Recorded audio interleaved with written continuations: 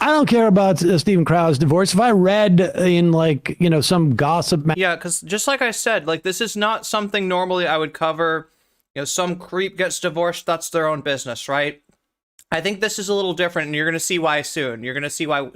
Now, notice this dropped 17 hours ago. So they didn't know then what we know now, but they are going to cover the Candace Owens connection in this story, which we're going to need to understand the story, the whole story. Magazine, Stephen Crowder got divorced. I don't know that I would ever, bring it up unless, it was in the context of like him talking about marriage and divorce. Now, of course, he's talked about divorce many, many times, particularly in the past 2 years, apparently, and has complained about things like no-fault divorce. He is the one. Let's be clear here. So if they don't show this, then we'll go and look at it, right? Crowder had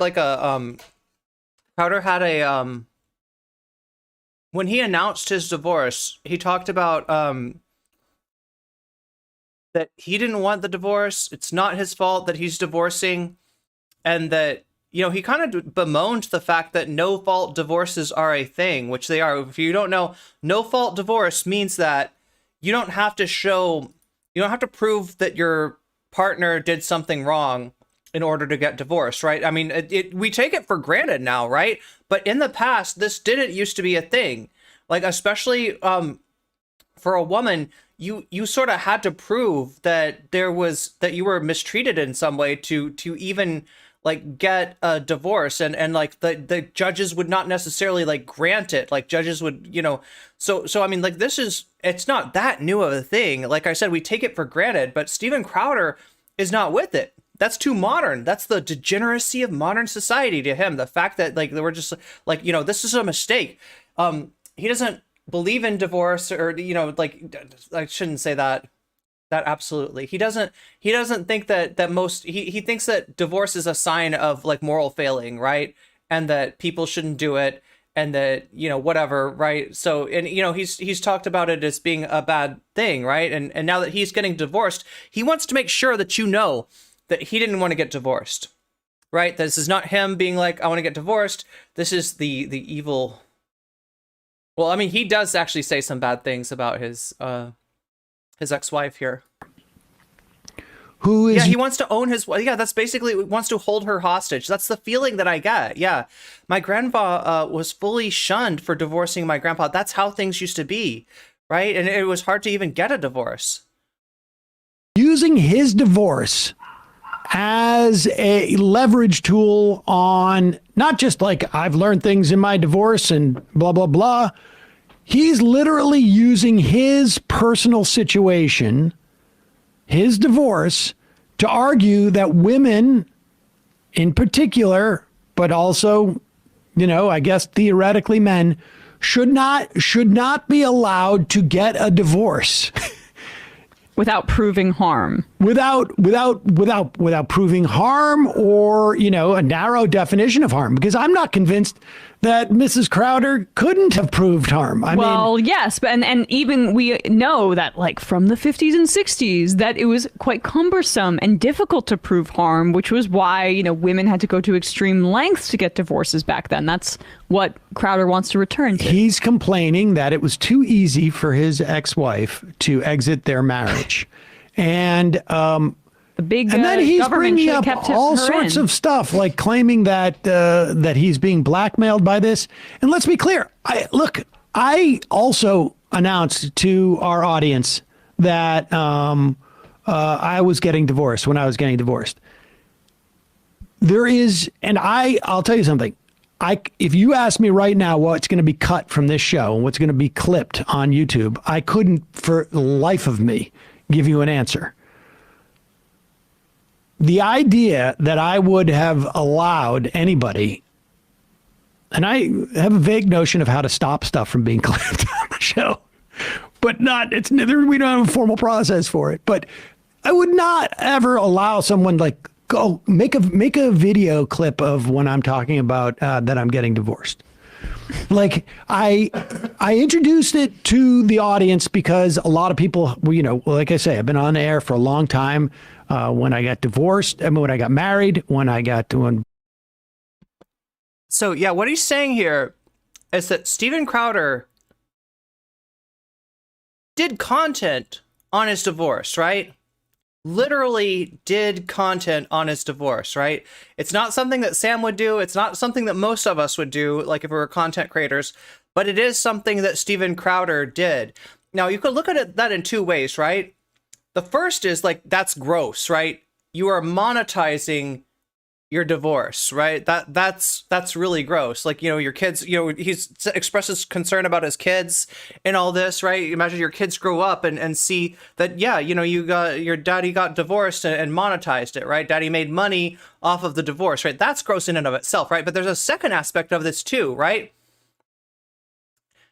He's using his platform to control the narrative of what happened in his divorce, huh? Why would that be? If it was a no-fault divorce, right? Why would that be? Right? There's your first red flag. There's your first red flag. Excuse me. Wow. The fact that Steven Crowder feels the need to control the narrative of an event in his own personal life tells you there's something going on there that we don't know about. Both my kids were born. The audience was aware of it. But the idea that I would monetize it in the way that he did and weaponize it and have, videos rolling in about people like that supposedly were blackmailing him about it. That's on him. Yeah. I mean, besides when Benjamin did it. But we didn't make like the first 15 minutes of a show one day, your set piece about your divorce. It was like mainly like before the fun happened. Like just FYI, everybody. Yeah. And also don't blame my kids. You stressed 8 times. Here is Candace Owens responding to Steven Crowder's claim that she was blackmailing him, and I don't know. I mean, it's only fair we let Crowder have his say about it. Let's have both sides. Yeah, both sides. In certain circumstances. Well, my children have a right to privacy. He even sent me a retrospectively very flirty message thereafter. Yeah, Dragon Princess, you were right about this. You were absolutely right about this. I meant to type 1840. Oh wait, what was the 1840? The entire thing with conservatives, they want to go back to you said 1940s, but you meant 1840s. Makes sense. Yeah, I mean, basically, that's, when they say the good old days, these are not days that were good for most of us, right? They were good for certain kinds of people. They were good for if you were white, if you were male, if you were, cis, straight, etc., etc. In antebellum Atlanta, a random couple divorcing required 2/3 of a majority vote of the state house and Senate. Oh my God. It's not a very old innovation. We're 1 to 2 generations removed, right? I think the last what was 2005. It's okay to dunk on Crowder's divorce. There's a reason that we're talking about it. Like that's what I'm saying. That's what Sam's saying, right? This is not something that I normally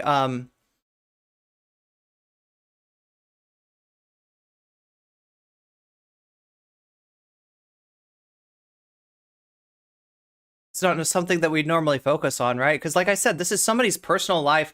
I'm not interested in Walsh's personal life. I'm not interested in Sanderhall's personal life. And I'm definitely not interested in Steven Crowder's personal life. But he turned it into content. And we kind of got to take a look at what's behind it. And hopefully, right? Like, I think this stuff needs to come to light. Because he's abusing his platform to hurt people in his life. And it needs to stop. He needs to lose that platform, right? Now, will it happen?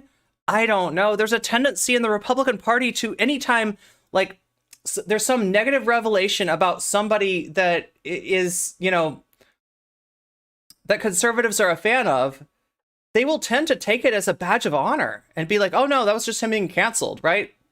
I mean, you could look at Trump derangement syndrome, right? Whenever anybody would make a criticism of Donald Trump, the chorus would be, it's Trump derangement syndrome. It's Trump. It's not real. It's not real, whatever it is. And it's like, Trump has done inarguably some really bad stuff, but they're able to kind of fold it all in under that, right?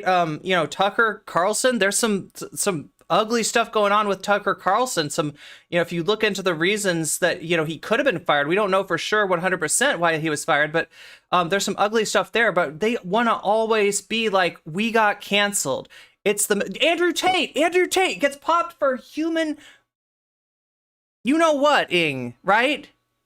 And he says it's the Matrix deceiving your eyes, right? It's not real. It didn't actually happen. They made up these charges, right? This is a common right-wing refrain whenever they get caught doing something scummy. And this stuff is really scummy. We haven't even begun to get into it. On Instagram about how nice I looked on election night, even though I didn't respond to it. Found Hillary Crowder's Instagram account, and I looked to see, and it turned out that she didn't. Whenever I hear Hillary Crowder, like, I think we're talking about some conflict between Hillary Clinton and Crowder, but no, that's just it. For anybody who was confused like I was, that is Steven Crowder's ex-wife's first name. Follow Steven Crowder, and that Steven Crowder didn't follow her. He didn't follow anybody in her family, and she wasn't following anybody in his family. That was my aha moment. Clearly, there was some sort of a separation. Now, I will not take that lightly, okay? I am not Hillary Crowder. I am not anybody in his family. So I'm not going to excuse Candace Owens prying in Steven Crowder's life. I don't know what this is about. You all know that these two hate each other, right?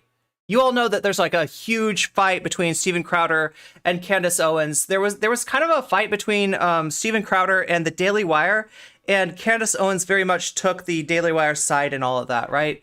So I don't know what her, you know, investigation of Steven Crowder. I'm not sure I want to defend that, right? But there is a case to be made for the fact that somebody that like goes so hard on divorce being wrong, you know, being in this situation, right? Not any content. He used it to attack Candace, and now it's going to be a second legal battle besides the divorce, right? Yeah, so he used the divorce thing to attack Candace, to accuse her of blackmailing. In England, you used to have to get Parliament, House of Commons, and House of Lords. Also, YouTube chat, just so you know, I can see you, I can read you. I've got a million things going on here, but let me catch up with you a little bit too. Wasn't she blackmailing him, or just talking about how he treated her? Wait, Steven Crowder, or like Candace was? Hillary Crowder is president from a different timeline, right? It's part of the power and control wheel, him using his TV. Yeah, it's really gross, right? We hate to see it. You know, no matter who it comes from, like when somebody's using their platform to bully people in their lives, like it's gross. Moment of silence for all the people trapped before no fault. Yeah, no fault divorce was embarrassing, or was no fault divorce was available. And for anybody in the YouTube chat, please hit that like button. It means the world to me. It makes a huge difference. It tells YouTube, you know, whether they're going to show the stream to other people. So if you want other people to see the stream, you know, hit that button. It helps me out immeasurably. Not going to take somebody going onto his platform and alleging that I either harassed, threatened, or did anything that would put his children at risk. That is very serious stuff that he is saying. And so what I did this morning after this clip was sent. So yeah, he's literally like, think about the children to her. To me, it's like about her. You know what I mean? He's literally like, she's putting my children in danger. Contacted a defamation lawyer, and I am sending Steven Crowder a cease and desist. And I'm going to demand a full-throated retraction to the idea that Candace Owens threatened him or extorted him. And it seems to me, Steven, that you really, for whatever reason, want to insert me into this narrative. Like, there is just something about me that you are hyper-focused on. And so I want to help you a bit. And really, I want to help your wife, because you essentially just used your platform. Millions of people have access to your platform. She doesn't have the same, to insult her. You picked the wrong woman, okay? So here's what I would like to do. I would like to invite Hillary Crowder onto my platform, because she doesn't have. Like I said, I can't really tell you, like, right? Like Hillary, I mean, what she says is true, right? He's got this big platform. Hillary Crowder does not have the big platform, right?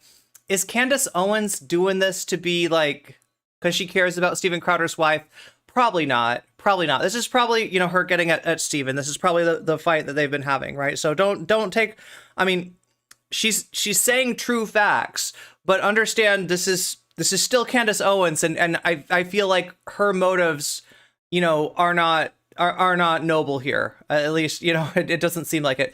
Candace is shit, but good on her. I mean, I'm glad look, if Hillary, you know, Crowder gets a chance to give her story, you know, that should happen, right? But yeah, I'm not necessarily trusting what she is claiming as her intent. It's like it's re-traumatizing. She should get to talk on her own channel if she wants to talk about it in public.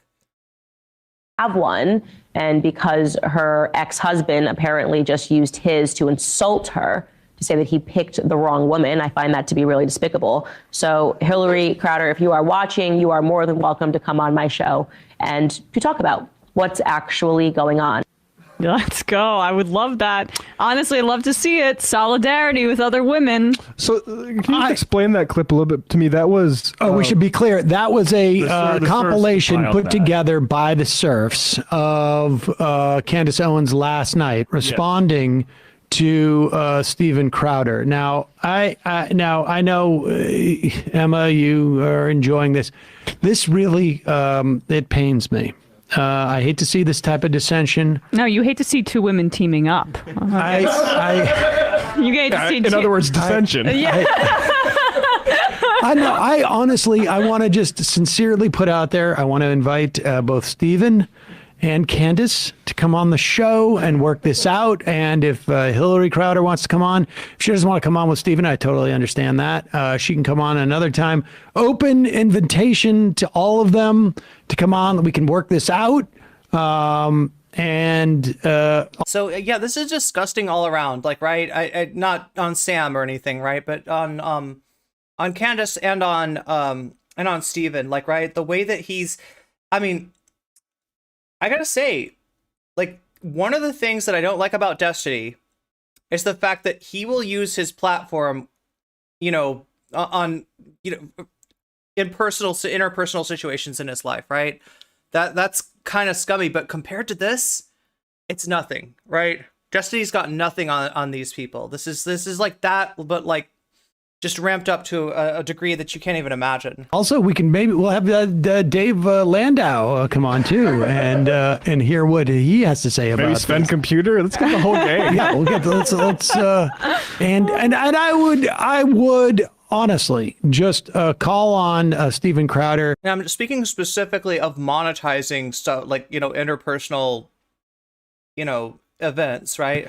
To release his former employees from their non-disclosure agreements, which I think you made clear you thought were onerous in their existence when you had your problems with the Daily Wire. I just think it's time everybody come clean. Mm-hmm. And I'll come clean too about all the stuff in my, all the skeletons in my closet too. So this will be very, I think, therapeutic for all of us. A lot of psychic damage must be going on in the Crowder sphere because like you mentioned, like Sven Computer out, Not Gay Jared out, Dave Landau now going on, like Michael Malice saying he was censored and Crowder was threatened because he was... Apparently Crowder has, according to Dave Landau, a button where it shines a light. If someone else is talking too much, Crowder, or being too funny or something, Crowder will press a button and a light will shine. Oh, yeah. So that's more technologically advanced than like when you just throw stuff at us to get us to stop talking. Yeah, like it's just like you got to do it really quick. You got to just like sort of like flick it like this. Like this That's is the way. so funny. This is the way I get Matt to stop talking. Just like leaning on. I would love to know like when Crowder. I'd love to know when Crowder's just leaning on that button, just like. I wonder if he also had one that was like SOS, SOS. You cut to Dave because I need to like stop hyperventilating. Go to Dave, my holster slipped off. But you know, I Stephen Taibbi and the Instagram files. This is almost the opposite of the situation here. I don't know if people know this, right? But if there's ever any communication on this show, it's generally the mods like letting me know you need to move on, or letting me know that you're like forgetting something, or letting me know you got the wrong thing on screen, letting me know that I'm muted, like, right? It's usually the other way around, right? The mods throw stuff at me. That's how it works on my show. Emma was making this point yesterday, and I think it's, it seems increasingly likely that there's stuff that Crowder is afraid is going to come out beyond this. Yep. Right? I mean, it's not like this is not. First of all, he mentions like I'm surprised nobody saw through it the way Candace Owens was hinting at. It's like, bro, that's not what people thought she was hinting at. No, well, that's the divorce. point. It's a limited hangout. I mean, I'm like, I can't. Of course, I can say this with confidence because there's always going to be more to the story when someone gets divorced, right? It's not just like that. This is over now, but there's more that he's hiding, obviously, and that's why he wants to say that it was just the divorce, not the details of the divorce that she was extorting me over. The divorce. Yeah, and we got. Let's be clear.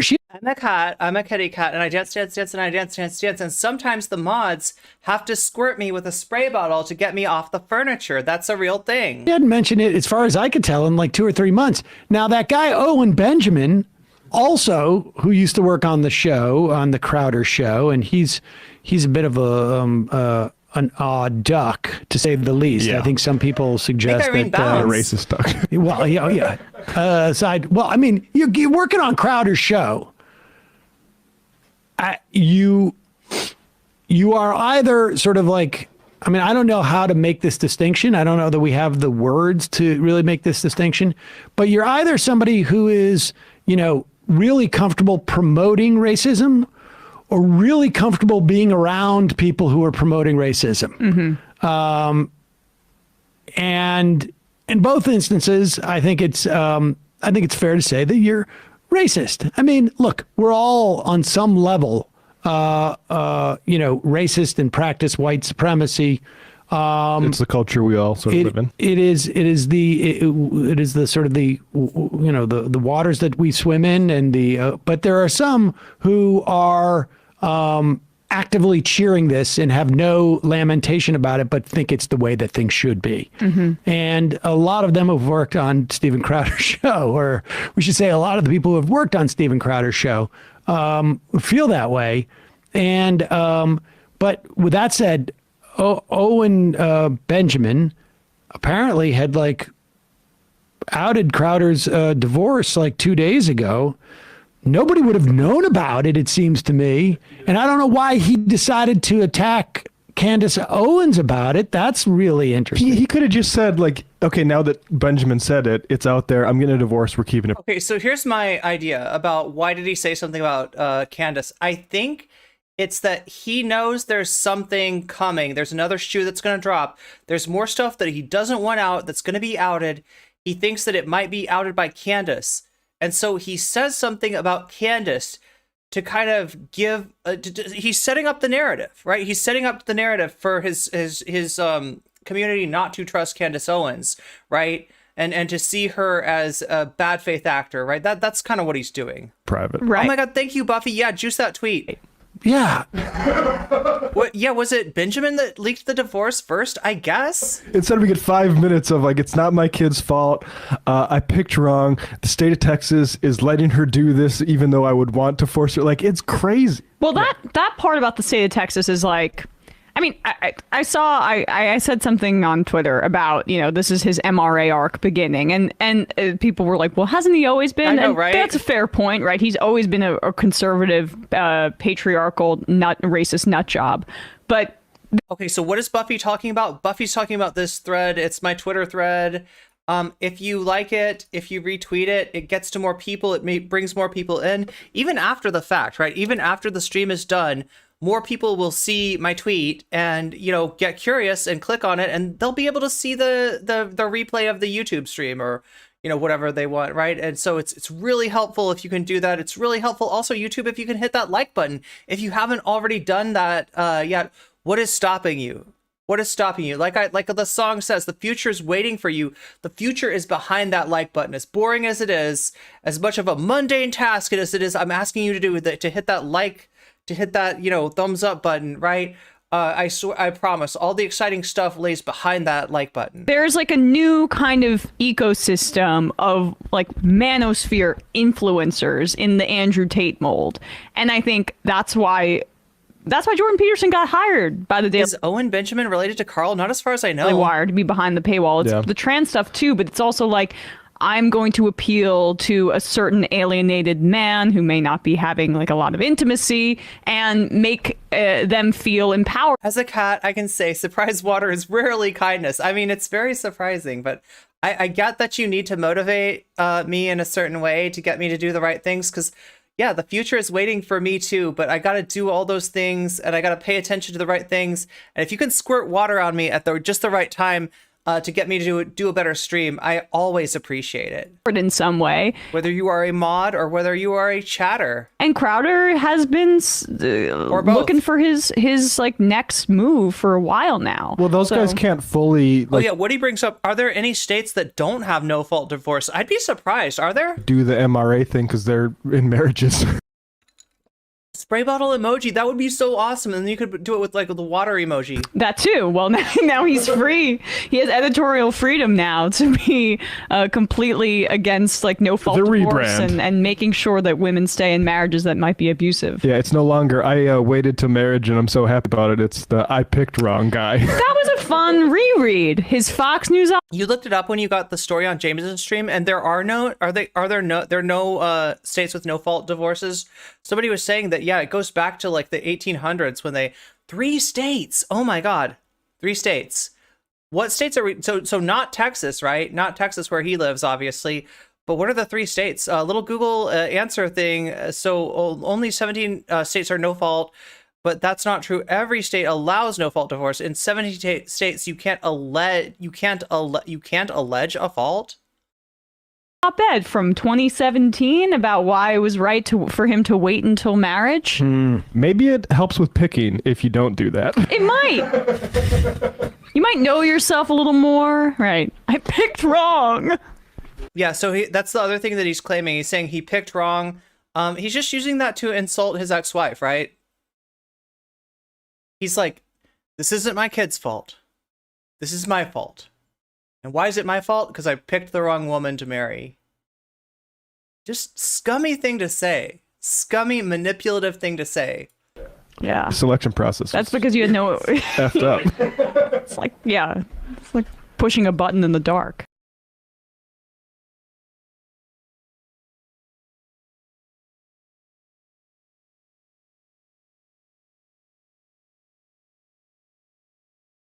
Now, as you can see here, Steven Crowder has not stopped his show. Like, right? This is yesterday's show. This is a day ago show. I feel like we kind of need to communism, AOC demands. This is 3 days ago. I am looking for 2 days ago. I don't know if it's still up, though.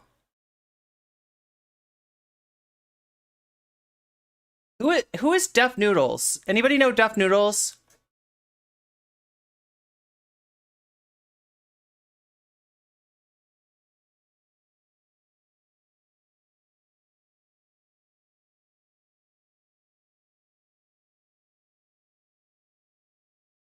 I mean, because we can go to the horse's mouth itself and look at Steven Crowder's divorce announcement. Wait, what is going on here? Live? Is that what I should be looking at? I should be looking at lives? 5 hours ago, 1 day ago, 2 days ago. Is it 2 days ago?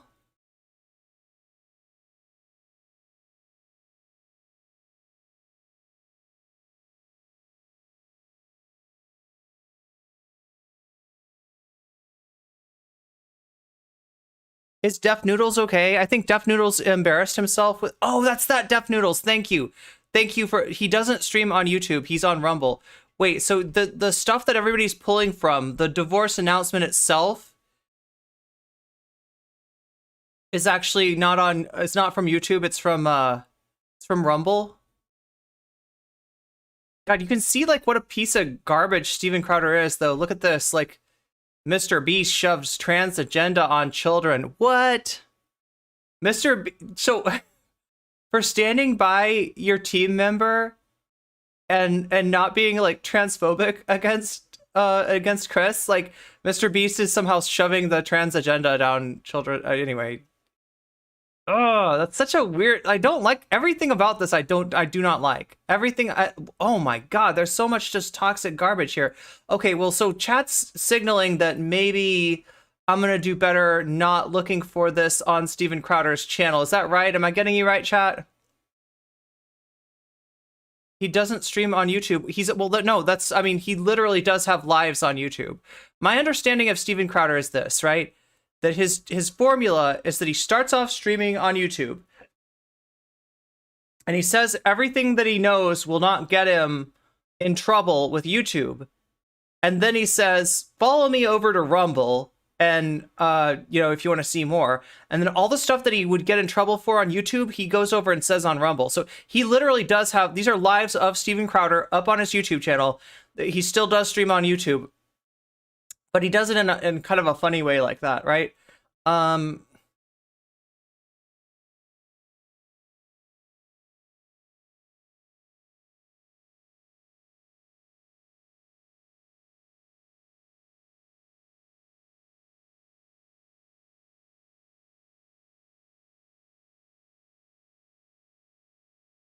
just saw this. There it is. All right, so we'll take a chance on this. I have been living with. So my understanding is that Def Noodles is the person that like made a comedy club, right? And then somebody came there and he had like a comedy club and like anybody could just like come on, but then somebody that he didn't like came on and they got in a fight. Am I remembering the right person? A proverbial boot on my neck for going on years now. Okay, so this is the divorce. Oh, here's the live stream. Thank you, Natalie. Thank you for saving me from that.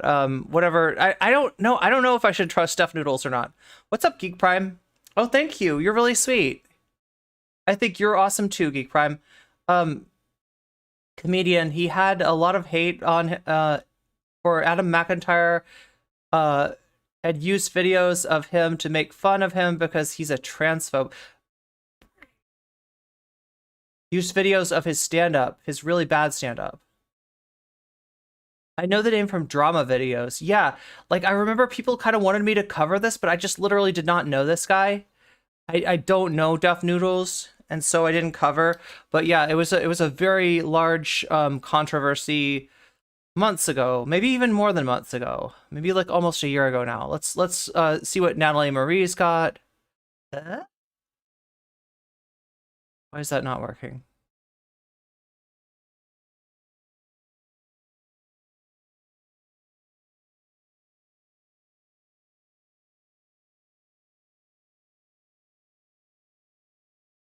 Let's try this again.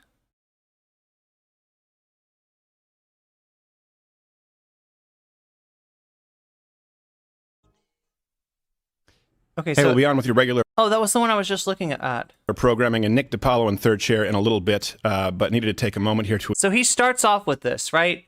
Now, what does this tell us, right? Oh, thank you, Nova Starlust. Thank you for the follow. And thank you, Nabil, for the 2 community subs. I don't know if I actually thanked you for those, but thank you now. A federal judge in New York State allowed YouTube personality Def Noodles to proceed with his libel lawsuits against rival YouTuber Keemstar, who tweeted to his audience of more than 2.7 million followers that Def Noodles had allegedly... Oh my God, okay.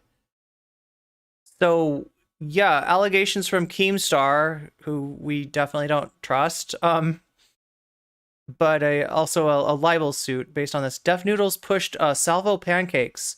It was Salvo Pancakes, thank you, in his illegal comedy. I didn't know there could be an illegal comedy club. I never would have thought of that. Def Noodles is the transphobe, not Adam. Okay, just to make that clear. Here we go. So he's going to start off with this. Now, right, this means, and like I've gone over this before, right? Long video, most people don't watch it all, okay? That's true of me. That's true of anybody, right? If you want to make sure the people watching your video see something, you put it right up here in the beginning. He wants as big of an audience for him talking about his divorce as possible. This is not like, you know, housekeeping. This is not, let me just give you an update on my personal life. You know, this is not something that he's trying to kind of keep discreet. This is content. This is content, and this is weaponizing his platform. That's what he's doing here. Address some issues out there that are circulating. It's never fun. But, well, I guess let me be clear here. I have been living with a proverbial boot on my neck for going on years now. Since 2021, I've been living through what has increasingly been a horrendous divorce. Now, let me say... yes, but Nabil's bringing up the point. Keemstar is the last person who should be accusing anyone of anything, especially that. The last person that you should trust on something like that. That's something that... Isn't that something that Keemstar's... No, wait, maybe not. I don't want to get sued by Keemstar here. I don't think that's exactly what Keemstar is accused of doing. Outset, to be clear, there is no infidelity, any kind of physical abuse. I'm seeing a parallel, but it's, yeah. Abuse at all on either side. And no, this was not my choice. My then wife decided that she didn't want to be married anymore. And in the state of Texas, that is completely permitted. It's been the most heartbreaking experience of my life. So yeah, that's the first weird thing, right? Unfortunately, in the state of Texas, it's permitted for your spouse to leave you. I consider to be my deepest personal failure. And just so you know, my proverbial boot on your neck. I don't know. No, because it would have been a knee if you're talking about George Floyd. But opinions on parenting and families have not changed. I've always believed that children need... Zara's saying that, like, he mentions oh God, I'm not even allowed to say that word. You know the word that Zara just said that starts with an A? I'm literally not allowed to say that. I just found that out, right? Big YouTubers bleep that word out, right? And it's, you know, when a person is grossly mistreated, there's a word that starts with an A and ends in oos that we use to describe it. And it is a word that YouTube, if it finds it on your VOD, will say, this VOD is not okay for sponsors. This VOD is not okay. Yeah. I have been living with a proverbial boot on my neck for going on years now. Since 2021, I've been living through what has increasingly been a horrendous divorce. Now, let me say on the outset, to be clear, there is no infidelity, any kind of physical abuse at all on either side. So what Sarah's pointing out is that he said physical. And no. God, I'm still pwned for this, though, aren't I? Because he said it. This was not my choice. My then wife decided that she didn't want to be married anymore. And in the state of Texas, that Wait, what is abnormal? Why do I feel like I've heard of that before? My deepest personal failure, aka I picked wrong. Yeah, disgusting way to talk about the woman who you supposedly love. Is completely permitted. It's been the most heartbreaking experience. Well, we're about to see, you know, just how conditional any care he ever had, you know, for his partner really was. It's my life. It's young Frankenstein. That's what I thought. Yeah, the brains, right? Consider to be brains. My deepest personal failure. And just so you know, my opinions on parenting and families have not changed. I've always believed that children need a mom and a dad, that divorce is horrible. So he's anticipating that this is going to look hypocritical given his takes on marriage. And I still believe that children need a mom and a dad and that divorce is horrible. But in today's legal system, my beliefs don't matter. In Texas, divorce is permitted when one party wants it, period. So for well over a year, in the best interest, as well as physical safety of my children, we've decided to keep this issue private and to resolve it privately with the appropriate attorneys, what have you, legal jargon. And all this, one thing I want to be really clear about is certain. True north here is that my children are blameless, completely without fault. And so we decided to resolve these issues privately. Has anybody ever heard that phrase before? Maybe it's just me, but I've never heard anybody use, like, you know, like, it's like I think what he means is like real talk. you know, my children are blameless, but he's saying true north, my children. I've just never heard anybody say that. Marriage does not mean you own the other person. He wants the sons of Jacob to be real so badly. He says that he loved her at some point, but in this disgusting rant. Why would people blame children? Yeah, that's another weird thing. His children are like 1 and 2, right? Nobody's thinking about blaming the baby. Yeah, I've never heard True North before. Yeah, they're brilliant at the whole protection thing. Love how YouTube, oh yeah, you protects predators by disallowing free speech. People to say, and it's weird. It's not just that, like, look, if there's something really important, you know, that I gotta say that's gonna get me demonetized, I don't have a problem getting demonetized. The issue is that, like, the monetization, and we don't know anything about YouTube algorithm, but I have some pretty strong. I'm pretty sure that there is a limit on your reach, right? Because it would make sense, right? Can we advertise on you? No, then your video does not do as good, right? YouTube wants you to see videos with advertisements on them. So if I have a video that cannot have advertisements on it, you're probably not going to see that. You know, it's not going to be prioritized in the algorithm. Does that make sense? Yeah, it is really annoying. It is really annoying. I don't know. We could go on Rumble. Just kidding. Probably some boomer reference. Exactly, Shakespeare. It could be that. It could be that. As it's in their best interest. Or just something that chuds say. I don't know. Both emotionally and physically to do so. Now, the other issue. Yeah, that's what he means, that they were newborns and the divorce has nothing to. No, but like, it's almost like he's saying a lot of stuff that he shouldn't have to say. Issue is, and this is something that I've kept private. And you're gonna see how he uses that. Like, the children aren't at fault. I'm at fault. Okay, that sounds big of you to say I'm at fault. Why am I at fault? Because I chose the wrong woman. It's him being scummy and like with a velvet glove, basically. Private for likely far too long. No offense to the good folks in North America getting unfairly characterized when Canada isn't sending their best. Many other people knew about this behind the scenes. Some, not all, but some. Ooh, it sounds like something that preppers and hunters who are hunters would say. Of them in positions of power, influence, leverage, knew of this. They also knew that the safety of my children included keeping it private. So if you're familiar with the idea of extortion, then you know the feeling well. So his children wouldn't be safe if this became public knowledge. How? Can anybody hypothesize what he means by that? He's using that as a deflection, yeah, to garner sympathy. Exactly. Now, some of these.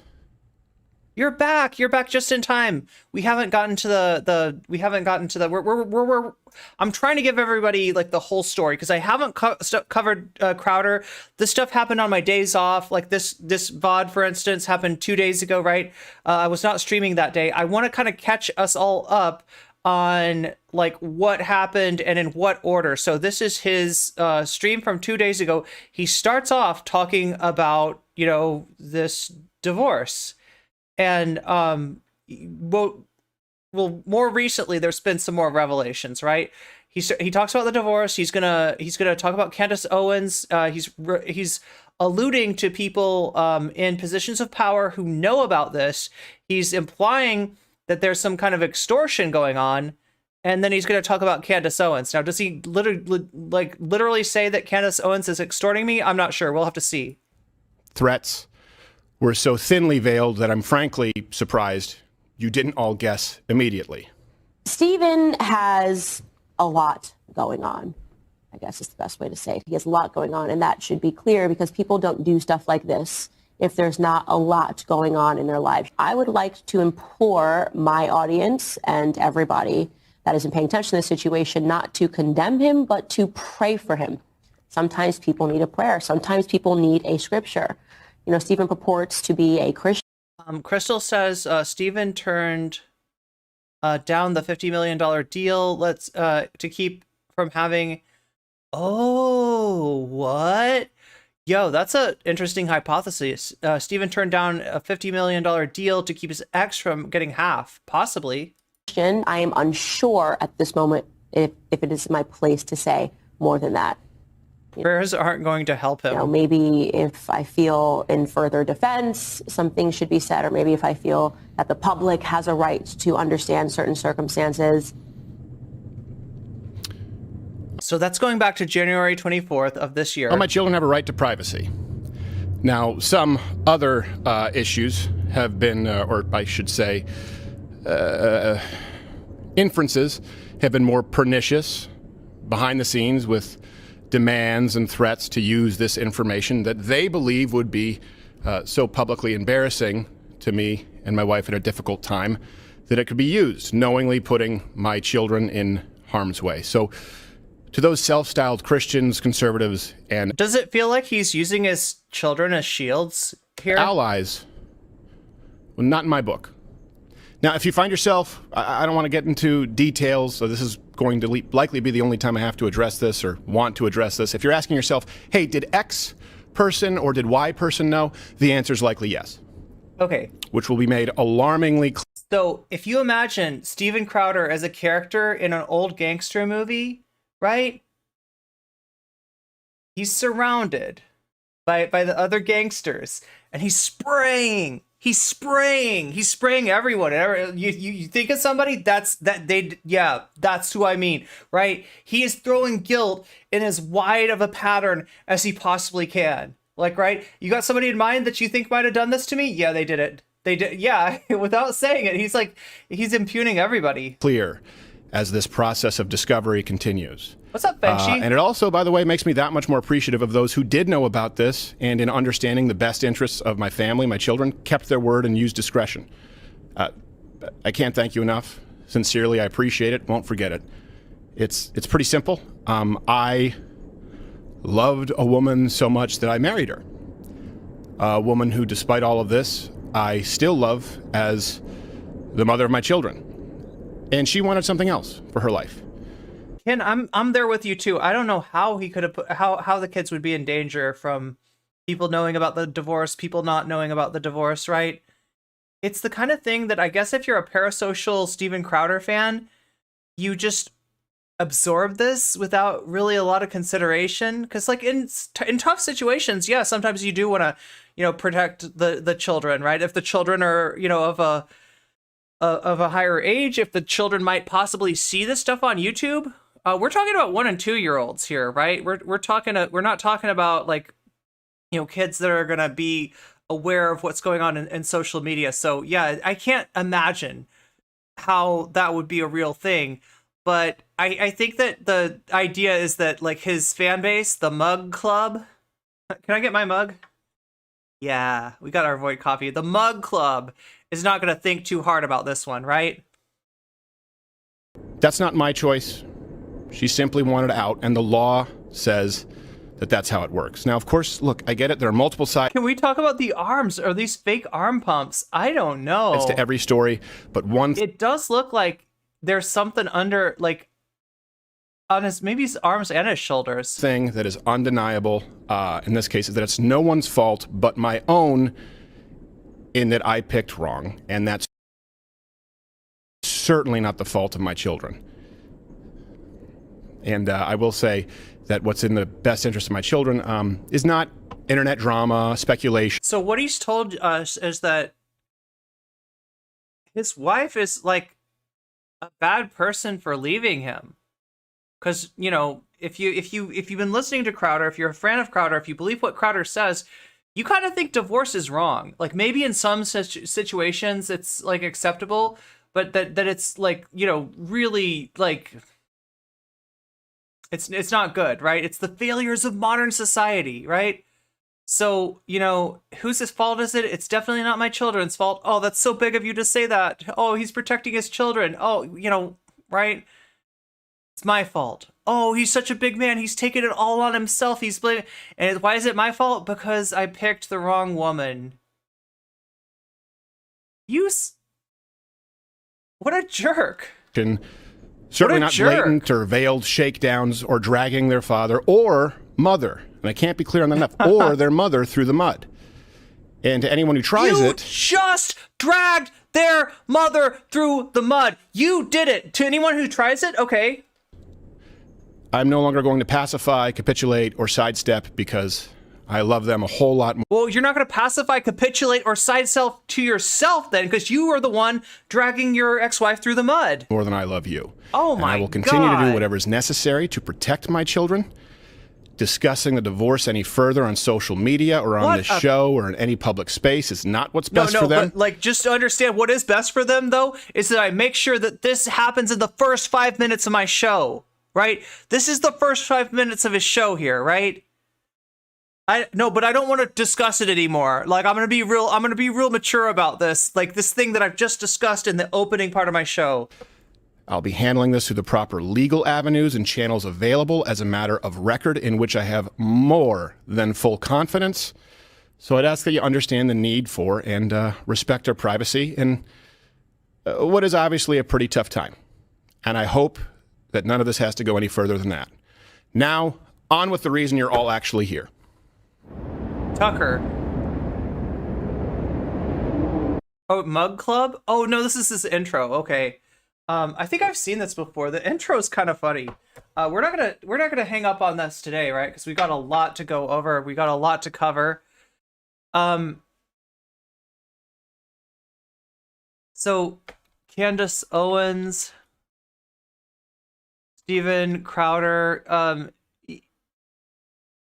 He showed Candace Owens. He talked about people who were extorting him. Steven Crowder reveals why he... Oh my gosh, should we trust The Hill? We all know about The Hill, right? This is The Rising, right? So this is Brianna Joy Gray and Robbie Stoав? I don't know. Is there a better place? Steven Crowder versus Candace Owens gets ugly. Lawsuits threatened.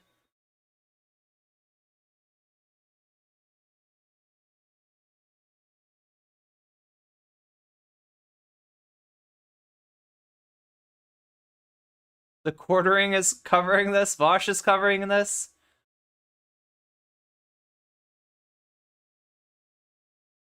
Oh, this is 3 months ago. I mean, I guess, but just like understand, like when I watch a source, this is The Hill. The Hill is right wing. They're not the most right wing, but they're pretty right wing. They produce this show. It's called The Rising. The whole like strategy of The Rising is for them to present what looks like a panel where we've got from the left, Brianna Joy Gray, former Bernie, official. Okay, that's pretty left, right? From the right, Robbie Stoав. Okay, you got your right winger, you got your left winger, so it's equal, right? It's both sides. It's heavily weighted towards the right, right? Brianna Joy Gray is the kind of left winger that, like, while some of her positions are admirable, are good, there's times when I'll find myself agreeing with her. She hates centrist so much that she'll sort of make these weird little alliances with the far right, including Tucker Carlson, right? There was some question about, like, the other day about, like, what's wrong with Brianna Joy Gray? Because, yeah, sometimes you see her and, like, she's not wrong, right? She'll say stuff that, like, other, like, content creators on the left YouTube sphere will not say, right? She like she legitimately was a Bernie campaign official, right? So she's not like a, Hillbot, she's not a K-Hive person, right? But she basically sees Tucker Carlson getting fired as a tragedy because he's the only voice for the anti-war like position on cable news, right? We've really lost something in Tucker Carlson. So that, for anybody wondering, that's what's wrong with that. That's an example of what's wrong with Brianna Joy Gray. So just understand, watching this, I am not endorsing this. This is not, some source that you could trust, right? They're going to cover something, and with that knowledge, with that media literacy, I trust you, my audience, to understand, to be able to kind of unskew that, right? So that's what we're going to do. It looks like the Hill is the best source for this, and likely be the only time I have to address this. And like I said, I don't hate Brianna Joy Gray. I don't, always disagree with her, but I take her with a grain of salt, and there's the reason why. Here's the Candace side of it. Oh my God, Natalie Marie coming in with the clutch link. Oh my God, if I could actually grab it.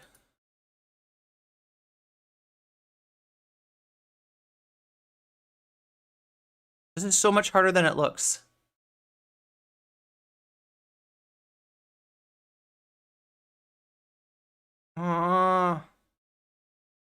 You would think that grabbing a link from chat would be like super easy. There we go.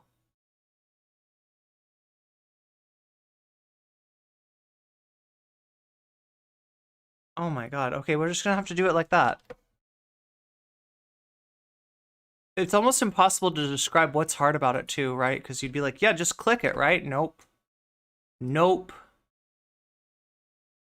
You gotta copy it, you gotta paste it into a tab in another browser, and then you gotta bring it over here into this browser. Yes, and yes. And we can do it. So this is Candace Owens' podcast. Oh my God. Steven Crowder is a bad actor. I mean, was he an actor? I legitimately have to ask. Now obviously she means a bad faith actor, right? But a lot of the Daily Wire people and a lot of the right wingers in general, they are failed actors. They tried their luck in Hollywood, and Hollywood just for whatever reason was not interested in them as actors, and you can see it sometimes in their vitriol for Hollywood when they're in their right wing shows. So first up, let's talk about Steven Crowder. A lot of you guys have probably seen his live stream this morning where he brings me up. So we're going to have to respond to that, obviously, because he makes some pretty heavy implications and insinuations in his video that are so... But yeah, thank you so much, Natalie. You are the GOAT when it comes to finding links. ...patently false, that it's shocking to me that a man with his following would be stupid enough to put this onto a platform. So let's first back this up. I'll try that middle button thing that you're saying. The complication is that it's an OBS, so that's the software that's like not standard. In case you don't, and it's a specific OBS too. Know who Steven Crowder is? It's totally plausible. He sort of lives on the internet. Steven Crowder is somebody who has a show called Louder with Crowder. She claps back hard. Who had something very terrible happen to him at the end of... I would never hire Candace Owens as a referee. ...last year. The Daily Wire came to him with a $50 million term sheet. He was offered $50 million. I know, horrible, terrible. He was so upset by this that he then decided to do a video in which he calls out essentially all of the Daily Wire. Wasn't he a comedian, or is he still considered himself one? I think you're right. I think I have seen pictures of Steven Crowder at a comedy club. He kind of messed the privacy up. Yeah, right? Like, his fans could hurt her. He's just called them, to action to harass her. Yeah, basically, yeah, exactly right, V. Candace needs to realize that what she's being accused of doing, now, Black trans women get this and worse all the time. Maybe in the future she should not join in on those pylons. Yeah. Hosts, myself included, for accepting... I thought she was serving Beetlejuice. Slave-like contracts. Speaking of juice, let me get some Void coffee were here. The very heavy implications of that video, that his followers needed to stop Big Con, talking about how we are all existing and we're kowtowing. And of course, we responded forcefully to this because it's simply not true. The idea that I'm somehow in bed with big tech or that I'm dishonest in what I do simply because we didn't accept, I guess, his counteroffer to the $50 million contract is pointedly ridiculous. Now, why are we talking about him again? Well, when in closing back in January, I essentially said that we were no longer going to talk about Steven Crowder, and I instead offered that people should pray for him because obviously, when a man does something like that, he is broken. You don't do something like that to your friends unless there is something going on in your personal life. Well, Steven Crowder announced this morning that he is going through a divorce, and I want to show you bits of that video. Take a listen.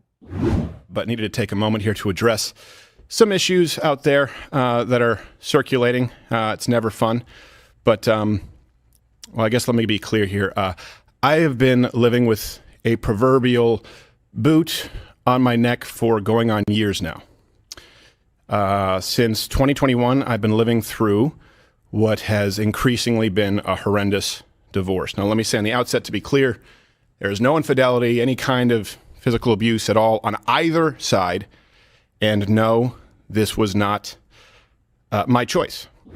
Okay, so in the open, you get it. Steven Crowder is a victim. Once again, he's always a martyr for his belief. He's always a victim. And this time, it's proverbial boot on the neck. He's literally George Floyd. So the idea here is you need to feel really bad for Steven. Okay, again, that's a reference. It's not necessarily that reference. I can't find my Void Coffee sound. Steven Crowder right away. It got lost in the mix again.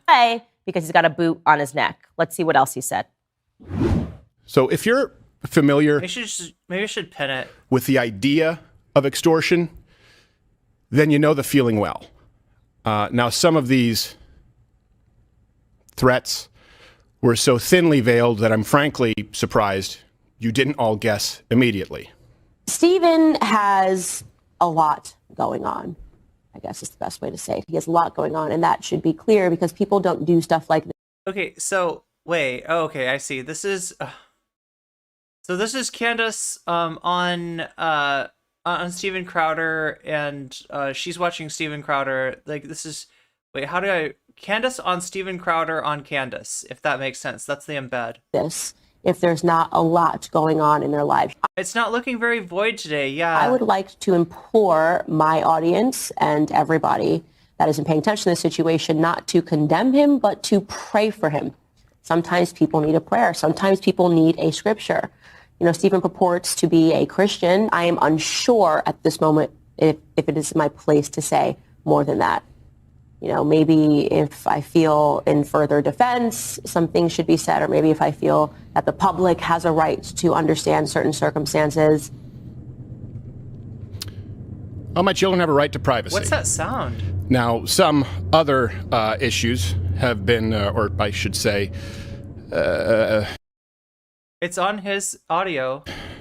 Inferences have been more pernicious behind the scenes with. Wait, is she literally running? Like, is she doing this to not like get sued by to get copyright claimed?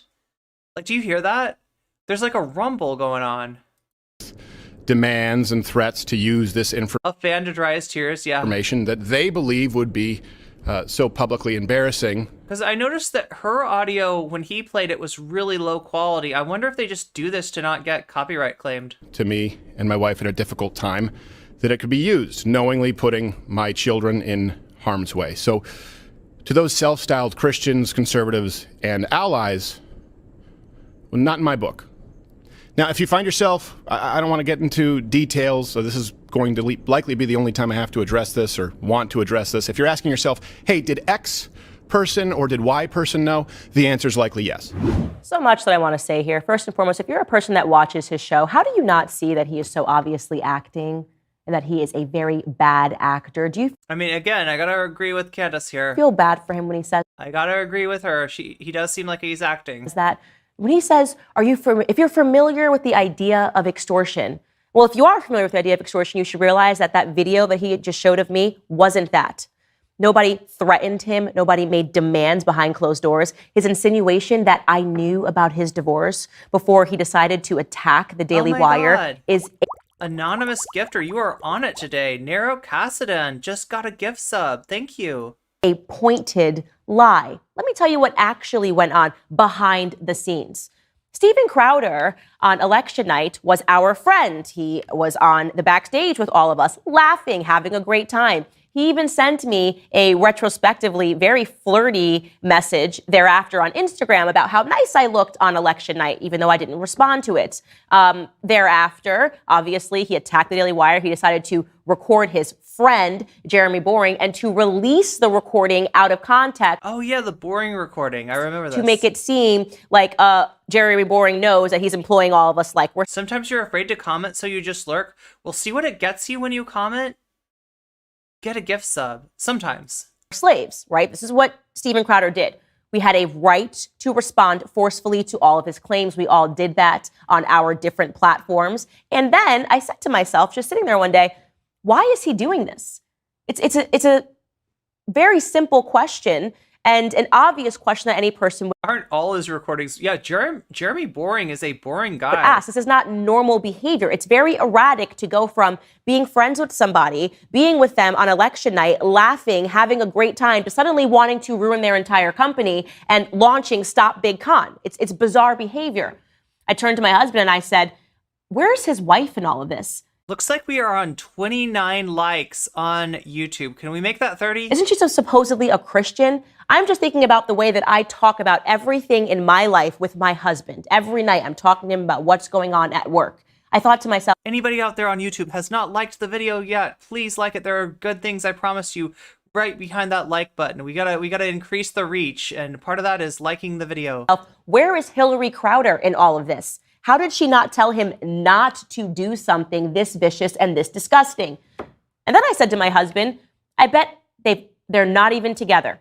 I logged on to Instagram and I found Hillary Crowder's Instagram account, and I looked to see, and it turned out that she didn't follow Steven Crowder and that Steven Crowder didn't follow her. He didn't follow anybody in her family, and she wasn't following anybody in his family. That was my aha moment. Yay. Clearly, there was some sort of a separation. Now, this might sound like crazy CIA stuff, woman stuff. It's exactly what happened. I then spoke I asked for like one person to like it on YouTube, and like 5 of you liked it. Thank you so much. to Jeremy at the Daily We're Wire. gonna see if we can get to 40 by the bottom of or the top of the hour. So And I said, do you think that him and his wife were potentially separated? And he said, no. Obviously, it's his friend. He would have known whether or not they were separated, except he didn't. He actually had no idea if they were separated either. Finally, we decided in conclusion, Jeremy advised, that we just stay out of it, that this is Hexo says this is some high school detective. actually not our business, but at least it actually felt good to learn that he was going through something privately, because it assigned some reason for something that he did that was so horrific and so irrational to his friends. And finally, we said, okay, this is a broken man. This is what I was thinking. This is a broken man who is on some sort of a spiral. It is likely his divorce that led to this moment. He's acting erratic. He's acting panicked. And this at least gives us some sort of an excuse for why he behaved this way.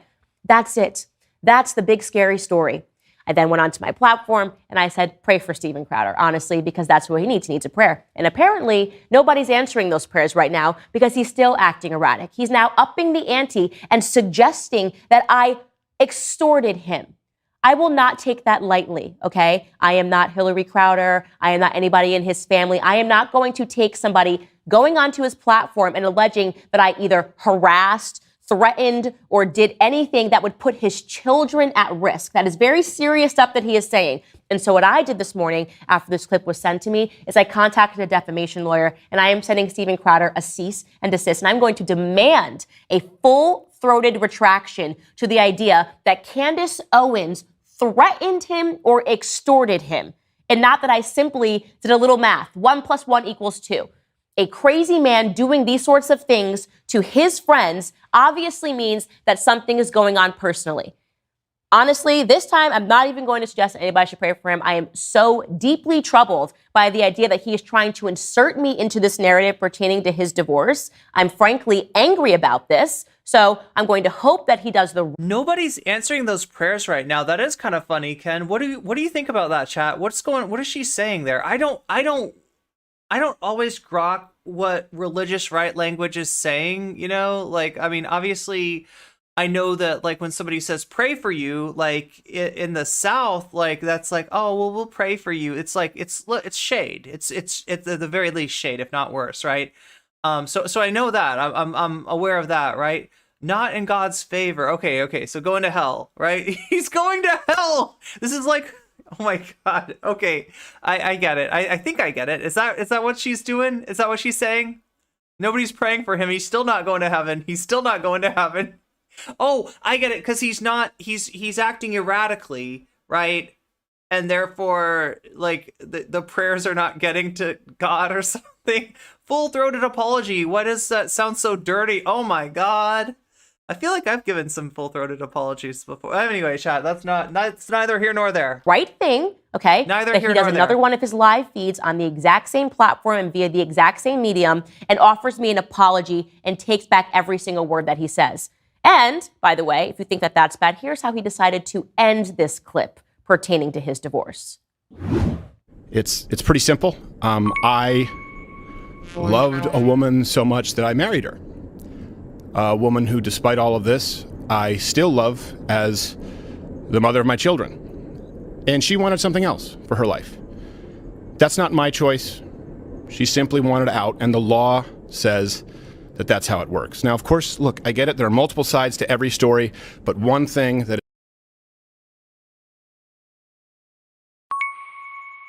Void coffee. Void coffee. Void coffee. Oh my God, there we go. Okay, sorry, we had to get the void is coffee. undeniable in this case is that it's no one's fault but my own in that I picked wrong. I picked wrong. Wow. How kind, how loving. You really must have loved this woman, Steven Crowder. Again, I don't know who's buying your act anymore. I certainly haven't bought it from the very beginning. It's very obvious to me exactly what you are. You come across to me as a very dishonest individual. It seems to me, Steven, that you really, for whatever reason, want to insert me into this narrative. Like there is just something about me that you are hyper-focused on. And so I want to help you a bit. And really, I want to help your wife because you essentially just used your platform. Millions of people have access to your platform. She doesn't have the same. To insult her. You picked the wrong woman, okay? So here's what I would like to do. I would like to invite Hillary Crowder onto my platform because she doesn't have one and because her ex-husband apparently just used his to insult her, to say that he picked the wrong woman. I find that to be really despicable. So Hillary Crowder, if you are watching, you are more than welcome to come on my show. And wait, Candace Owens is a way bigger what? A bleep than Steven Crowder? Polly said that? It's probably something I'm not allowed to say on YouTube without getting demonetized. She's right about this. A broken clock. Yeah, exactly. That's, look, I mean, I don't know how much I want to laud her for doing this. She's got her reasons, okay? And, it's this fight with Crowder, right? This is the right wing tearing each other. They're tearing each other apart, right? So she's not necessarily doing this for the right reasons, but it's true that Steven Crowder's wife is being attacked with his gigantic platform. And I guess if that's going to happen, then I'm glad there's somebody offering her a platform too, right? I'm glad that like she's got that opportunity if she wants to take it. I don't know if she will. I don't know if I would, right? You know what I mean? But if she feels like, because she got hit hard, right? When Steven Crowder puts you up there in the front of his stream, right, to his whole audience, right, and says it wasn't the children's fault. It was my fault. And why was it my fault? Because I picked the wrong woman. If you're that wrong woman, that's a crappy thing to have, like, no chance to clap back if you want to. So at least she's got the chance. I don't know if she'll take it or not. There's a scary kind of situation that she's in. She might just want to lay low. She might just want to, like, avoid all the drama altogether, but it's there if she wants it. It's not Candace stepping up. Yeah, exactly. It's not. She is wrecking Crowder. That is true, right? And I appreciate that as well. I do. Like, if Candace genuinely shows solidarity, cool. You know what? Here's the thing. I will say something, okay? On the real, True North, we don't have any way of knowing what Candace's intentions are. We don't ever know what anybody's intentions are, right? Based on what I know about Candace Owens, she is not a good person. Does that mean she'll never do a good thing? No, it doesn't, right? So, who knows? Maybe there is some solidarity there. But yeah, we definitely don't want to assume that it's being done for the right reason with Candace. To talk about what's doing the right thing for the wrong reason. That's the most likely. Actually going on. Because, as I said, I don't trust a single word that comes out of Steven's mouth. I mean, again, based Candace, God, I hate saying that. I probably shouldn't say it that way, but, like, I agree. I don't trust a single word that comes out of Steven Crowder's mouth. Ladies and gentlemen, unfortunately, that is all. Okay, unfortunately, yeah, this is all the time that we have. Oh my God, she's already with this, though. Look at this. Look at this. This is what we're about to cover, chat. So a bit of breaking news that just... So She put this out 37 minutes ago. She got to it before No Comment Chick did. And No Comment Chick got to this story pretty early this time, as evidenced by the fact that my Twitter thread... The Twitter thread is now on 70 likes. So if you haven't liked that already, go ahead and do that. I'll put it in the YouTube one more time, right? I mean, I was pretty early this time. I'm not exactly the Surfs. I'm not exactly Matt Bender, but hey, I do what I can, right? And nope, that's not the right one. I have to copy that again. I'm gonna give it to you in YouTube because I meant to give it to you in the pinned comment, and I totally messed that up.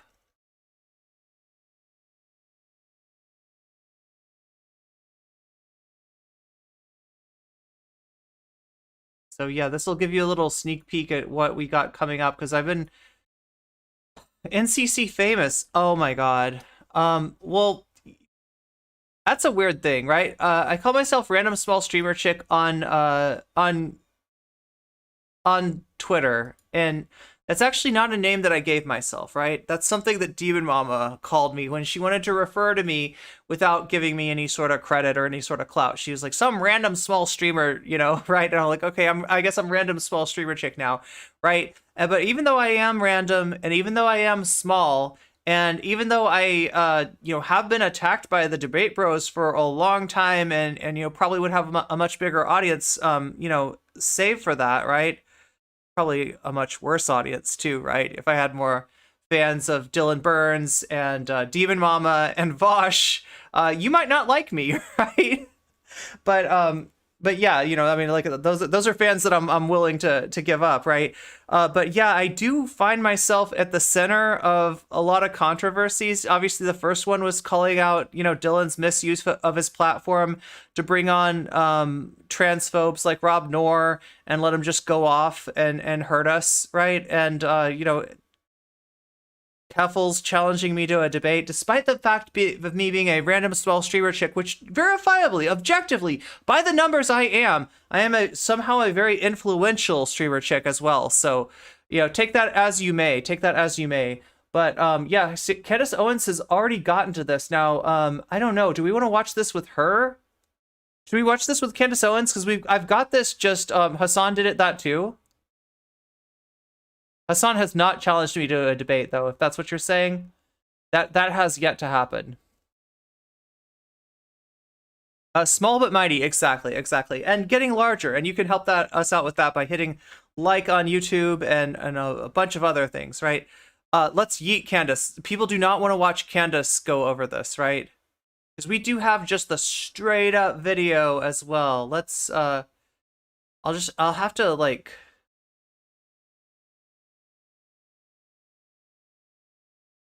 We should watch it raw. We'll do it live. Pat says. Let's see. I know how to do this. No, not like that. Go back here. Do...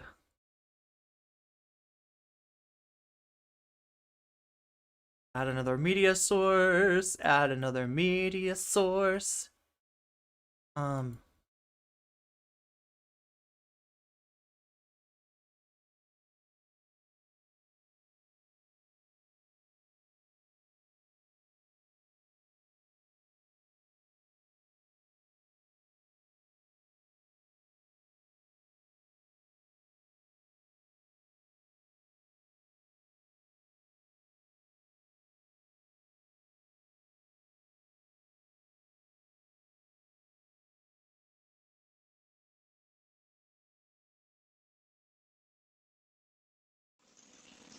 Oh my god. I drew a boundary. Oh, there's the media source. No, you just, are you hearing this?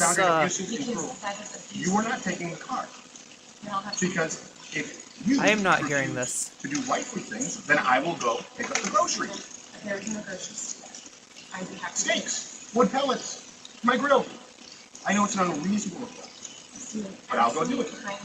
How about you first? Hillary, how do you respect the man? Yes. I don't man. I don't man.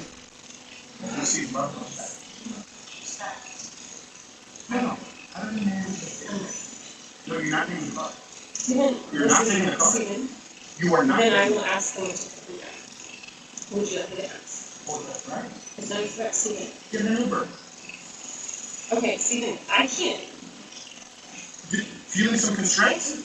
Steven. Like, I can't Steven. go, listen to me. You wanna walk out right now? Listen to me. I can't go to the gym. I can't go to my parents. I can't call my friends. I can't be home. You're gonna take the car and leave me here. Hillary, just think of how boxed in you've made me. What do you need me to pick up? I'll get it. I'll be back when I'm back. No, that doesn't work either. You'll be back when you're back. That doesn't work either. Do you I understand the difference between my life being set to the second and you're going to be back when I'm back? Steven. The only way out of this is discipline and respect. Okay, there we go. Sorry about the audio being messed up. Good. Because you can't have any discipline or respect. Yeah. There you go. You throw your hand, you give up so easily. I don't give up, Steven. Hillary, Steven? you give up so easily. I just said the only way out of this is discipline and respect. You said, then we're at an impasse. Steven, no, we are at an impasse, okay? I love you, but Steven, your abuse is sick. Your abuse Watch it. is sick. Watch it. Fucking watch it. I'm gonna let go. I'll get what you need me to get. And I need some space. We need to just stop engaging for a little bit, okay? I love you. I love you very much. I don't love you. That's the big problem. I've never received love from you. And the fact is, when I go, look, I need you to do A, B, C, and D, you just be disciplined about it. Because I drew a boundary. Okay, let's. Because I drew a boundary.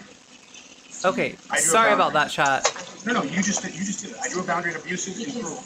You were not taking the car. Because if you refuse to do wifely things, then I will go pick up the groceries. Wifey things. And I can't pause this. Steaks, wood pellets, my grill. I know it's an unreasonable request, but I'll go do it. How about you first? Hillary, how do you respect the man? Yes. How does a man respect? How does a man receive love and respect? No. How does a man respect? No, you're not taking the car.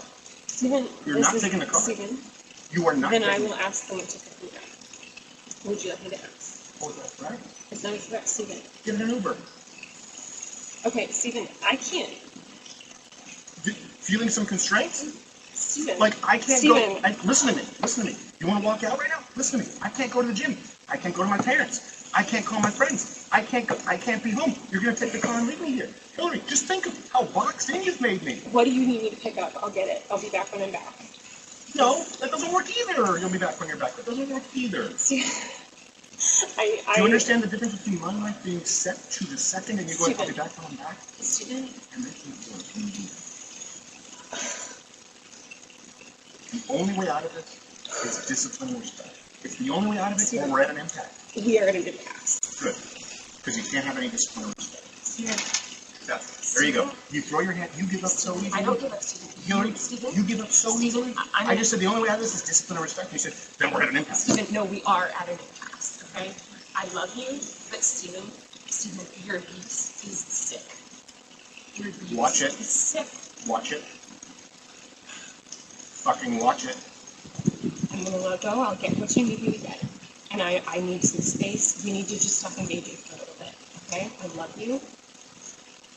I love you very much. I don't love you. That's the big problem. I've never received love from you. And the fact is, when I go, look, I need you to do A, B, C, and D, you just be disciplined about it. You go, no. But I love you more than life itself. Okay. Put on some gloves. No. But I love you more than life itself. That's not fair. That's not fair, and it's disingenuous. Hillary, you're right. We're at an impasse. Become someone, listen to me, day in and day out, worthy of a wife. No, not Become of a wife. someone worthy of a wife. Hillary, come on now. I'm not gonna engage. I'm not gonna engage anymore. I'm gonna go. I'll text me what you need. I'll get you what you need. I love you.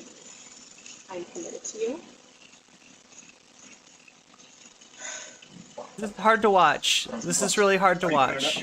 And if you need to I'm not gonna. mute it, shut it off, or go away, like, I understand. You just said I love you. I'm committed to you. Walk the dogs. Put on some gloves. Walk the dogs. Put on some gloves. Are you committed enough to do those things? Are you committed enough to do those things? Are you committed enough to do those things? I'm good. Thank you for the follow, Shadamar. Put on some gloves. Are you committed enough to get the medication the dogs take? No, you take Betty.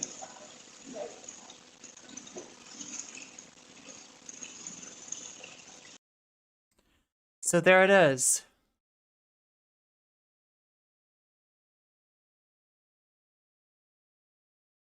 That's hard to watch. That is really hard to watch. But it is over. Well, I don't know what to say. Yeah, wife, like, become somebody worthy of a wife. He really seems to have, like, I mean, I don't know how she took it, but anybody who had to have put up with that kind of, well, the abuse, but also just like the way that he thinks of a marital relationship, right? Do wifely things. Are you doing wifely things? Are you being wifely today? Are you worthy of a wife? Are you worthy? Like, right? It's so controlling. And like, it looks like that abuse has layers to it too, right? And you know, maybe even layers that we don't even know about, right? It's hard to tell. What's up, Polly? You've had that boyfriend before? I'm sorry. Sorry you had to deal with that. A demeaning a-hole is what he is. Yeah, she's pregnant. Yeah, she's pregnant. She's pregnant while she's getting. You're boxing him in, that right? You know, God, I don't know what to say about that. Like, this is bad.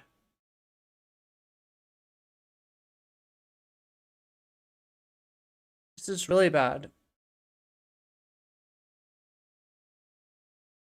And do you see how she's trying to, like, sort of manage his emotions, like, that she, maybe to feel safe, or like the little bit of, you know, that she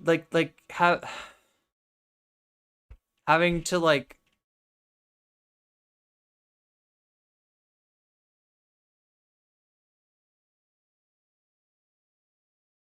she feels responsible.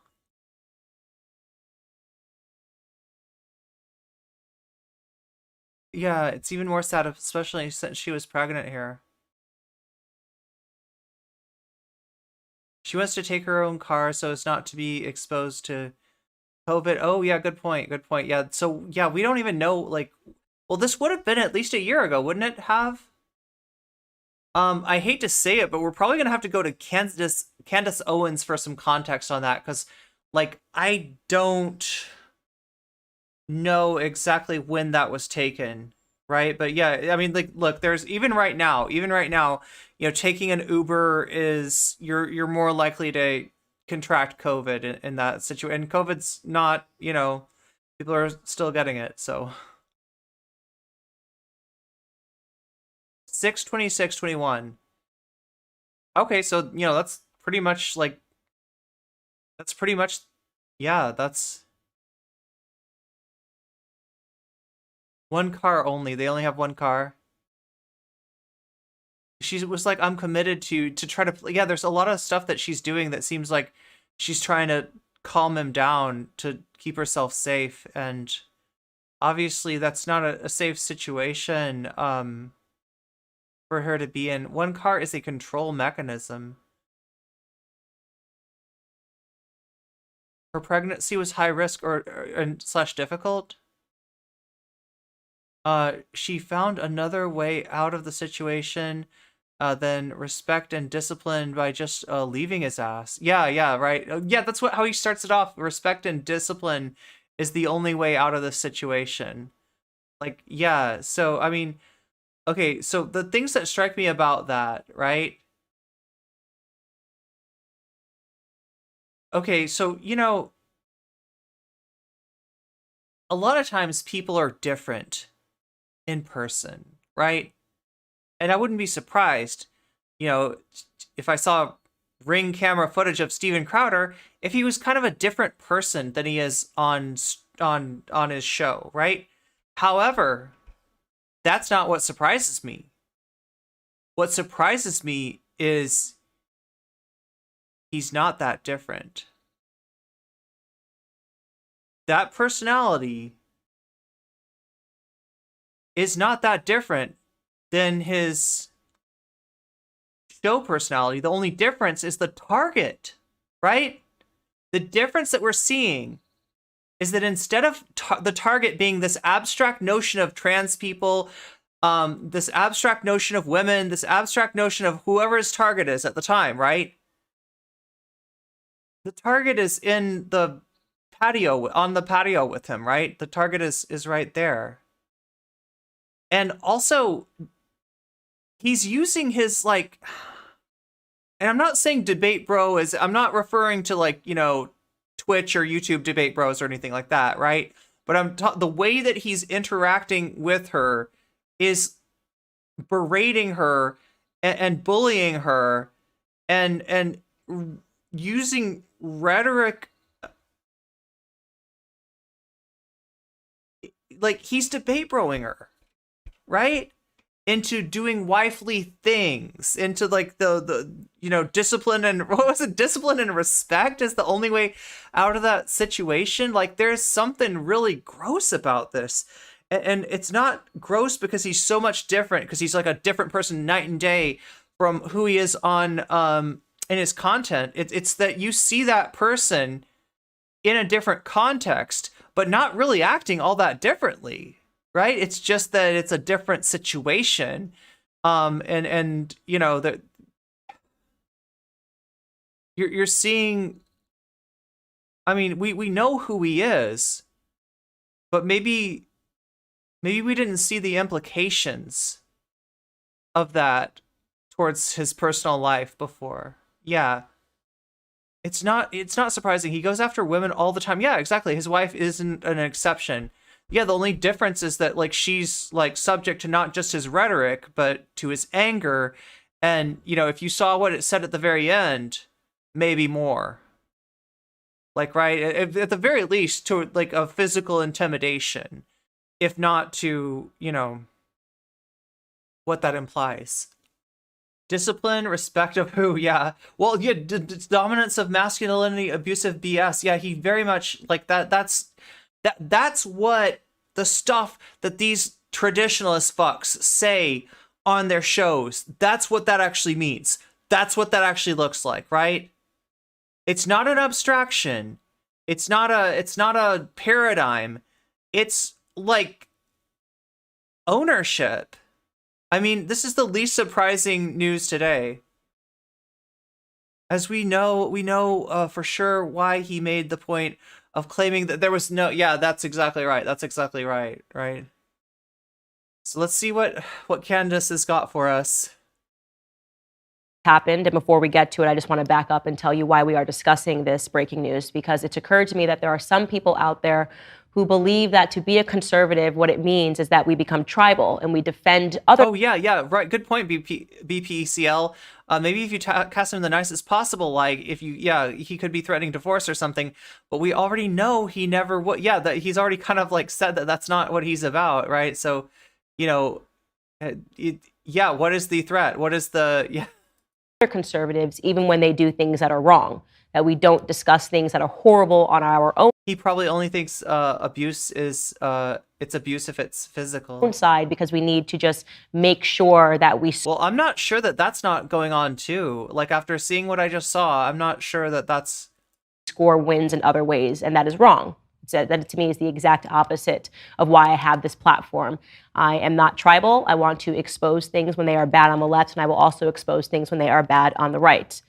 Obviously, I have been interested in the Steven Crowder saga pertaining to his divorce because he literally inserted me into his divorce a couple of days ago. And his wife and family are now speaking out regarding that video in which he told people publicly that his wife was leaving him. You remember this. He chose wrong. And so if you remember, he alludes to people blackmailing him, and then he says, you know, and if you're thinking of someone, if you've got someone in mind, so in other words, any conservative figure that I have beefed with, you know, which is, you know, all of the Daily Wire and Candace Owens, and I guess Tim Pool, right? So there's like, he's, like I said, he's spraying, he's not targeting, he's not just, but he does target it another way, in that Candace's clip is the one that he shows, right? So, you know, he's spraying, you know, with no discretion and then taking some time to, spray just at Candace, right? That's what he's implying. And he essentially made it sound as if he did not want his marriage to end.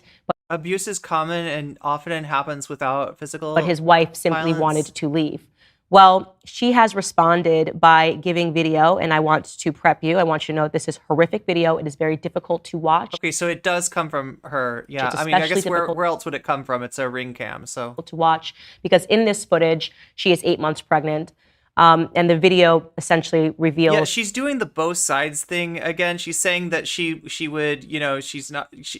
She's trying to establish herself as being above any sort of like ideological considerations that, like, in a lot of ways this is covering her ass as much as she can from the sort of parasocial effect that, like, and like I said, there are Steven Crowder fans out there that will see this and either deny what's right in front of their eyes or say that he did nothing wrong.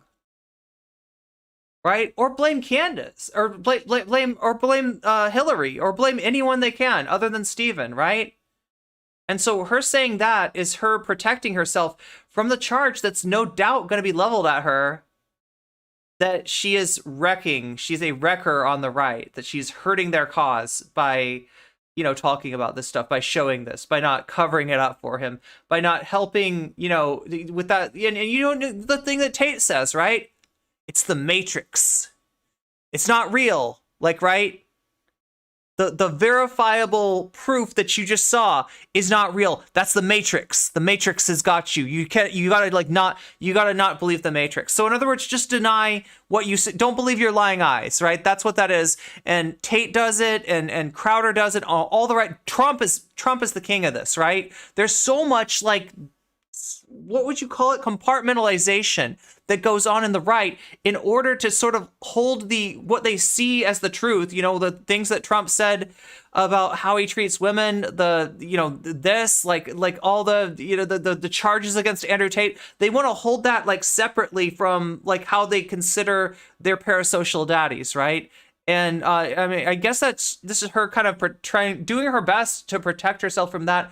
Although that she's going to get it anyway. That she and Hillary are going to be the subject of the outrage of those Crowder fanboys that are not going to leave him no matter what they see. Imagine Trump and Melania's. Oh my God. There were comments on Substack on that video asking, where was the abuse? No, God, no. Do we need to look at that? I guess we do. Just how emotionally abusive he has been, and she is alleging that he has been emotionally abusive to her, and this video how is she going to criticize this from a conservative perspective? But confirms it.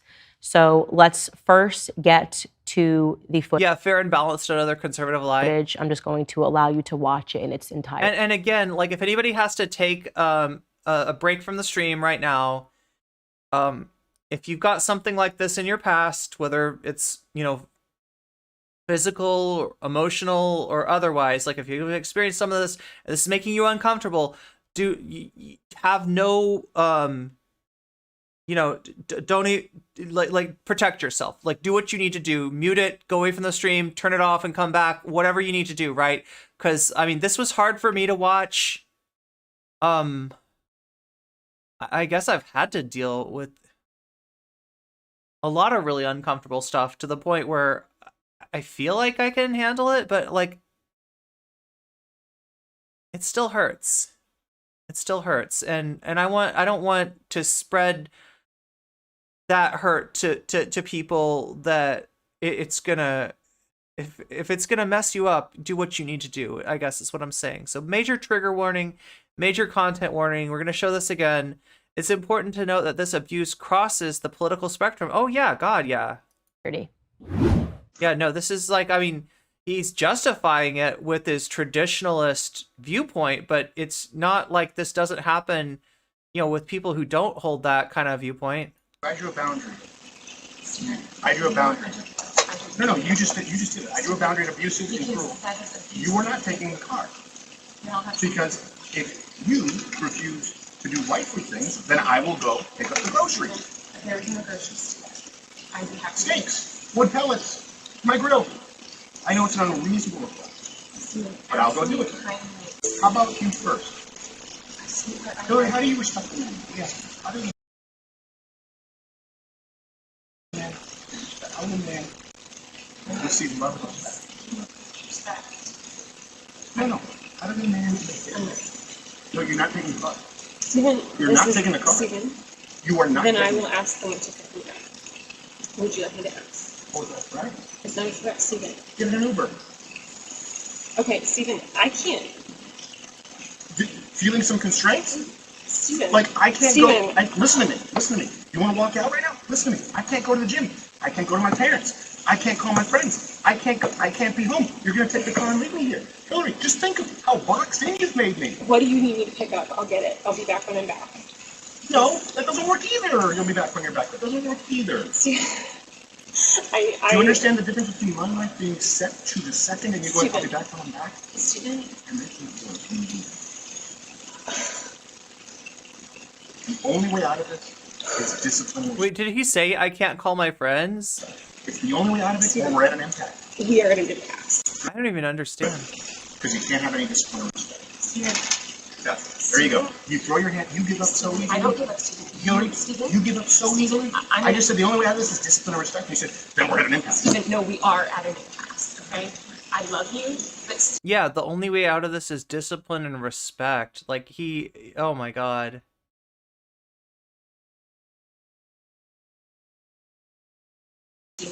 Stephen, your abuse is sick. Your abuse Watch it. is sick. Watch it.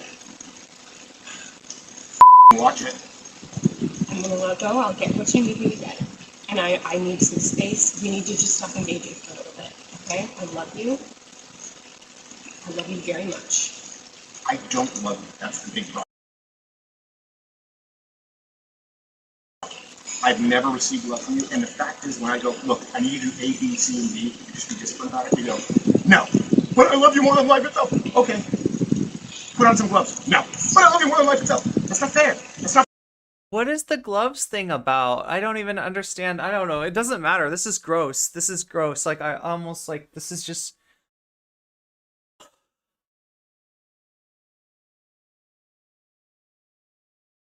It's hard knowing she believes him, too. This abuse is and gaslighting to a T. Yeah. Fair, and it's disingenuous. Hillary, you're right. We're at an impasse. Become someone, listen to me, day in and day out, worthy of a wife.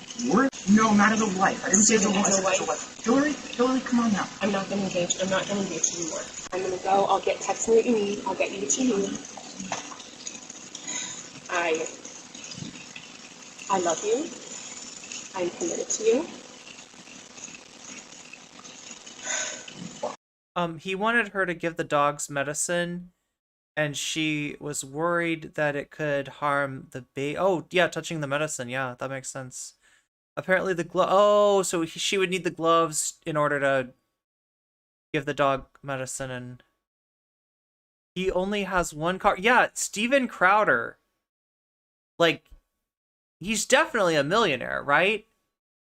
It doesn't matter, like, right? Like you're looking at his pool, you're looking at his house, and like somebody said before that the one car thing seems like a manipulative like tool. It seems like a way of him controlling her that I don't understand what else it would be. I hope she goes on the Candace Owens show. Look, I you know, if she needs that, if she needs to get her word out, yeah, that I hope that, you know, she's got somebody that she can trust, that, you know, where she can do that. But I also understand if she can't, because I don't know if I could. And what's horrible is that even though, like, to us, like, you know, like, we see her perspective here, there's going to be a ton of conservatives and fans of Steven Crowder that are still going to demonize her and are still going to place the blame on her and are going to find some way to say that this Ring camera footage, it's the Matrix. It's the Matrix. You don't believe your lying eyes, right? Her having to ask to use the car reinforces control. Put on some gloves. Are you committed enough to do those things? I'm not. Yeah, with one car, she can't go anywhere. And this is like, you know, what she has to deal with, right? The way she says "I love you" is so motherly. It's been, yeah, she's been wiping his ass from day one, and at the same time, it does feel like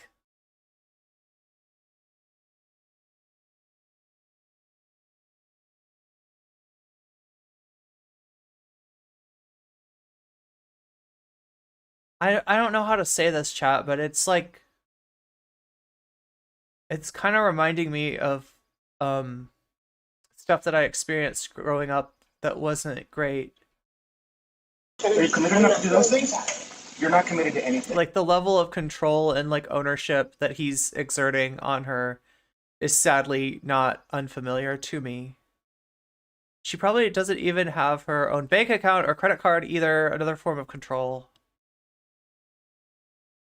That's why I was thinking he was like, I can't do this, I can't call my friends. Like, what is that? Oh, if they have one, oh my god. You're saying that they have what, they might have one phone? Oh yeah, I guess that makes sense. A controlling, yeah, why, yeah, that would be, god. The glove thing is about, I think somebody said it's about giving the dogs their medicine. She's pregnant, and you know, when you're pregnant, sometimes touching, even handling a drug could, you know, endanger the pregnancy, right? So I think that's what the glove is about.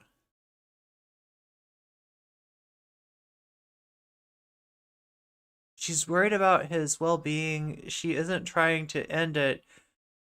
She even wants to know that he's okay. That's why he said it. I can't call my friends if she takes. Oh, I see. So there's one cell phone, there's one car. That's a unbelievable amount of control. Seen a sad person with joint couples on social media. Yo, I've heard of this, but I've never seen it. Oh wait, oh no, I'm not even gonna say it. I have seen people that have joint social media accounts, but let's not specify. Like his feelings, I always assume that they have separate ones too, but I don't know that, right? She's actually worried about his heart and stuff. Oh, that's right. I forgot about his yeah, he had a medical issue with his heart. You're not committed to anything. You just said I love you, I'm committed to it. Walk the dogs, put on some gloves. Walk the dogs, put on some gloves. Are you committed enough to do those things? Are you committed enough to do those things? Are you committed enough to do those things? I'm gonna just walk the dogs, put on some gloves. Are you committed enough to get the medication the dogs take? No, you take that in.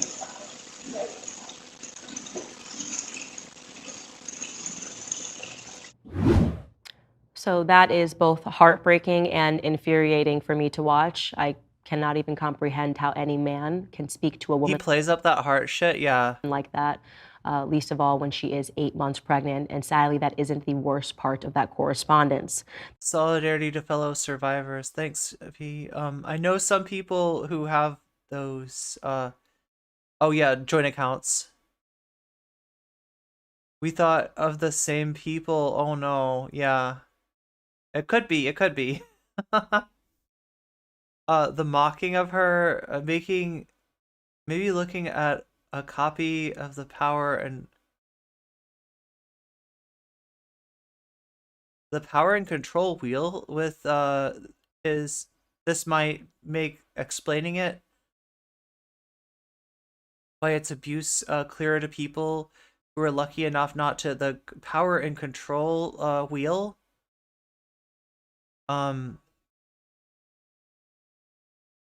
Link me, V. So 1000% no way Candace's marriage to the guy that funded her entire platform isn't the same. Oh, I don't know. Oh my god. I don't know.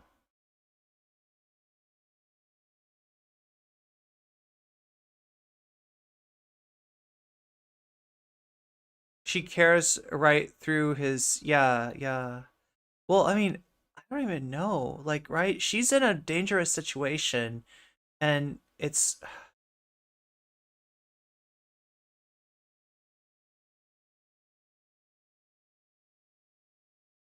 Yeah, let me see if I can click it from here.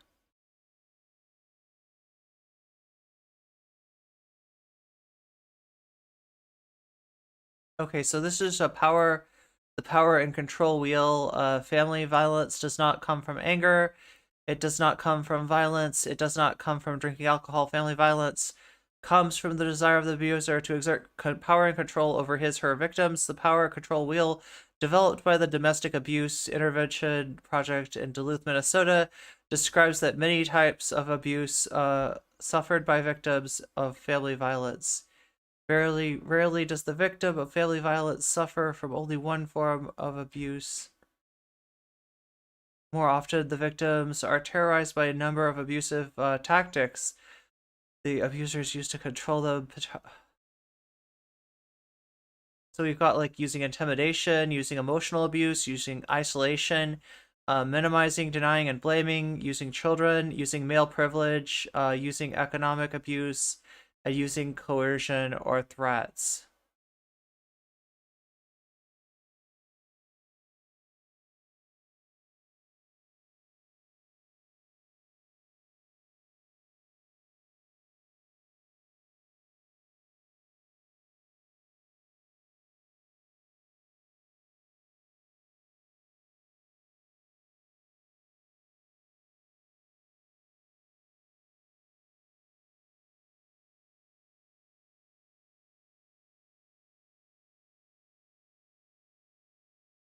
Like, yeah, so Polly's pointing out that this is not political, even though a lot of that traditionalist ideology enables and supports this kind of stuff and excuses this kind of stuff.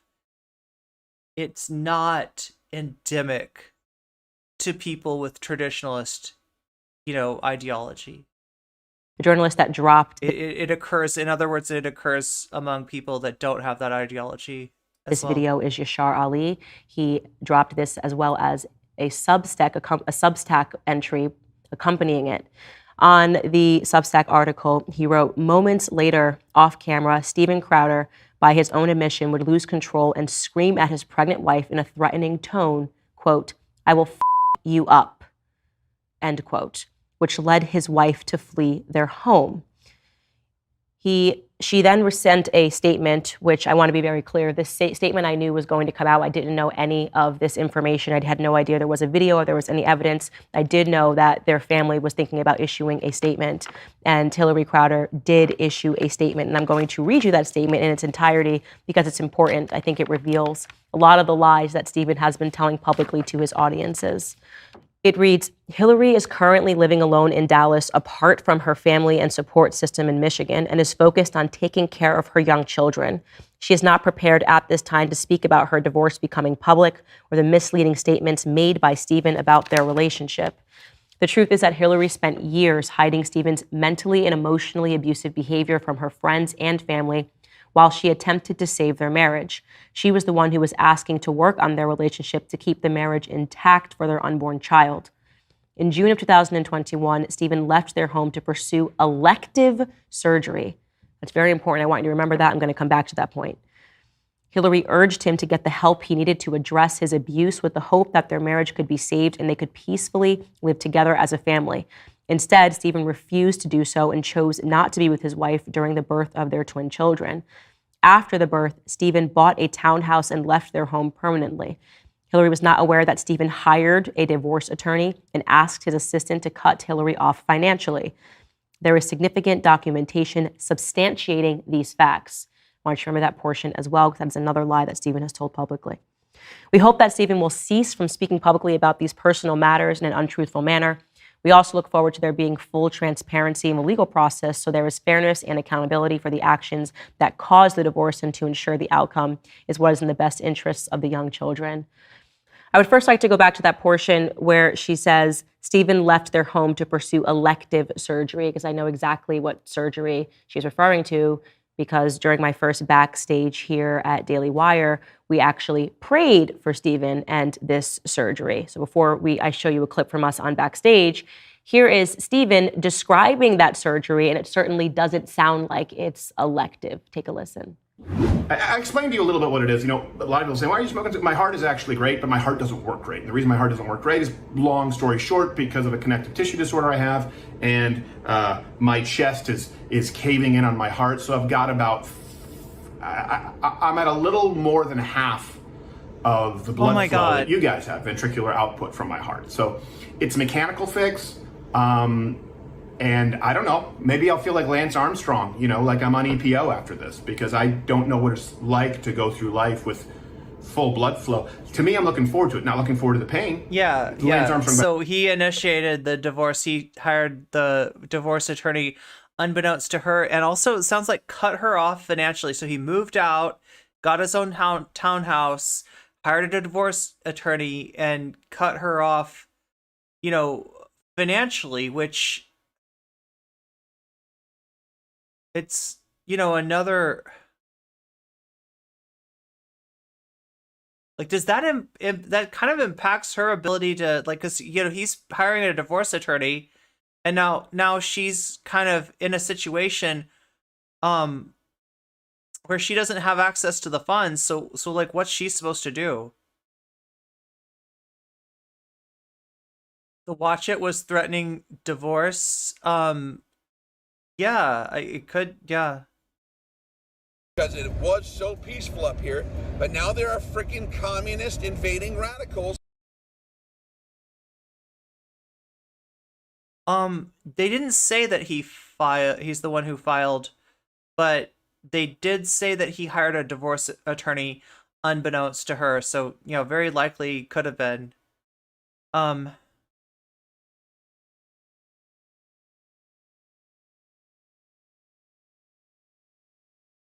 I'm trying to compartmentalize this, like, from my own life. It's getting a little hard. By the way, with the 3 balls, not the one. So yeah, it's overall a positive thing, and honestly, I've probably needed a little bit of rest. It comes in the form of having my chest cracked open. Obviously, he had the surgery, and then his lung collapsed. And here is us praying for him, praying that he actually gets better. Before we leave, I just have to, this one off. So now I'm really curious about what is he got an elective surgery? Was he just, like, lying about the heart thing? I'm kind of, I feel like I'm missing a piece there. I remember this, he said he was gonna have heart surgery. There's no way it's fair to say that elective. Well, that's what I'm wondering, is that there's, like, a discrepancy there. He planned for a divorce, but he was also trying to say that it was her.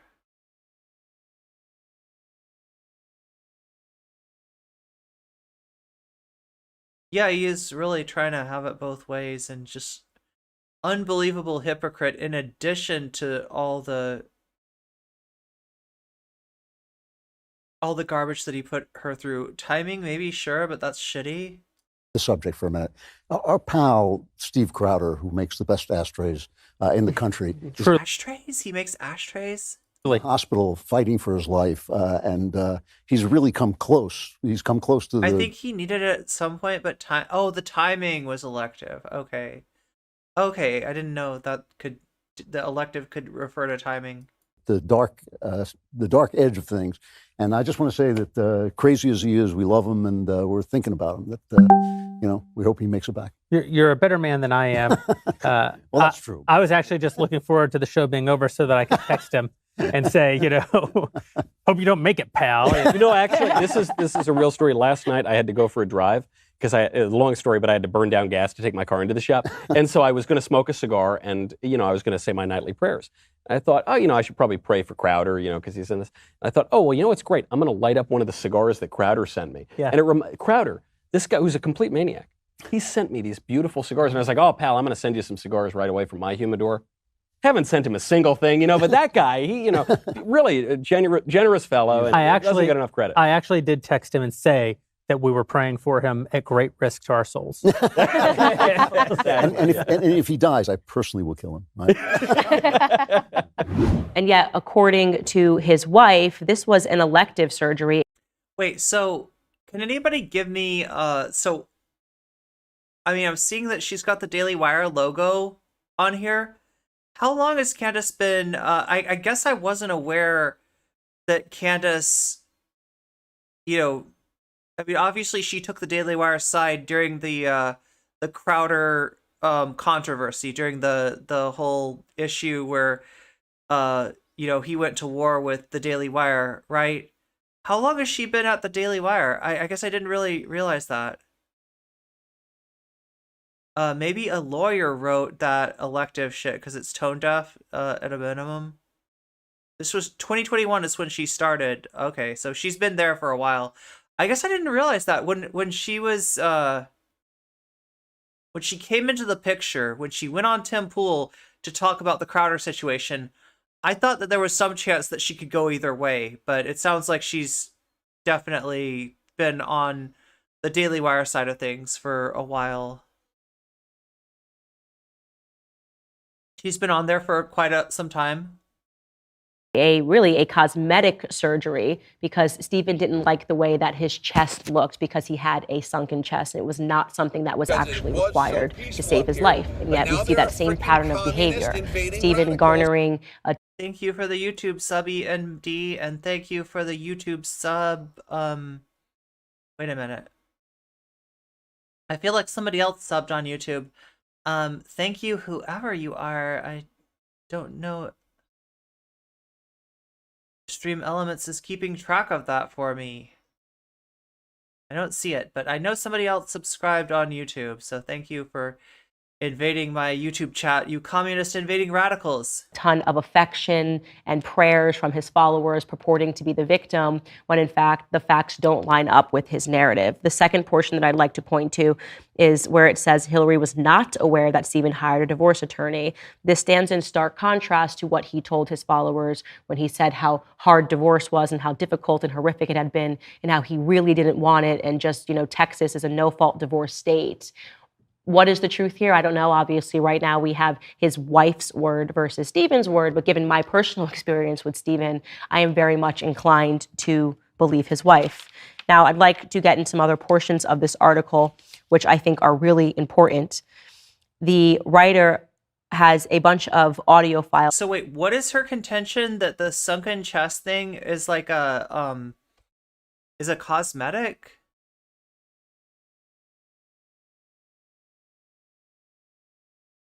I'm sorry, I'm a little out of it.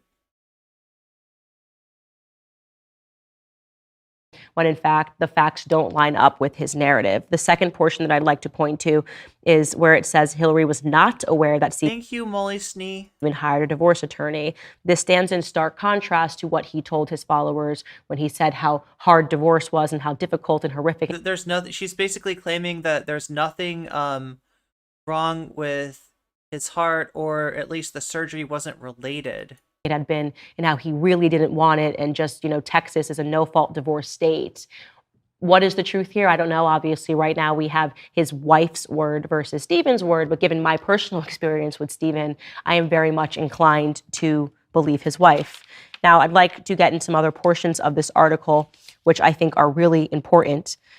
The writer has a bunch of audio files and text messages that were sent to him that he was able to review. He writes, in audio files and text messages that I reviewed, Stephen Crowder admits to some of his faults, which include a volcanic temper, repeatedly and at times regretfully. But according to sources that I spoke to who are familiar with their relationship, Crowder's admissions often came after a sustained period of mental and emotional abuse, and he didn't seem to be able to control his impulses. That, again, is something that It's the first time she's ever done a good thing. I have seen personally. She joined Daily Wire in 2021. Her first show was on March 2021. Very bizarre. He would insert me into a divorce announcement and purport that I somehow extorted him. It's very bizarre in the way that he attacked the Daily Wire. And there just seem to be a lot of signs that he is not able to control his emotions. And so the question that I will ask is, how many people are going to allege abuse from Steven Crowder before we listen, before we stop saying he's one of us because he says things that he agrees with? We purport that we are the party of family values. How can you look at that video and defend him in any way? How can you look at that video and not roundly condemn this and say this is not something that actually represents the things that we believe? The writer goes on to say, like so many things in his life in recent years, Crowder's temper and paranoia led. Yeah, Adadak, Steven Crowder's set is kind of like a frat house. Like it really is. Am I right? Do people agree with this? It gives like frat house vibes. It's like very, very expensive frat house, but a frat house nonetheless. Whereas her set looks like just like a standard Daily Wire, kind of set. Crowder wants to go for that frat. Oh, that's his demographic probably. Him to destroy his relationships like with Mr. Shapiro, Boring, and others at the Daily Wire when he posted a video on his channel suggesting that the Daily Wire, without naming the company, was attempting to align itself with big tech by mentioning in their initial offer to him that if he was demonetized on social media platforms, that it would reduce his overall compensation. Well, again, going back to the pattern, it's not just the Daily Wire. It's David Landau. It's Sven the Computer. It's Jared Monroe, formerly known as Not Gay Jared, people that are locked into NDAs and are not allowed to speak about the abuse that they endured by Steven Crowder. It's Owen Benjamin. It's now his wife. Do you believe that all of these various different parties, the majority of them who have never spoken to each other, I've never spoken to Sven the Computer, I've never spoken to David Landau, I've never spoken to Hillary Crowder, I've never spoken to Owen Benjamin. Do you believe that all of these people, as is the paranoid narrative that he inserted Candace because he knows that people are looking for an opportunity to attack a black woman, and he's hoping it will create a target that's not him. I think Crowder is trying to make it look like a comedy club or something. Steven Crowder is presenting. Yeah, or like a bar, yeah. Are working maybe in collusion with big tech to try to destroy him? Or do you believe it's plausible that Steven Crowder is just a monster? I personally believe that he is a monster. And that is, by the way, Steven, if you're watching, I'm not trying to extort you. I am just simply telling the truth.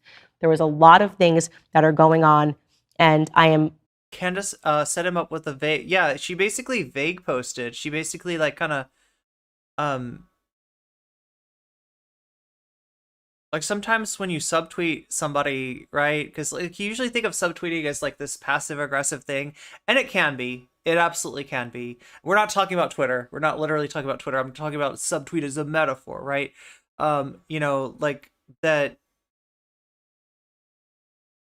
The idea is that like if you vague tweet somebody and they don't have anything to do with the thing that you said, then why would they respond? Why would they need to respond, right? So almost like them responding to that, which you know that they're watching what you're saying, and them responding to that is like sort of like the red flag that there's something going on there, because otherwise, like, why would you think that I meant you, right? The entire fight is because a real company that wanted to give Candace or Crowder $50 million had a clause that they would pay him less if he got demonetized. True, yeah, which was the only way he makes money for the company. Well, yeah, and his whole thing is that he can take it to Rumble. Like, he wants to go... Like, so Daily Wire has a relationship with YouTube. They have a YouTube handler, a person from YouTube that they talk to, that they can say, hey, we're going to do this in our upcoming show. Is that going to be a problem? Or the YouTube people could say, hey, I've noticed you're doing this a lot in your show. If you do more, that's going to be a problem, right? So whereas the rest of us, like if we, like sometimes you just get your channel pulled. Sometimes you just get a strike. Sometimes something happens and you don't even get an explanation for it, right? But if you're somebody who is not only a content creator for YouTube, like the Daily Wire, but you are a client, you are paying for ads from YouTube, right? And you're a big account in both ways. You're paying a lot of money for ads and you're making a lot of money for YouTube in terms of videos, then you get handled a little differently, right? And the Daily Wire had this, and that's how they roll. They don't want to get demonetized. They don't want to get a strike. They have this access to, finding out how far they can push it, and they don't want to push it any further. Crowder relishes in this image of a bad boy, right? This image of somebody who crosses the line, who gets punished, right? And he doesn't try to, despite the fact that he does break the rules and he does get disciplined on YouTube, he generally won't be cut off, right? He's been, forced to do this or that, but he's never really been cut off from the platform until, and then he's also got Rumble as a backup, right? He's got Rumble as a backup. He's got that Rumble logo, like item on his desk, right? And so he's really pushing, like, hey, if you follow me on YouTube, follow me on Rumble too, because you never know when big tech is going to come and get me. And right, he'll use that for anything, like including like this is Ring camera footage, right? But no, it's big tech. It's the Matrix. It's this. It's that, right? He'll have a million reasons why he's not responsible, or why it's his ex-wife's fault, or why it's Candace Owens' fault, or whatever.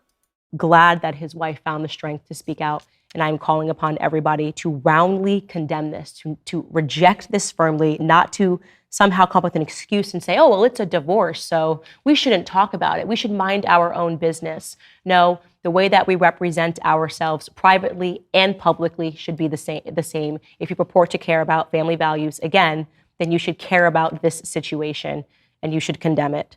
Yashar Ali also added in this article, in reviewing documentary evidence related to their marriage, Steven Crowder appears to be obsessed with the idea that his wife is only interested in him for money. Hillary Crowder started dating him well before he became famous and wealthy. He was making less than $100,000 a year when they got married. Again, the Crowder narrative never seems to line up with the reality. I don't believe anyone watches Rumble. I mean, there's a good thing that you bring up there, right? Rumble's numbers are not as reliable as YouTube's numbers. YouTube has been around forever. They've got a lot of advertisers on them. They've kind of had to prove that their numbers are what they say they are, right? And even that their numbers are like quality, right? You had previously, the whole Elsa Gate. Part of what that was like parents handing an iPad to their kid and putting on a video, and then the video rolls over to another video, and it rolls over to another video, and sooner or later it gets to some weird video, which seems like kids' content, is being recognized in the algorithm as kids' content, but it's messed up, right? A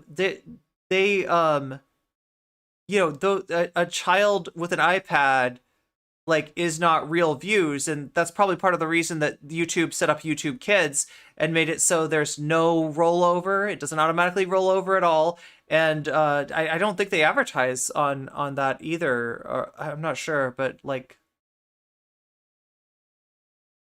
I thought the meaning of conservative family values. Oh God, well, see, I just want to make sure that we're keeping in mind that this kind of thing doesn't happen only in conservative, reactionary, or traditional context, right? That it's not. It is used to excuse that. It is used to hide it.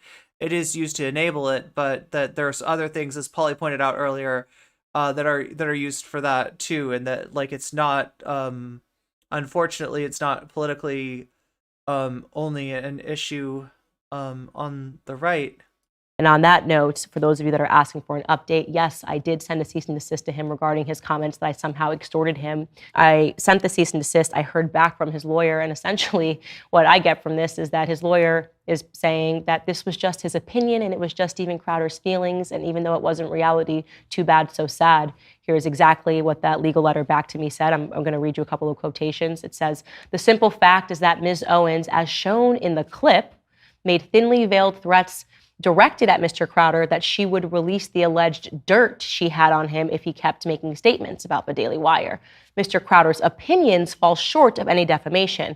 At most, he has merely opined comparatively the feeling of certain misconduct to his own present state of being. Then, the subsequent use of the word threats is not in and of itself an accusation of crime, even within the larger context in which it was used. the most reasonable implication is not an accusation of crime, but that threats have occurred that fall short of being a crime. Again, at most, they are simply reminiscent, in Mr. Crowder's personal opinion, of the specifically referenced type of misconduct. In short, these are his feelings, they are not facts, and his opinions are protected. And to make it clear for those of you that thought there was something going on in the background or that someone had secretly threatened him, his lawyer is alleging that's not the case. He was simply referring to the exact clip that he showed you of me. Nothing else happened. He just wanted you guys to think that he was under duress in some other capacity. In short, as I have said, I believe Steven Crowder is an absolute monster, and I encourage all of the other people that he has victimized to find their strength to speak out now. By the way, his lawyer offered to me that we could both agree to a ceasefire if I agreed that I would never speak about Steven Crowder again. And to him, I would publicly like to say, your client doesn't have that kind of money to keep Candace Owens from speaking out about things that I find to be absolutely despicable. And that's all I'm going to say about that. All right, guys, if you liked this. Oh my God. Okay. So that is about as much of that as I can take. I had seen, full disclosure, I had seen the video, the Ring camera footage prior to the stream. I kind of watched it in a way where I was just trying to, it hit me harder than I thought it would. And we need something wholesome. So wait, let me update the now and then. All right, Tucker. We've got some Matt Walsh stuff to cover. We've got some Tucker Carlson stuff to cover. I guess we'll do Tucker. No, let's do a little. Let's. Okay, so next is gonna be Matt Walsh, Jesse Gender on Matt Walsh. And we're gonna. She mentions something. All right. She alludes to something. She talks about something. These are leaks from Matt Walsh. I want to find out where those are. So if anybody out there has the receipts on that, feel free to share them in the Discord in stream suggestions, and we'll take a look at that because I feel like some stuff dropped about Matt Walsh that really it's what we all thought, that like a lot of what he's doing for clicks. Yes, he is really hateful, but also he's I mean, he's a horrible person every way around. Wait, let me change that again. It's on Matt Walsh once again, and then we'll do Tucker after that. But right now, we need something like wholesome. We need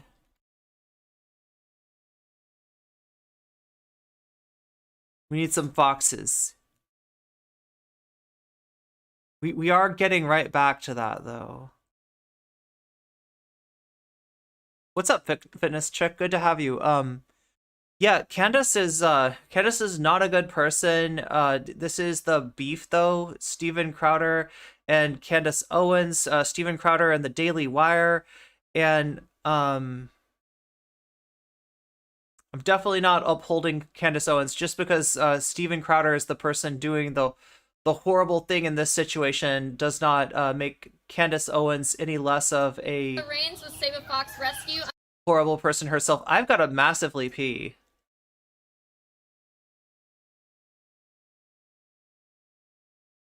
Okay, so we got a birthday party for a fox. What could be more wholesome than that? Let's watch this. This is Dixie Doo's birthday. Are you ready? So it's Dixie Doo is having a birthday. I am gonna pee and I will be right back, and then we'll watch we'll take a look at the Matt Walsh stuff. Did I see her debate with Blair White? I'm trying to remember. I saw Nazi Barbie. I can't even remember her name now, but like that one woman debate Blair White. Have I seen Candace? No, I don't think I did. I heard about this though. I heard it got really gross, right? Yeah, speaking of chud on chud violence, that's more of that. The email leaks, exactly.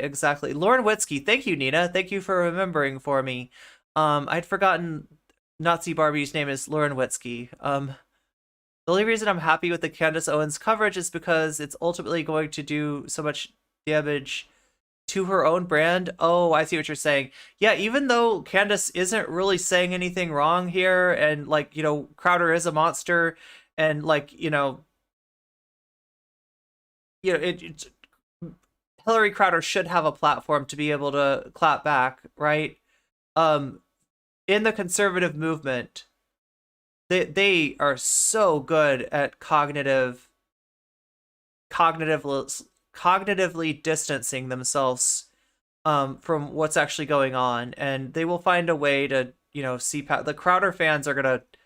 This is not going to be the end of Crowder, sadly, right? Even though it's pretty blatant what we're seeing here, and there is no excuse for it. They're going to find some way to blame it on Hillary, blame it on not Hillary, blame it on Hillary Crowder, blame it on Candace, blame it on whoever, blame it on the Matrix. It's the Matrix. It's the corporations. Don't believe your lying eyes, right? That's what they're going to do. So I got some wholesome content for you right here as a palate cleanser, because I think we definitely need one. I've got to pee. I will be right back. Enjoy Dixie Doo's birthday party in the meantime, and we'll be right back with the Matt Walsh story. Dixie's birthday. I have this cake for her, and I'm going to go give it to her. Happy birthday, Dixie! Cheeks! Hi! Hi, Floopy! Hi, Dixie! Happy birthday! Happy birthday, happy birthday! Finny took the whole thing. Well, get the other ones for Dixie. Finny! That's for Dixie! Dixie, grab that big piece! Oh, Floopy got it! Dixie, come here, treat! Dixie! Dixie, treat! Here you go, here. Let's... Here, then Finny can't get the whole thing. Here you go. Happy birthday! Happy birthday, people! Oh, foxes always steal your cake. I just split it up. Finny! Here you go. Happy Dixie birthday! Floofy! Hi! In the hole she goes. I don't know how the night vision is on this. Okay. Hi, you want cheat? Fluffy, come here! Fluffy! Cheats! Cheat! Fluffy! Fluffy cheats! Fluffy cheat?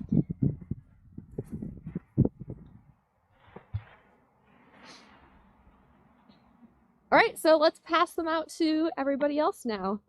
The Serby's ready. Alright, I'm coming, Serby. Hold on. Ugh, burr. And I'll come back. Okay. Alright, who wants a cheat? Who wants to cheat? Serafina? Emmy? Hi, Serafina. Hi, Emmy. You want a treat? Hi. It's basically everybody's birthday, so happy birthday. Happy birthday. You can't have all of them. Here, treat. Come here. Cheats. Cheats. You have a mouthful. Oh, this one's for Serafina. Happy birthday, Serafina. Hi, cheats.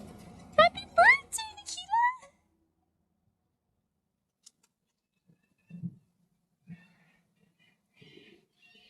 Now, Serby, well, Bongo first.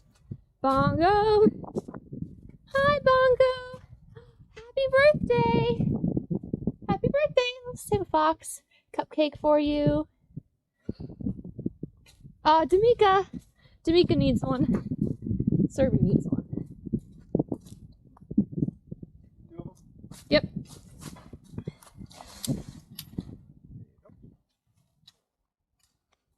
Gotta make sure D'Amica gets one. D'Amica, Dimka. It's two different names. Hi, I see you. Wait, you want to cheat? Wait, don't run away. Hey, Shy. Here. Cheat. Cheat! Look! Cheat! It's right behind you.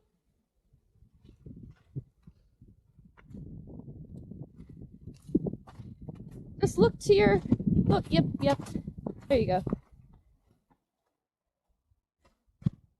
Hi.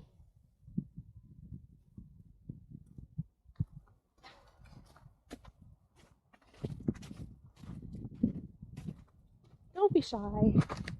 Hi, Serby. Happy birthday. Oh, okay. These gates are freezing. Hi. Happy birthday.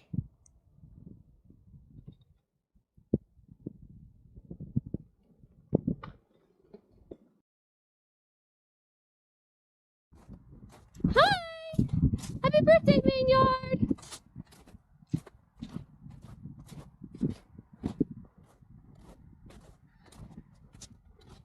Oh no! You're gonna miss out on your cake, Jagger! Hi, Jagger. You want treats? Alright, treats! Treats! Hi! Hi, yes, come on! Happy birthday! Happy birthday, Sophie! Happy birthday, Jack!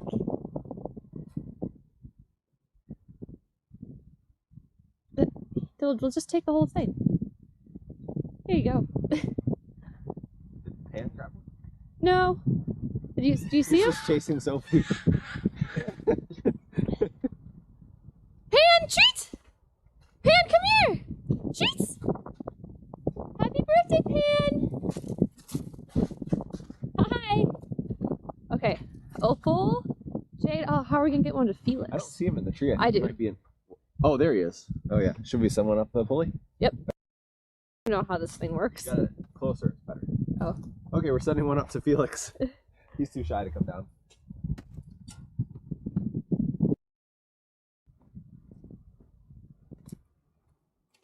Hi! Oh, my hat. Ah! Happy birthday! Hi, guys! Our shy foxes. I'll leave some up here for you. Happy birthday! Happy birthday!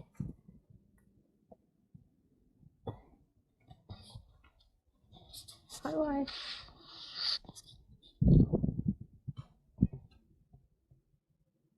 hello. Aw. Yes, Boop. That's fine.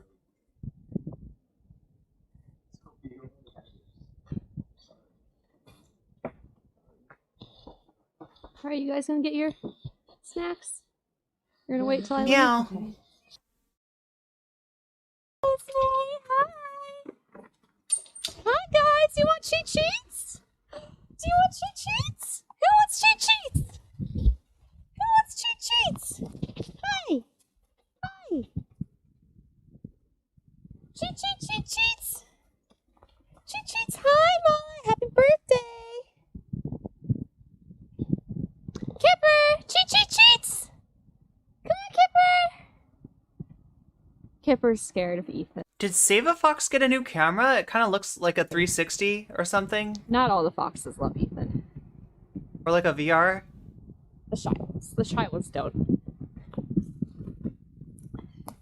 Hi, Kipper. Cheats. Maybe it's just a new lens or something. Cheats. Come on. Cheats. Hi. It's definitely a 360. Happy birthday. Hi, shy boy. Where's Yanto? Yanto. What are the treats? Happy birthday, Cheats. Cheats. The gimbal? How do you guys even know he's still over there? Yanto.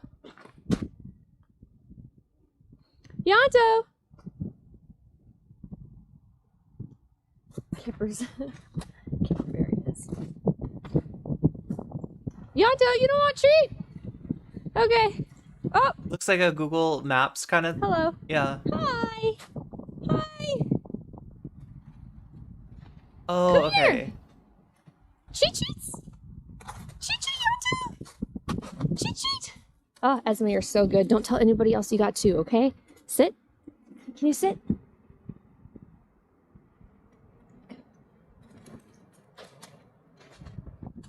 Anjo might be scared of hay changing time.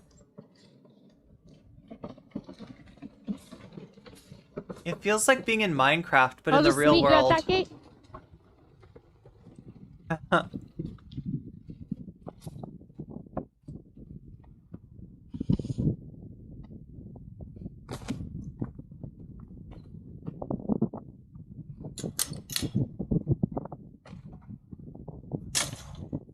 All right. Whew. I know. If it wasn't for the wind, it would be so nice. One firefly, one. I have to go through the other gate for Firefly.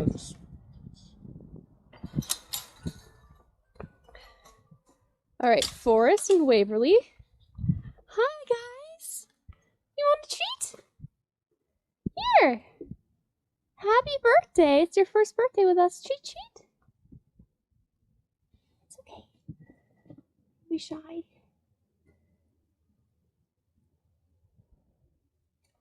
Uh-oh. There you go. Waverly. Waverly, treat, treat. Happy birthday.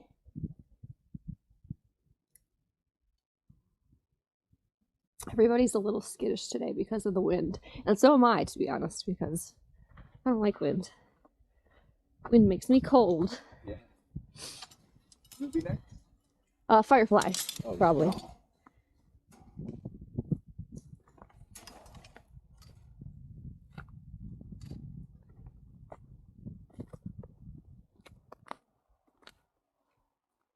Hi, Forrest.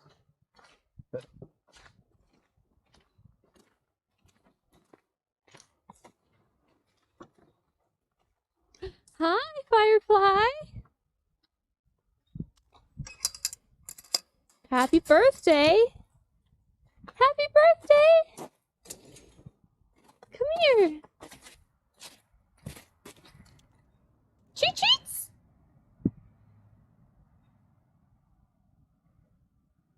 Treat treats. They're all kind of weirded out by this camera, too. This is a weird camera.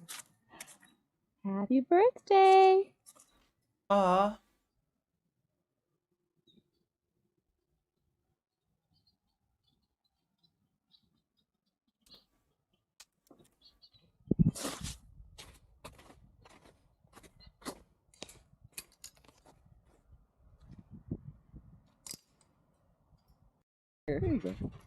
Hi! Oh my gosh, somebody is excited for their birthday. I wish Dixie was as excited as you. Hi! Hi. Yeah, Dixie's the one that's like the least excited. Oh, I dropped it. Oh no. Happy birthday! Happy birthday! Oh my gosh! Have we seen Finnegan yet? Happy birthday to you! Happy birthday, Ruby! Happy birthday! Ruby! Ruby!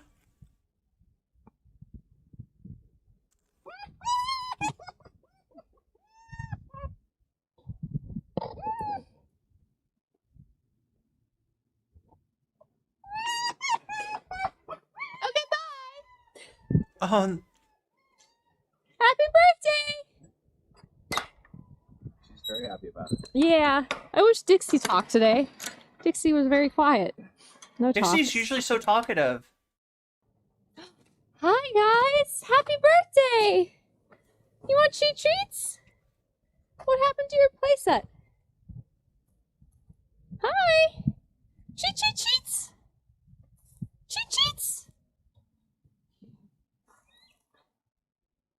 Hi!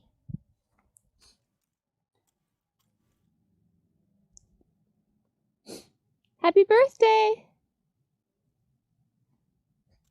There you go. Happy birthday!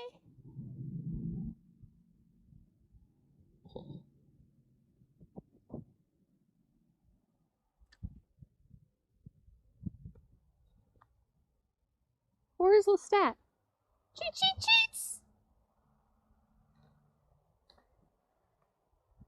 Lestat, treats!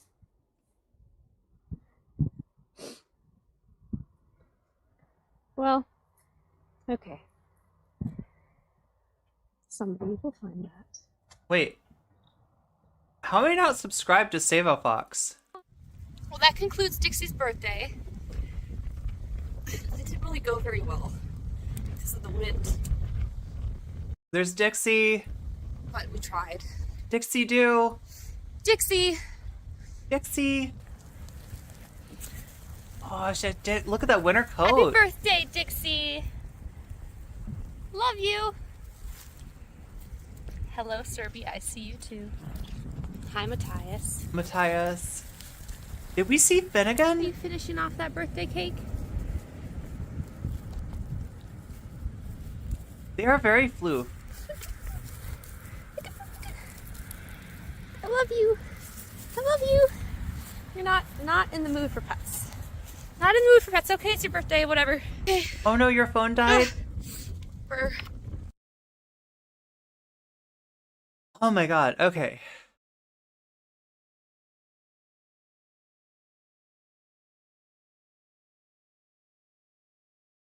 How is everybody? Just checking in. That last segment was not easy for me to watch. I'm sure that it wasn't easy for a lot of you to watch either. And like I feel like it's important to bear witness for this kind of stuff. But it's not exactly it's just like as much as I want to see Steven Crowder's social media footprint diminished, it's hard to disconnect from the fact that somebody actually had to go through that. Somebody actually had to experience the other end of, you know, Steven Crowder's manipulation and control. And it's just a little too close, you know, to like, yeah, stuff that's hard to experience. I'm sure for stuff that's been hard to experience for me, and I'm sure for a lot of us.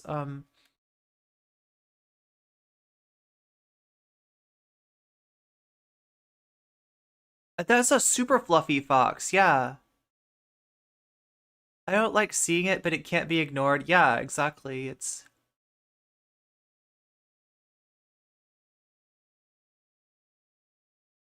okay, so this is the one that I wanted to watch with you. Hello there, interwebs. I hope you're all doing well. And for today's Jesse Gender, friend of the VOD video, I just want to have a quick little discussion about Matt Walsh. And I know, I am tired of talking about this Daily Wire host and right-wing anti-trans grifter and one of the leading voices in the What's up, Gothic Azrael? Anti-trans movement that's been going on in the United States right now. Like, legitimately, I did like 3 videos on him last year, and I'm just tired of him. But there have been a few new GoPros have a wacky fisheye effect. Yeah, I'm not sure if it's that or like it's like a maybe a GoPro 360 or something. Somebody else said it looked like somebody else was holding the camera. My understanding is like that's not what's going on. These new cameras, they have like a you know, like a selfie stick, right? Or some kind of gimbal or something that you hold. And what it does is it actually, because it's like it's shooting like in 360, right? So everything that it's doing, it's recording, like it's not just recording like I point the camera here, it records that, right? It's recording all around all the time, right? And because it's got that image, it's able to actually digitally like edit the thing that the camera's held on out of the picture. So it looks like the camera's like floating in front of you, right? It looks like it's like a floating eyeball or something. But that's trust me, y'all, that was a 360 camera. Yeah. And she was actually holding it, so. A cat. I'm a kitty cat, and I meow, meow, meow, and I meow, meow, meow.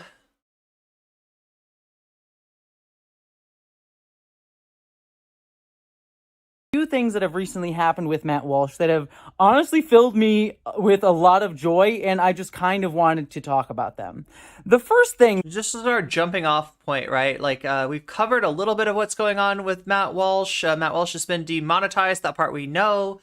It's because of Matt Walsh's, you know, just harassment of Dylan Mulvaney, right?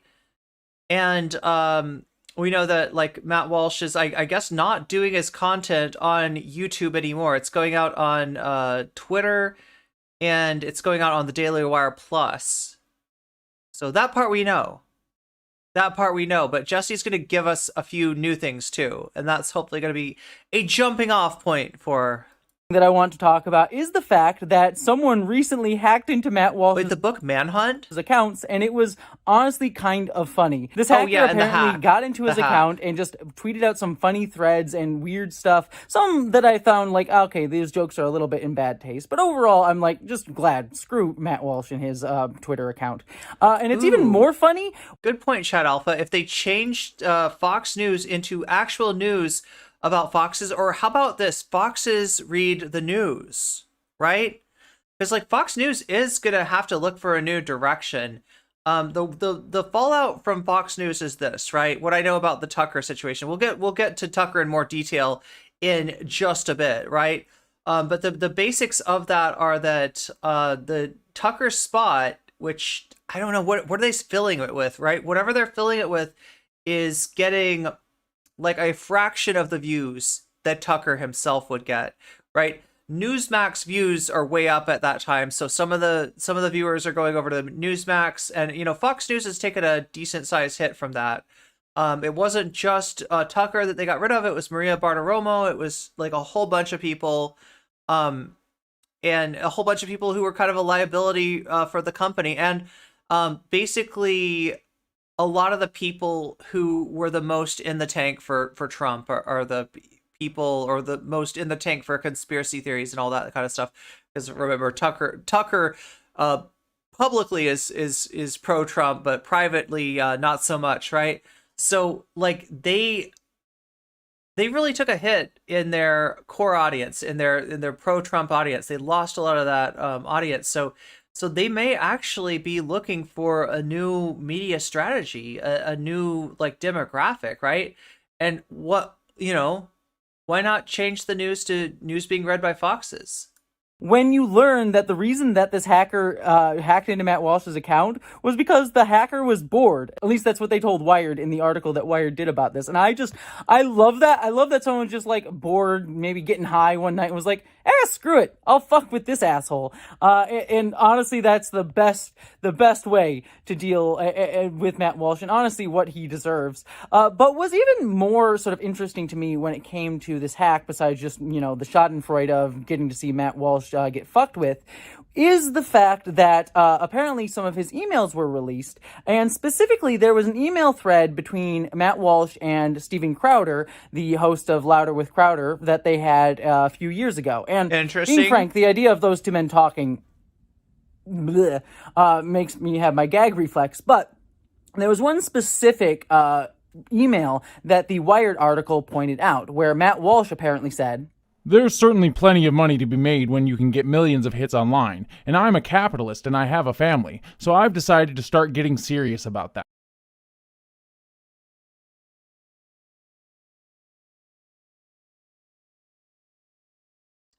Let me read this whole thing. The emails between Walsh and Crowder are largely benign, with Crowder introducing himself before he and Walsh began opining about the imminent collapse of cable news industry, which has thus far failed to materialize. So yeah, right, although it's like it's got an aging demographic, more and more people are getting their news online, it still hasn't, the bottom hasn't fallen out yet, yeah? So it, it's not collapsed, as they say. Growing obsolescence of talk radio, talk about shrinking market shares. Walsh, I don't even know about the talk radio market or where that is. That seems like maybe an even more aging audience, right? Walsh goes on to say that his primary goal is growing his own personal brand for profit. Okay, so here's the quote. "There's certainly plenty of money to be made when you get millions of hits online. And I'm a capitalist, and I have a family, so I've decided to start to get serious about that." Yeah, jink posting, yeah. I live every day of my life as a capitalist. And this email just showcases kind of what we all already knew, that Matt Walsh was just grifting his audience in order to make money. But honestly, it shocks me really not at all, because that's kind of the whole point when you're doing anti-trans rhetoric, as well as a lot of the things that a lot of the right wing in the United States is often doing. They're trying to stoke their audience with anger and fear-mongering in order to build their audience, build their base, and also fill their pocketbooks. I mean, take a look at the stuff between Fox News and the Dominion in that lawsuit that... Do we have a date for this? I'm curious. ...was recently settled between those two, where a lot of the emails showed that people like Tucker Carlson clearly didn't believe half the bullshit that they put out and actually hated people like Trump. But they say it anyways so they can get attention and money. That's the whole point. Welcome to our capitalist society. Also known as talking out of both sides of their ass. It's what leads to the constant decay into fascism, because people just do what they want to get more and more money. And Matt Walsh clearly fits this. He is just stoking anti-trans hate because it makes a lot of money, and clearly it worked, because as I've shown in some of my other videos, his subscriber count increased exponentially when he started doing his anti-trans hate. He just wanted to do it so he could sell his shitty pronoun aprons and sell Daily Wire Plus subscriptions and just make more and more money. And frankly, that makes this next part, because at a speech that he gave at a university, Matt Walsh revealed that YouTube just demonetized his entire channel for his anti-trans rhetoric that he was using towards Dylan Mulvaney, the sort of target of a lot of the right-wing ire right now, because she did a Bud Light advertisement, which... that's a whole other discussion. I'll do a video on that at some point later on. But because of the horrible, toxic, disgusting language that he used, YouTube decided to demonetize his entire channel. And Matt Walsh tried to get all butthurt about this, saying at the event, have continued all the way up to this week. So in fact, less than a day before I was hacked, we received word from YouTube that I had committed a series of alleged violations of their terms of service and also of their ad partnership guidelines, which will now lead to my demonetization and potentially being banished forever from the platform. Now, YouTube's ploy, what we have to understand about big tech, their ploy is to be intentionally vague about their guidelines. They won't tell you. They'll tell you you violated something, but they won't tell you exactly what it was or how that thing violates the guideline, because they want to afford themselves the latitude to demonetize and deplatform you. I feel like there's something a little bit dishonest here, right? We know that the Daily Wire, which Matt Walsh is a part of, has a special relationship with YouTube. It's not like me, where if something happens to, where I get moderated, I don't always know why. In fact, I rarely know why. You rarely get a straight answer about what you did that was wrong. And the times that I have, had like strikes or whatever have been times when it didn't make sense that I had done anything wrong. Jessie Gender famously got in trouble, and all she did is she had a mannequin dressed as Matt Walsh, right? That was somehow considered nudity. So I don't know. It's kind of weird, but the Daily Wire, like I said, they're not only content creators, they are also clients. They are ad clients of YouTube. They buy ads, massive amounts of ads on YouTube, and so they get treated in a special way. So for him to say that he has no idea what he did that was a violation, X'd it out. Whenever they feel like it. And that's really what's going on here. Of course, they just selected me and they said, well, it's your turn, and we're going to look for a reason. In fact, they did tell us, though, they cited 3. There were a number of violations they claimed. They'd only tell us about 3 of them. All 3 of them, coincidentally, had to do with Dylan Mulvaney. Yeah. Now, I don't know. Just coincidentally, YouTube decided you're not allowed to say anything about Dylan. So they did tell you. They did tell you what you did wrong. Mulvaney. YouTube has decided that I'm not allowed to use biologically accurate language when discussing Dylan, or presumably any other trans-identified person. And for what it's worth, it doesn't seem that other channels are being held to this standard right now. So we were told by sources at YouTube. Look, it's bad enough what he says about trans people, as a group, as a class, right? But what he's talking about now is targeted harassment at a trans person. Apparently that's where YouTube drew the line, right? That say what you want about trans people, but when you start personalizing it especially at another content creator who's, got a large social media footprint, we're going to draw the line there. That a decision to target our channel had come from the highest levels of the company. And they're looking for something, a reason to take us out. Now, of course, there is a way out of this jam. The big tech, they're very generous, and they'll give you a potential offer. Isn't it weird that he says our channel? Does anybody else find that strange? What does he mean by our channel? His book calls his book called Johnny the Walrus. What's up, Niner? The fact that Crowder got cosmetic surgery is hilarious. Wait, do you understand what that was? Niner, can you tell me more about that? I'm curious. Crowder needs to go on Sam Cedar's show and address all this. That's right. What was the cosmetic thing that he got done? Because we got some different ideas about what that was, right? He claimed that, he was going in to get basically heart surgery, right? That he had, low ventricular blood flow. And then the note from the lawyer talked about it being an elective procedure.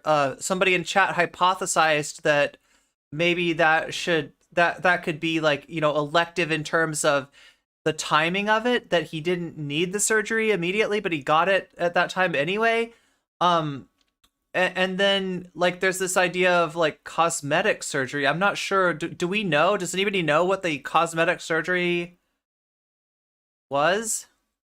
Or if it was cosmetic indeed. The actual surgery, I think he said, was to fix his concave chest, which in turn could help. Oh, I see. Okay. So that concave chest being seen as like cosmetic surgery, but there being like an effect of that being, that your heart needs a certain amount of room in your chest in order to work, to pump blood, and so it's to fix the sunken chest. Okay. Off ramp. So if I simply respect the preferred pronouns and I stop accurately gendering people, then I can likely continue to do my show on the platform. I can get it remonetized after, a short probationary period. I don't know if it was even cosmetic. I don't know either, Nina. That's what I'm trying to figure out, right? I literally, I didn't even pay that much attention, when this happened. So. And I can continue making over $100,000 a month on YouTube ads. And frankly, he can go cope. He's been saying much worse for much longer. And frankly, I'm honestly kind of frustrated and annoyed that it took YouTube this long and for this specific incident for them to demonetize his channel. As I said over 6 months ago in a video, Matt Walsh has been sexualizing transgender. And remember, this is just demonetization. Like, right? He can put videos on YouTube. There's no restriction on that as far as I understand. There's a restriction on the monetization for at least a limited amount of time, and maybe YouTube's making their decision if they're going to restore monetization. And it sounds like they did communicate. Like I said, he's got a special relationship, being part of the Daily Wire. He's got a special relationship with YouTube. So it sounds like what they said is, look, if you can stop harassing Dylan Mulvaney in the very specific way that you're doing that with dead naming, misgendering, etc., right? Then we can restore your monetization. So it sounds like he's even got he's not really demonetized, right? He's just like, they're demonetizing the harassment more than anything. He calls trans healthcare worse than cosmetic surgery. Some people are absolutely fine with a concave chest. Personally, people are fine doing whatever medical procedures they need to for their body. Go for it. But if this was an issue for his wife, she's entitled to that too. People and insulting and dehumanizing transgender people for quite a while now. I mean, he literally describes trans people's bodies as a fetish and calls us gross and mutilated. But that is okay on YouTube, apparently, because to sexualize and dehumanize trans people is expected. But when, someone else, say a person like me, maybe makes a random joke about a cartoon version of Matt Walsh, my video gets hit with a community violation.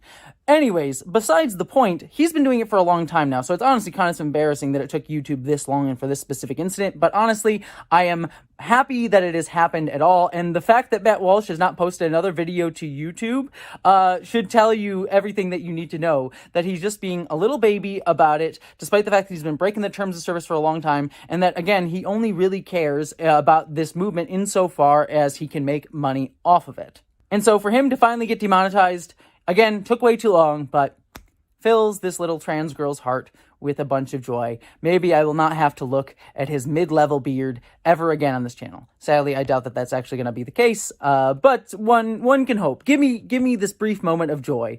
But this brings me to my final thing that I want to discuss, because all of this shows just how cartoonish and silly Matt Walsh is. Yes, he's dangerous. Yes, he's a little fascist boy who is stoking anti-trans hate against a marginalized group that is currently facing a lot of hate right now, that he has been one of the leading proponents of leading to direct violence against the community that I'm a part of.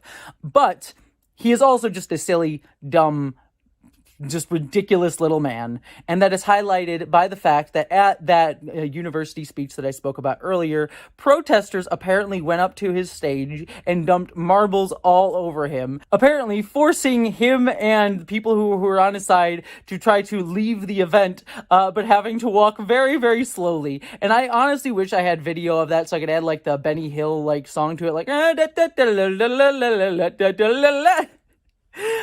because it just that image in my head just showcases to me the truth behind Matt Walsh. That he's just a sad, silly little man who's just trying to make money, but ultimately has nothing to say and just should be laughed at. And in a better society, that's all he would be. He would just be a clown for our amusement. Sadly, that is not the society we live in. We have to deal with the seriousness of the shit that he is stoking, but at the end of the day, he is just a sad, ridiculous little man trying to push a grift so he can make money. Okay. So, that's a jumping off point, like I said, right? She's alluding to this communication between Tucker and Steven Crowder. And I want to find out more about that communication. That's what we're looking into. We're looking at the Matt Walsh leaks. Like, we've already kind of caught up with the demonetization, the hacking, the cope over that stuff, the fact that he wants to be able to harass Dylan Mulvaney and YouTube won't let him, and where that landed him, which is that he's posting his videos, his show, to Twitter for Elon, right? Helping Elon out there, not really getting a lot in return from that, but also on the Daily Wire Plus, right? So I guess making that his show kind of no, it's not exclusive though. He's still on YouTube. I don't even understand what he's doing, right? But he's not on YouTube. That's a good thing. That is a good thing, and hopefully, God, it would be so awesome if the Walshies washed out of YouTube too. If they went and followed him whatever dark corner of the internet he ends up at. But we're still sort of looking, and if anybody has the links for me, I would massively appreciate it. We're still looking for the leaks themselves on Matt Walsh. Now, in the meantime, somebody sent me this tweet, somebody from the Discord, and people on the Discord, you post in stream suggestions all the time. I feel like I don't get to your post a lot of times, and you might feel sad, you might feel like I'm not paying attention. Rest assured, I am reading everything that you post, and I cover what I can. Here's something from a Discord member.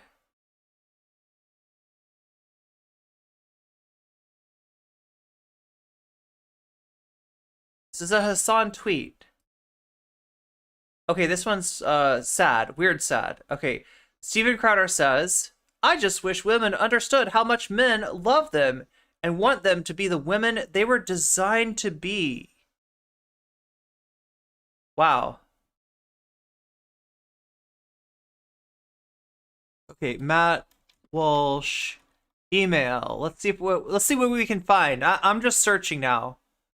Reviews is hate mail. That's not what we're looking for. Matt Walsh YouTube channel demonetized. Oh, here's another thing that happened. A Majority Report viewer apparently owned Matt Walsh in a debate.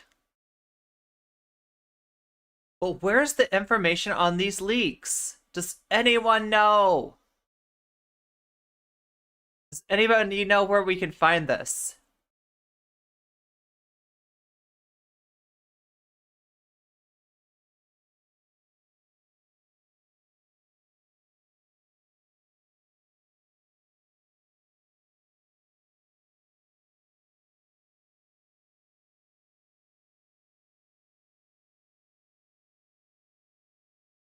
I mean, I guess, should I be surprised that YouTube is not, like, YouTube search is not, like, helping me find this information?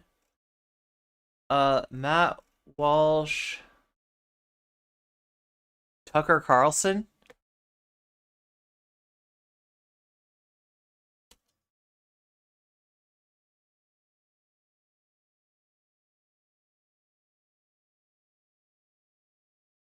Here's Matt Walsh speculating on Tucker Carlson's firing. But the question still remains about why this termination happened. And there have been many reports about how it was related to lawsuits and so on. And, you know, I told you yesterday, I don't buy that. I just don't buy it. Yeah, Twitter's sometimes good. I'll look at that in the I background. have no inside information. I have no insight. I have no sources that I'm talking to. All I have is my own BS meter that is usually pretty well honed. And I don't buy it. I don't buy it had anything to do with lawsuits. I told you yesterday that to me, this happened because of who Tucker is and what he says and the stands that he takes. The fact that he's actually an effective right-wing figure and advocate, that's why he's not welcome at Fox, and that's why they got rid of him. And now there's a new report from Vanity Fair, which seems to confirm this. So this is Vanity Fair. It says 24 hours after Fox News ousted its highest-rated host, the network has yet to explain one of the most shocking defenestrations in cable news history. I'm not going beyond the release. A Fox News spokeswoman texted yesterday when I asked her for comment. In this information void, multiple theories about why Fox fired Carlson circulated in the media. It was fallout from the Dominion settlement. It was punishment for vulgar text messages published in Dominion court filings. It was a consequence of former Fox producer Abby Grossberg's lawsuit, which we'll talk more about that in a minute, which alleged Carlson oversaw a hostile work environment. But none of these potential reasons fully add up. Fox News anchor Maria Bartiromo hyped Dominion conspiracies far more than Carlson did, and yet she remains on the air. Fox had access to Carlson's texts and emails in the Dominion lawsuit for months, and they didn't punish him, so on and so forth. So that's why all that doesn't line up. Mystery remains, why did Fox News take its biggest star off the air? A new theory has emerged. According to the source, Fox Corporation chair Rupert Murdoch removed Carlson over remarks that Carlson made during a speech at the Heritage Foundation's 50th anniversary gala on Friday night. Carlson laced his speech with religious overtones that even Murdoch found too extreme, according to the source, who was briefed on Murdoch's decision-making. Carlson told the Heritage audience that national politics has become a battle between good and evil. Carlson said that people advocating for transgender rights and DEI programs want to destroy America, and they could not be persuaded with facts. Quote, "We should say that and stop engaging with these totally fraudulent debates. I've tried, that doesn't work." The answer, Carlson suggested, was prayer. "I've concluded that it might be worth taking just 10 minutes out of your busy schedule to say a prayer for the future, and I hope you will."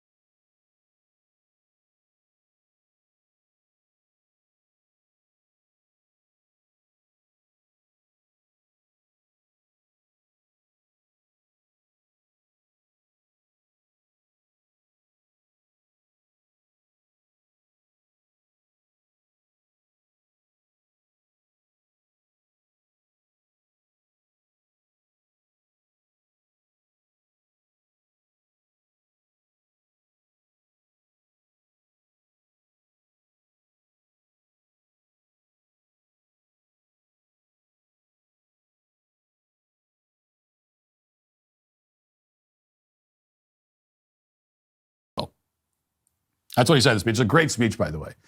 And everything that he says in the speech is 100% accurate. This is, in fact, a battle of good versus evil. This has gone well beyond any sort of debate over the facts, because we are debating with people who don't care about the facts. It's not just they don't care about the facts. They reject the concept of facts. They reject in principle the very idea that there can be a fact. Okay, these are relativists. All truth is relative. We all get our own truth, right? We all live in our. Thank you, chat. How long have I been muted, by the way? How long have I been muted? Welcome back to the stream. I'm muted. Yeah. And I was like, so I was checking in the background to try to find a few minutes. Wait, so like everything you've said about this vid. Okay. So I don't even know why I muted. Oh wait, no, I remember. Yeah, there was like a plane coming by and it was really noisy and I muted then and I didn't unmute. Okay, so anyway, what I was saying is that we are very interested in facts. We're interested in the facts of what is in Matt Walsh's emails, right? My search on Twitter to find out if these emails have dropped, if there's any information, where did Jessie Gender get her information? Where can we get more information, right? Is that the hacker talked to a journalist from Wired, and the journalist posted some of, promoted that interview on Twitter. That caused Elon Musk suspended the journalist. So Mr. Free Speech, right? The guy that was so concerned of the fact that we didn't know why we were unable to see the pics of someone named Dick that is a close personal friend of Hunter Biden, if you know what I'm saying, right? Hunter Biden took lots of pics of this guy named Dick, right? These pics of Dick that Hunter Biden had, right? The public has the right to see that. That's news. That's news. Like, what exactly does Dick look like? What does Dick look like at different angles? What does Dick look at like in different activities, right? The public deserves to know all about this friend of Hunter Biden's whose name is Dick, right? We there's pictures of this person, and those are newsworthy. According to Elon Musk, that's what the Twitter files were. That was like 90% of what Matt Taibbi was chirping about, right? Was the fact that, like, oh my God, how could Twitter, prior to Elon Musk, have suppressed these links that were just to a picture of a friend of Hunter Biden's named Dick, right? The public deserves to see, right? So that kind of revenge corn, that's newsworthy. But according to Elon, Matt Walsh's communication to like Tucker Carlson, for instance, not newsworthy, right? So he said that we don't believe in facts, we don't like facts, we don't believe in the concept of facts. No, we do. And the fact is that you got some juicy emails, right? And they're very telling. They're very telling. And we're going to get into that in just a second. We're going to finish this up, and then we're going to look at the Wired magazine report on the emails, the journalist that talked to the hacker and that then got banned from Twitter because Elon Musk just does not give a F about free speech. Our own universe, we have our own truth, and we get to set the rules for our own universe according to our own, emotional and narcissistic whims. That's what they believe. That's what all this is about. And it is a spiritual battle of good versus evil. Tucker Carlson's 100% correct about that. Oh wait, Niner 49 got back to me. I hate to say it, but watching Candace Owens, we actually just got finished with that Niner, the Candace Owens video. Crowder needs to go on Sam Cedar. The fact that Crowder got a cosmetic surgery is hilarious. Tucking hypocrite, tucking indeed. Wait, am I missing something? Okay, I don't even remember what I asked you, Niner. I asked you something because you seem to know something. Needs to go on Sam Cedar show. What am I missing here?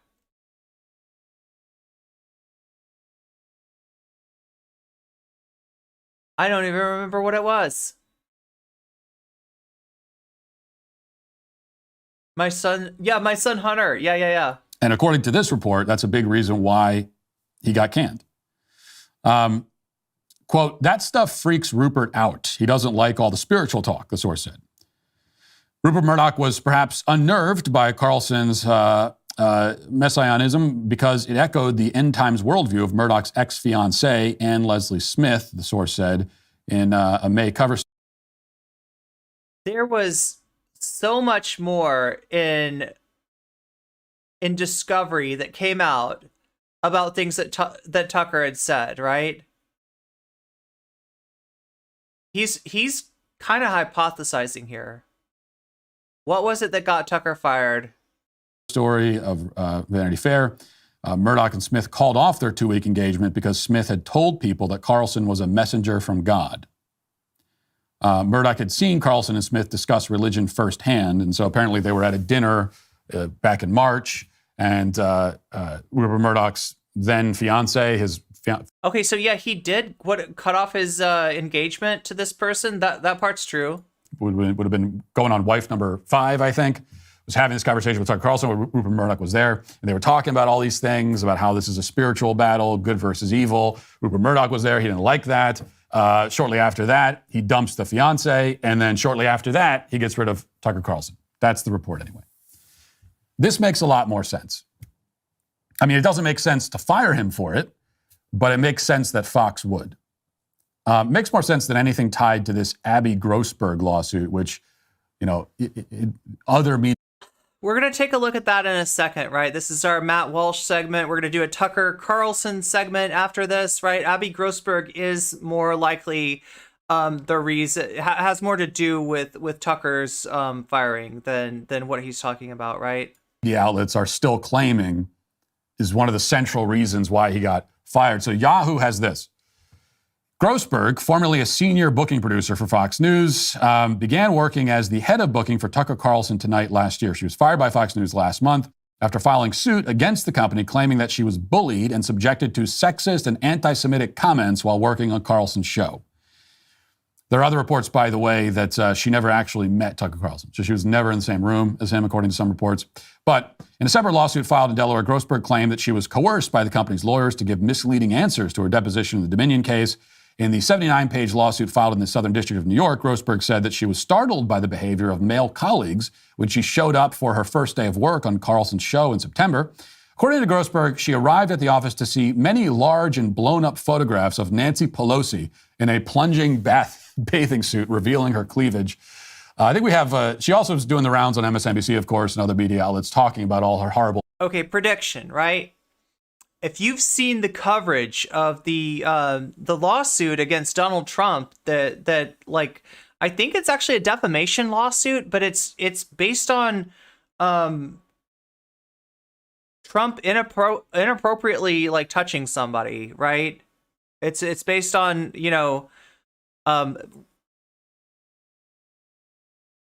Republicans will claim, and this is about any sort of allegation of harassment or inappropriate, sexual, any this or that, right, with Trump, right?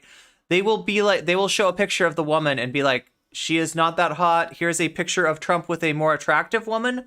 Why would Trump doesn't make sense, right? That's what they'll hang it on. That's what they'll hang on. Oh, you think that Trump's interested in you? Ha ha ha. You're not that good looking, right? Prediction. Matt Walsh goes there. Matt Walsh goes there. Experiences working for Tucker Carlson. We have the clip of her talking about this traumatic encounter with Nancy Pelosi pictures. Let's watch that. Okay, my prediction is that he's going to say something about Nancy Pelosi not being attractive. I was hoping that it would be more professional, and what he was portraying on air was just a show, and unfortunately that wasn't the case. So when do you realize that? Immediately. I show up first day of work, and I know that this is a popular one. It's been widely publicized. There are literally pictures like this big of Nancy Pelosi in a bathing suit in Europe, plastered all over. So this is in Tucker's office. This is Grossman. We're going to get more into her in just a bit. She becomes relevant when we're talking about Tucker.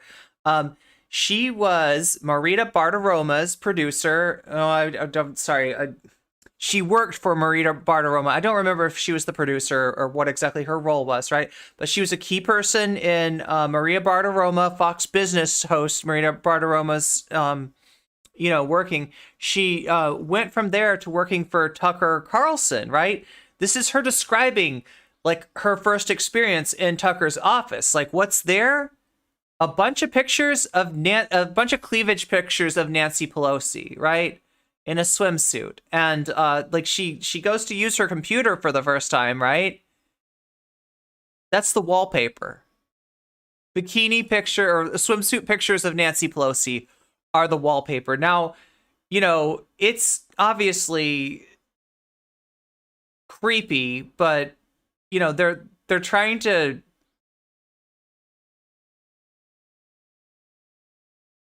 they're having a go at Nancy Pelosi over her age and her looks, right? Just think about the Don Lemon stuff. Nikki Haley, isn't she kind of past her prime? This is the same kind of stuff. This is the same kind of gross, dehumanization of women, the valuation of women, that women are only valuable during certain like times of their life. And if you buy into what Don Lemon was saying, as a woman, you've got like 5 years max to run for president, right? You become eligible to run for president. And then at some point you become, what did he say, past your prime? And if you're past your prime, why bother running for president, right? You're just a joke. You're nothing. You're worthless, right? This is that kind of thinking. You're seeing it. We see it in with Don Lemon, and we see it with Tucker Carlson, right? Two very different situations, but they have this common thread of misogyny, really, and particularly like this. I guess like age-related misogyny. I don't know what you'd call this. There should be a name for this, right? This is a thing. This needs a name because this is definitely a thing. There was even one on my computer screen for the temporary computer I had to use, and I had to take it down just to work. Within a few days there, I was called into Justin Wells' office with Alex McCaskill, who was a senior producer as well, and asked if Maria was having an affair with Kevin McCarthy. It was just... I was shocked. So you're seeing also, here's another common thread, right? Trouble in paradise, right? We tend to think of the right wing as this codified, unified sort of thing where they're all working together. They're all working to own the libs. They're all working for this great ideological purpose of fighting wokeism. Not true. Not true. You're seeing right here that Tucker hates Maria. There's a lot of hate between these people that goes on behind the scene. But, it's not useful for them to publicize this. It's not useful for them to make this public, right? So sometimes it kind of stays private. You see that Tucker hates Trump, right? But Trump and Tucker are pulling from the same audience. It would be destructive for both of them were they to go at each other. Were Tucker and Trump to, have a back and forth where Trump was like, Tucker's a piece of crap and Tucker's like, Trump's a piece of crap, right? Publicly, that would be damaging for both of them, right? They're sharing the same audience, right? So they're going to be nice to each other in public, right? And the same thing between Tucker and Bartiromo. I don't think there was ever anything publicly like, where they were back and forth with each other. But obviously, Tucker's like second that she comes, and this is silly too, right? Because you would assume that there's maybe like some degree of friendship, loyalty, concern for Maria Bartiromo's, production, like the staff that work under Maria Bartiromo. You'd think that there was still something, and Tucker's right away hitting her up for like, so Maria and who did they say? I'm trying to remember. With Alex McCaskill, who was a senior producer as well, and asked if Maria was having an affair with Kevin McCarthy. Maria and Kevin McCarthy, is there something there? Is there something going on there? Yeah, gross. It was just, I was shocked. Yeah, but this is like misogynism or something, right? It's like a combination. I couldn't even believe it. I was like, it's an ageism that men are not subjected to. Lord. That's pretty funny. Companies are strong-arming their customers to Okay, I guess I was wrong. I didn't hear him go after Nancy Pelosi's looks like I thought I would. Support abortion, canceling customers for their political views, and making a mockery of women by supporting transgender models. No government agency, institution, or company is allowed to just be what it is and focus on fulfilling the tasks that it was made to fulfill. A beer company can't just make beer anymore. Their primary concern is not with brewing and distributing beer. Do you understand marketing? Do you understand marketing as a part of business, right? It's wild to me that you think that Anheuser-Busch was like, listen, profits be damned. We want transgenderism to succeed. It's important for Anheuser-Busch that the transgender agenda succeed.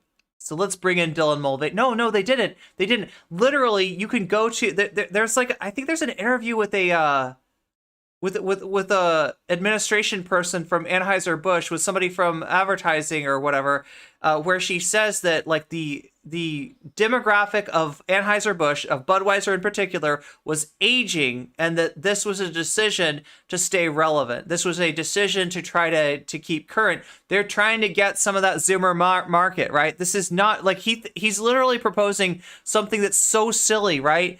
Capitalism is about making money, right? And it doesn't mean that the beer business is all about making beer. There's more to beer business than making beer. There is who is buying the beer, there's the advertising the beer, and there's cultivating a brand, right? Fox, that the whole point with Fox following Trump off this cliff when it came to Dominion, getting themselves sued for almost $800 million, right? That chase was about brand. They were afraid that they were going to lose their brand. They were going to lose their demographic to Newsmax and to OAN. They couldn't let that happen, right? So they had to chase the Mike Pillow guy. They had to chase the weird conspiracy theories like, I don't know, something's going on with this election. Like all that bullshit. They didn't believe it. Behind the scenes, they did not believe it, right? Tucker didn't believe it.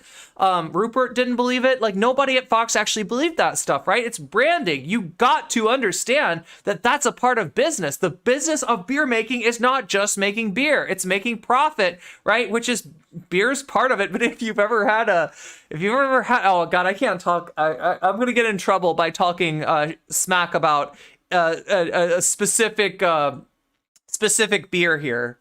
Let me just say that there's a lot of American beers where they don't seem to concentrate on the taste of the beer that much, right?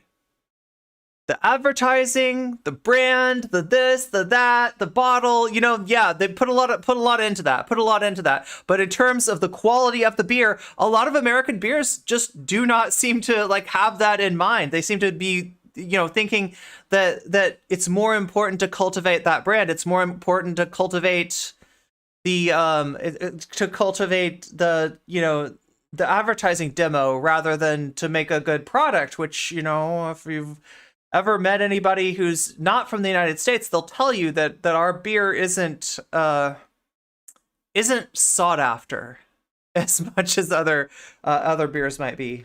But with showing their support of the left's political and cultural agenda. But Public Square offers a new solution. Public Square is an app, and it's a website as well, where you can get... It is! I was right, it is an ad. Yo, your PBR. Listen, I will say something. Okay, this could be a little bit controversial, right? I don't know what good beer is. I couldn't... If you put me loose in a beer store with unlimited money, I wouldn't be able to find what the good beer is, right? I don't know. So when it comes to like what beer I'm going to try, if I'm going to drink beer, it's generally going to be, maybe Pabst, maybe Coors, maybe it's going to be a quote unquote watered down beer, because the watered down beers are tastier than the wannabe like microbrew, European style like beers that we have, because every single time I try to taste something like that, it's terrible. Good beer is IPA. Okay, so I should try that. Good old Guinness is good, but it's yeah. That's it's also there's a whole consideration for like how much does it cost? How much am I going to pay for beer? And I don't really like getting drunk that much. Like the last time I got drunk, I almost fell off a trampoline while playing Rocket League, and I encouraged other content creators who were currently canceling me to spank me, to just get it over with, right? If you want to punish me, just go ahead and bend me over your knee and spank me, right? That was not my best moment, right? So yeah, that's the problem, right? Is that like, like I don't really like beer. I'm not going to buy a beer. A beer might be a manageable amount for me to drink, right? So instead I get like a bottle of wine, and really I only probably need like 1 drink or 2 drinks max, right? That's my limit, right? Because I don't drink, so I don't have a tolerance, right? But I get a bottle of wine, and I kind of feel compelled because of the fact I can't jam the cork back into there. And I'm just like, I don't know, like, I mean, this is tasty, because like, I found a tasty wine, and I just keep on drinking and drinking and drinking until just stuff gets absolutely ridiculous. And since then, you might have noticed I have not drank on stream, and I do not plan to in the future. I only ever really drink with people who are more knowledgeable about like good alcohol than I am, because I don't even know what the good alcohol is, right? I just don't drink enough to know that. Connected to tens of thousands of businesses from all different industries that share your value for life, family, and freedom. Public Square also offers discounts to many high-quality businesses on the platform, Why so you am can I still actually have an watching incentive this? to spend money with companies that don't. Okay. Has finally left. Still advertising. Because of that, they actually have a Still delay in advertising. efforts to prevent Still shaming advertising. Nancy Pelosi. Okay, there we go. So We're good. what, maybe We're they're. good. Maybe they think. What's up, Bob Watkins? There are wine toppers that make it easy to recap the bottle. I should look into that. Some have cute shapes and images. That Nancy Pelosi is a beautiful woman, and that's all.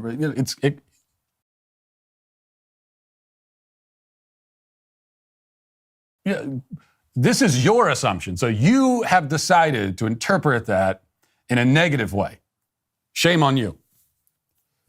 Can you imagine if Abby Grossberg Shit-eating grin came to work for the Daily Wire and she encountered our 5-foot-tall, cigar store Indian of Elizabeth Warren? How would she? I mean, she would break down in tears immediately upon encountering that. She says that staff members frequently engaged in group discussion in which misogynistic views. Look, Abby Grossman is not a good person, right? She worked for Maria Bartiromo. She worked for Tucker Carlson. She worked at Fox News. I'm not deluding myself into thinking that she's a cool person who I would have a glass of wine with. I probably would not have if she invited me to Applebee's to have a margarita, I probably would not take her up on that, right? But that being said, like, I understand her reaction. I don't think it's her being like a precious snowflake, right? When she sees what the culture is there, right?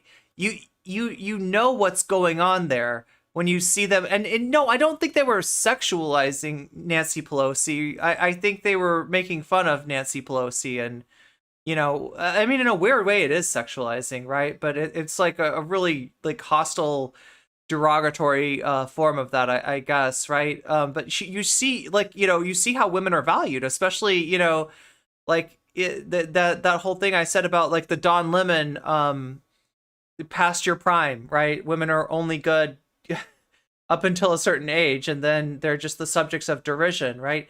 More of our staff. Okay, let's see what this is. Women as objects to be judged solely based on their appearance were broadcasted. Am I putting you to sleep, J.R. Wolf? In these discussions, no woman, whether she was a Republican politician or a female staffer at Fox News, was safe from suddenly becoming the target of sexist, demeaning comments. In one instance cited by the paper, the lawsuit recalled a crass and sexist discussion in the newsroom before the Republican gubernatorial candidate in Michigan, Tudor Dixon, was scheduled to appear as a guest on Carlson's show. Before Dixon arrived, staffers discussed whether Miss Dixon or her opponent, Gretchen Whitmer, was hotter. That's an interesting question, and that's a debate many of us have had. It's a really important debate. I think ultimately Tudor Dixon's going to be the more attractive one. Gretchen Whitmer, in my opinion, the fact that she's so evil, it's just the leopard eating face party surprises yet another victim. You can't quite. Maybe it's not fair to deduct points based on that in a discussion of this sort, but the fact that she is so despicably, horrifically evil, I think it does. He used horrifically for a reason. Exude out of her, and it actually affects her physically as well. What the? Oh, come on, bro. But a very interesting conversation. that apparently traumatized You got to give me more than just Resident Sleeper, though, JR. You got to give me more than that to go on. Like, poor Abby Grossberg. what exactly is putting you to sleep? Matt Taibbi, my discussion of wine. It could be any number of things. Talking about Nancy Pelosi in a bathing suit. What's putting you to sleep? And then, okay, in another instance, McCaskill allegedly referred to a room in the office where Fox News employees could pump breast milk as a waste of space. Someone who worked for Fox said that the room for pumping breast milk was a waste of space and suggested it should be converted into a room of tanning beds for the guys to tan their testicles. You're done. Okay, good. Fair enough. Fair enough. You're done with Matt Walsh. Yeah, I think we're almost done with Matt Walsh, too. You know, if that was actually said, Abby, that's what's known as, we actually have a word for that. It's called a joke. Fair enough. So that's someone was Matt Taibbi puts you to sleep. Me too. making a joke is what they were doing. If that, You've never been subjected to this before. that was even said at all. But she also accuses the Tucker team of... Yeah, he is kind of boring, isn't he? The way that, like, it's something about his cadence. He's like, yeah,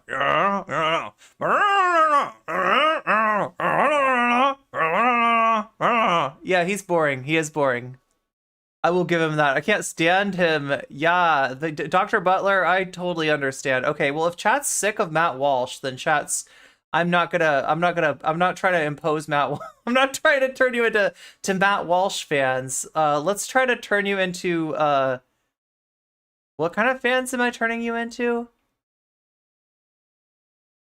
Matt Walsh hacker fans. That's what I want to do. That's what I want to make you.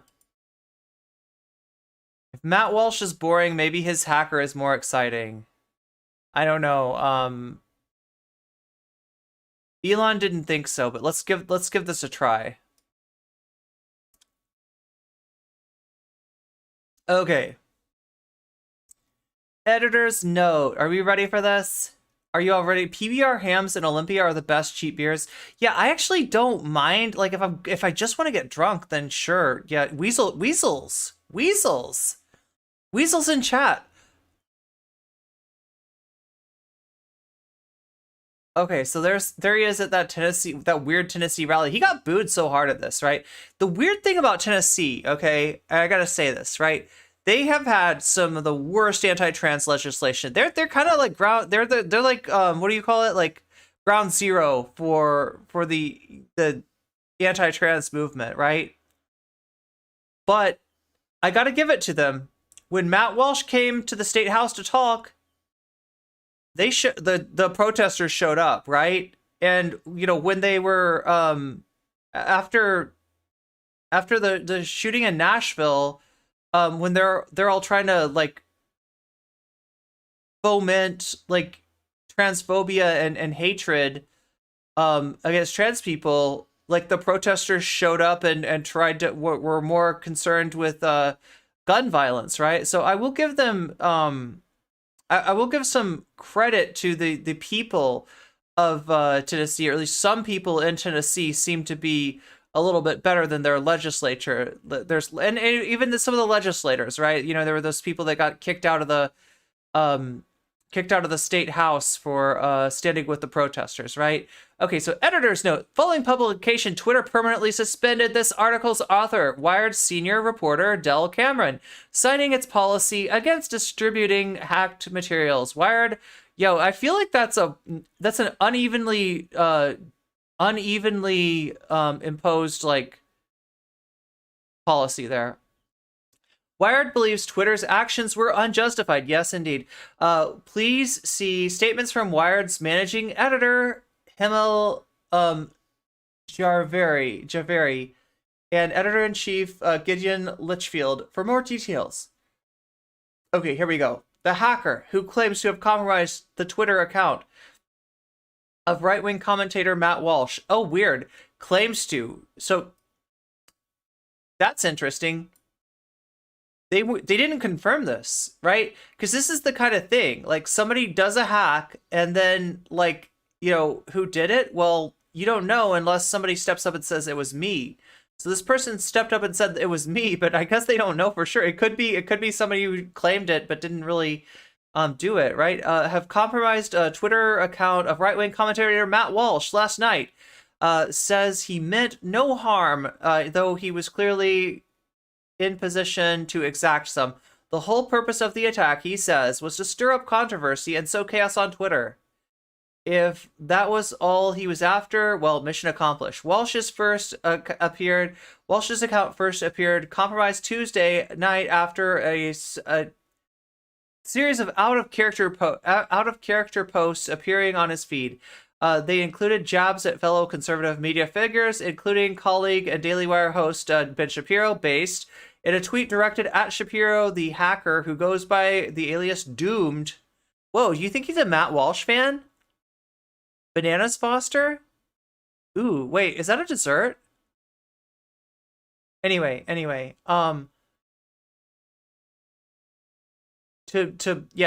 goes by the alias Doomed. So maybe did I say Matt Walsh? I meant Matt Bender. Maybe a Matt Bender fan, right? Wrote, "You know what you did. You are a closeted homosexual and hide behind..." Yikes. Yeah, the hacker said some yikes stuff, actually, if I remember correctly, right? Other tweets included, Joe Rogan is a Pedialyte drinker, and I can confirm Andrew Tate kidnapped and Ard those girls. Oh my god. A reference to the former British kickboxer and controversial misogynist arrested in Romania last year on allegations of human trafficking. Walsh, who hosts the Daily Wire podcast named him after himself, has been frequently characterized as an online troll. He's previously described himself as a theocratic fascist, claimed to believe that anime was satanic, and pushed for state executions of doctors who provide minors with gender-affirming care. Yo, he's not the only one who's done this, right? Like, this has kind of gone on Twitter. I don't know if we'll have a time for... there's a video that I want to watch about this that talks about a former MMA star who did similar stuff to this, like this calling for state executions, calling for public executions, actually, due to his efforts to foment attacks against the LGBTQ community online and in the media, denigrating trans people in particular as groomers. Walsh drew criticisms more recently over a series of resurfaced remarks in which he refers to girls as young as 16 as being the most fertile. Yeah, the hackers kind of says a lot of, like, messed up stuff. The intent to make funny tweaks. Yeah, like I love that, like, the problem with Ben Shapiro would be that he was gay or that he was secretly gay or something. It's like, no, there's a few other things, like, that are actually... So that's why I kind of wonder, like, is this hacker even somebody that's, like, you know, has an issue with Matt Walsh for the right reasons? The intent was to make funny tweets, as Matt Walsh likes to trigger people, said Doomed, who declined to provide his real name. We caused no financial harm, threatened anyone, nor ruined anything. It was merely, he says, a few silly words on social media. The pinned tweet on Walsh's profile, which was suspended a few hours after the hacks began, read, "My pronouns are that/N-word with a soft A. The hack was accomplished," Doom said, using a technique known as SIM swapping. The attack typically involves hackers tricking a cellular phone provider into switching a victim's phone number. Oh my god. Vamps, thank you.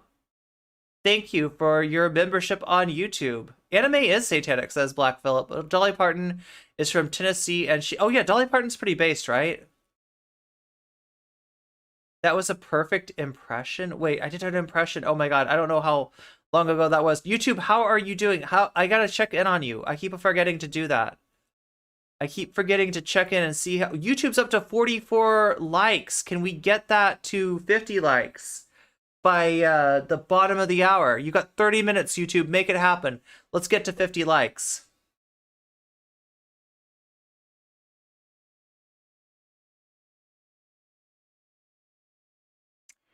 Okay, anyway, so they got his phone by tricking his phone company to switching his phone number to a SIM card that the hackers control rather than the one in the victim's phone. Doomed, however, claims that Walsh's phone was compromised with the help of an insider. Okay. In addition to his Twitter account, Matt Walsh's Google and Microsoft accounts appear to have been compromised, granting Doom unfettered access to the right-wing host's private emails. Now, that's the interesting part, right? Several screenshots were provided as proof of the intrusion, including an apparent copy of Walsh's W-2, which lists his employer as Bedkey Services LLC, publisher of the Daily Wire. Business records list Shapiro as the company's director. Other images included a direct message on Twitter from Shapiro. Okay, so DMs with Shapiro from 2017, emails between Walsh and the conservative commentator Steven Crowder, host of Louder with Crowder podcast, dated from March 2014. Okay, so emails. A photo of Walsh holding up a paper dated November 2020, apparently used to authenticate some type of accompaniment message. The emails between Walsh and Crowder. Okay, so this is between Walsh and Crowder. So we do have between Shapiro and Crowder. Do we have Tucker and Crowder? Or did I just make that up? Maybe I don't see Tucker and Crowder yet, so I don't know if that, or sorry, not Tucker and Crowder, Tucker and Walsh. Walsh and Crowder are largely benign, with Crowder, so we read this part, introducing himself before he and Walsh. Okay, so emails between Walsh and Crowder. These are dating back to 2014, so this is him introducing himself. Talking about the collapse of cable news. Yeah, this is in 2014. It took a little long. It still hasn't collapsed, so whatever. A growing obsolescence of talk radio. Anyway, so here's the quote. There's certainly plenty of money to be made when you could get millions of hits online. I am a capitalist and I have a family, so I've decided to start getting serious about that. I mean, look, you could read this as you may, right? A lot of people are reading this as like proof that he's grifting, that he doesn't really, mean what he says or something. I think he does. I think he is a transphobe.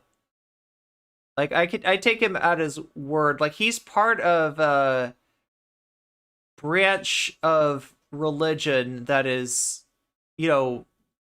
really hateful to a lot of marginalized groups, right? Including gay people and trans people. Other screenshots appear to show the hacker in the midst of compromising Walsh's accounts, triggering authenticating requests received on SIM-swapped devices. The SIM-swapped device.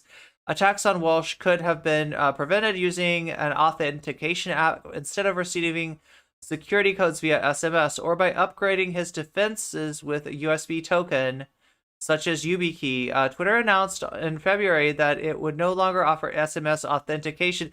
Oh, so literally Elon it kind of screwed him here, right? Would no longer offer SMS authentication to people who don't subscribe to the Blue service. A move security experts say is nonsensical. SMS is dog poopy for security.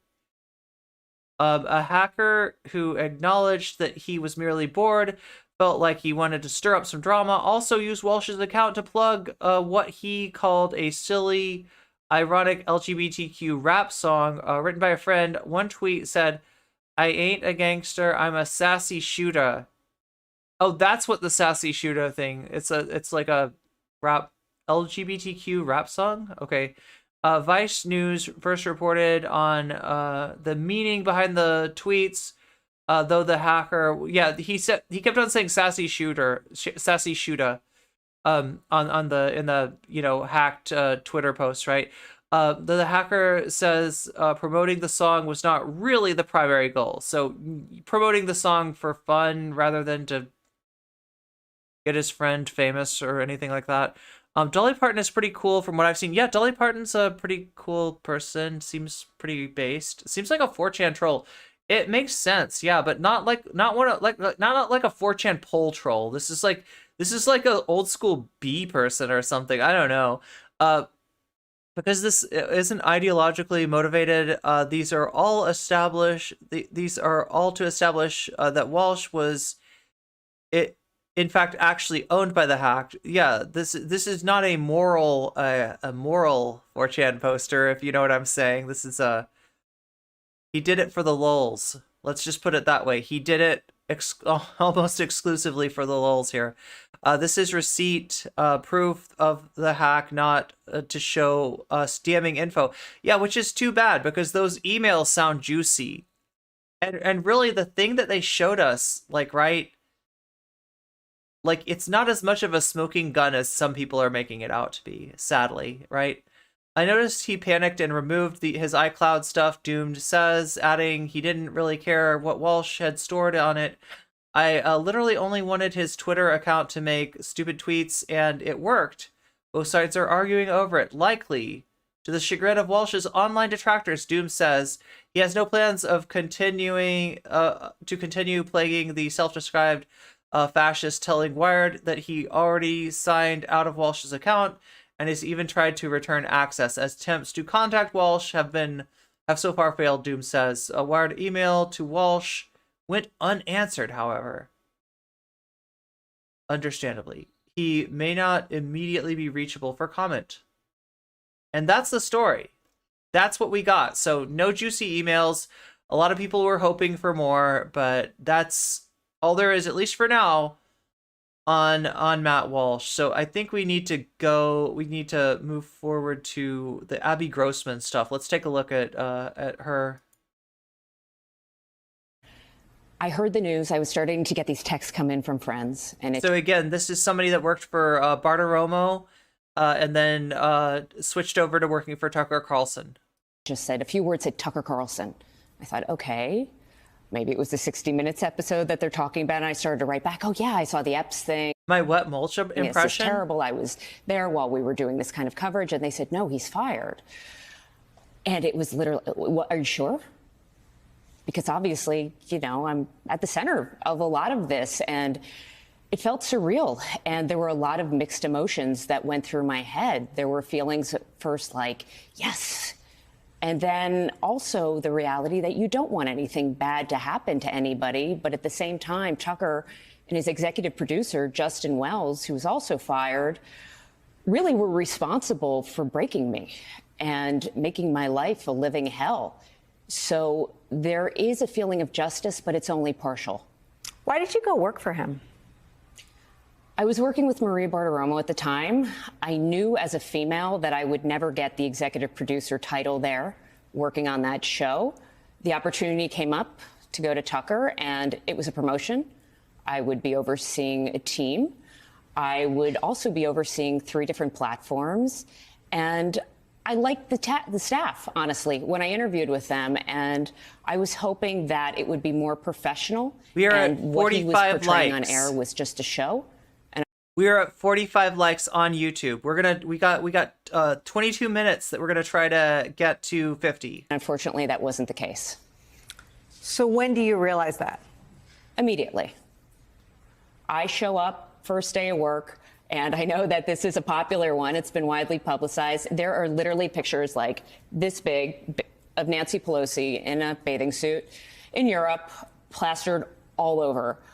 There was even one on my computer screen for the temporary computer I had to use, and I had to take it down just to work.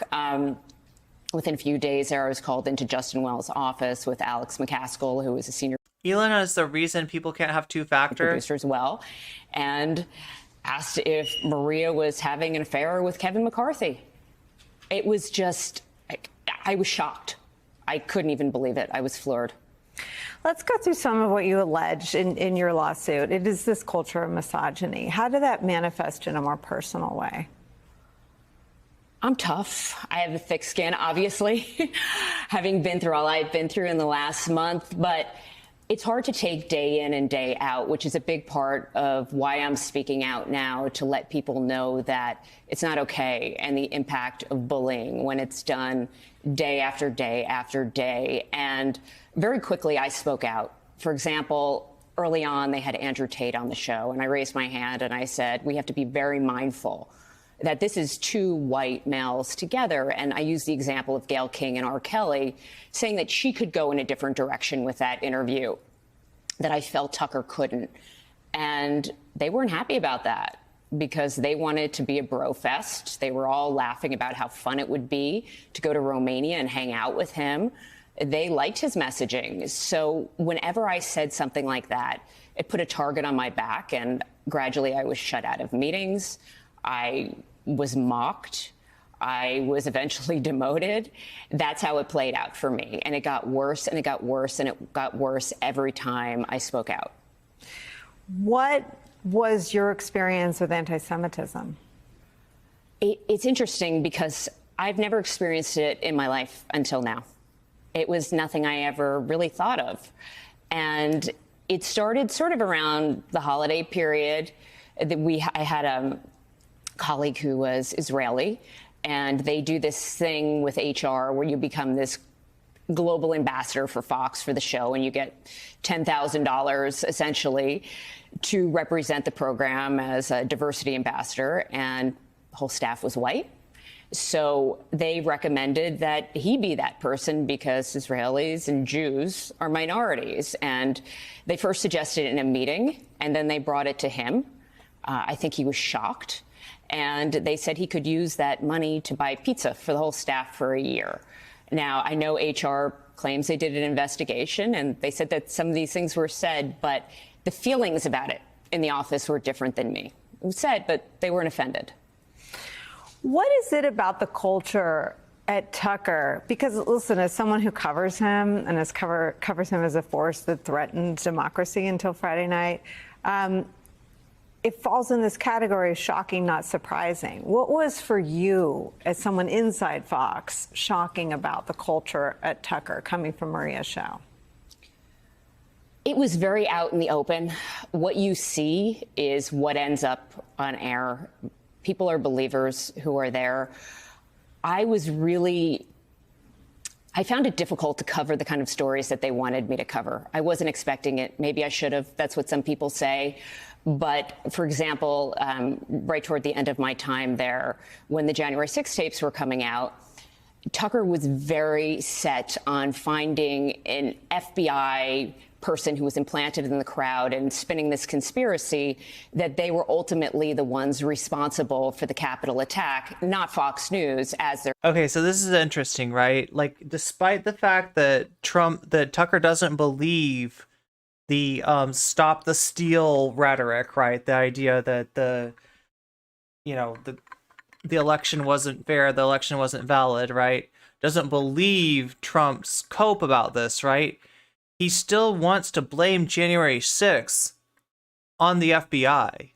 Like, right? That the idea that what he's basically proposing here is what would be called legally entrapment, right? And entrapment is when a government entity, whether it be like an undercover agent or whatever, prompts somebody to commit a crime that they wouldn't normally commit. So, right, if like, you know, the FBI infiltrates a group and they find out that they've got this plan to do like XYZ, and they document that that's their plan, that's their intent, right? That's a crime by that group. If the agent comes in and like the group doesn't have its crap together and they're not really planning anything, and they're like, hey, have you seen this, target? This is a juicy target right here. You could get this, here's how you do it, by the way, here's some plans, right? So in other words, if the government agency spurs somebody to commit a crime that they wouldn't otherwise commit, that is not a crime on their part. That is the government agent entrapping them, right? That's what Tucker's trying to insinuate here, right? Or that's what he wants to find. You're gonna see what he does in order to try to prove that, right? But in reality, there's not even evidence that. So when there's evidence that they had people in the Proud Boys that were talking to them. There's not evidence that they took anybody that was either not in the Proud Boys before and had some, like was an informant outside of the Proud Boys and put them in the Proud Boys, or that they put an agent into the Proud Boys. And that's what the right wing, that's what their claim is. That's what they're trying to push, is the idea that the Proud Boys, the group there at the January 6th, like, you know, at the Capitol, would not have done what they did were it not for the agents who were supposedly among them. That like they're there, they're protesting, protest. The FBI agents are like, hey, let's go and break in. Let's get in. You can use this. You can use your stick here. Break in. Right? Like that's what they're trying to imply. Right? There's no evidence for that. There's none whatsoever. And yet you see Tucker trying to get her to talk to people, like get her to talk to like the Proud Boys lawyers and try to, you know, find that evidence or find somebody who will make that claim. Watch what she says about that. About to go into the Dominion trial, that it was really, you know, the FBI that set up this thing, not Fox telling the American people that the election was rigged and the voting machines did it.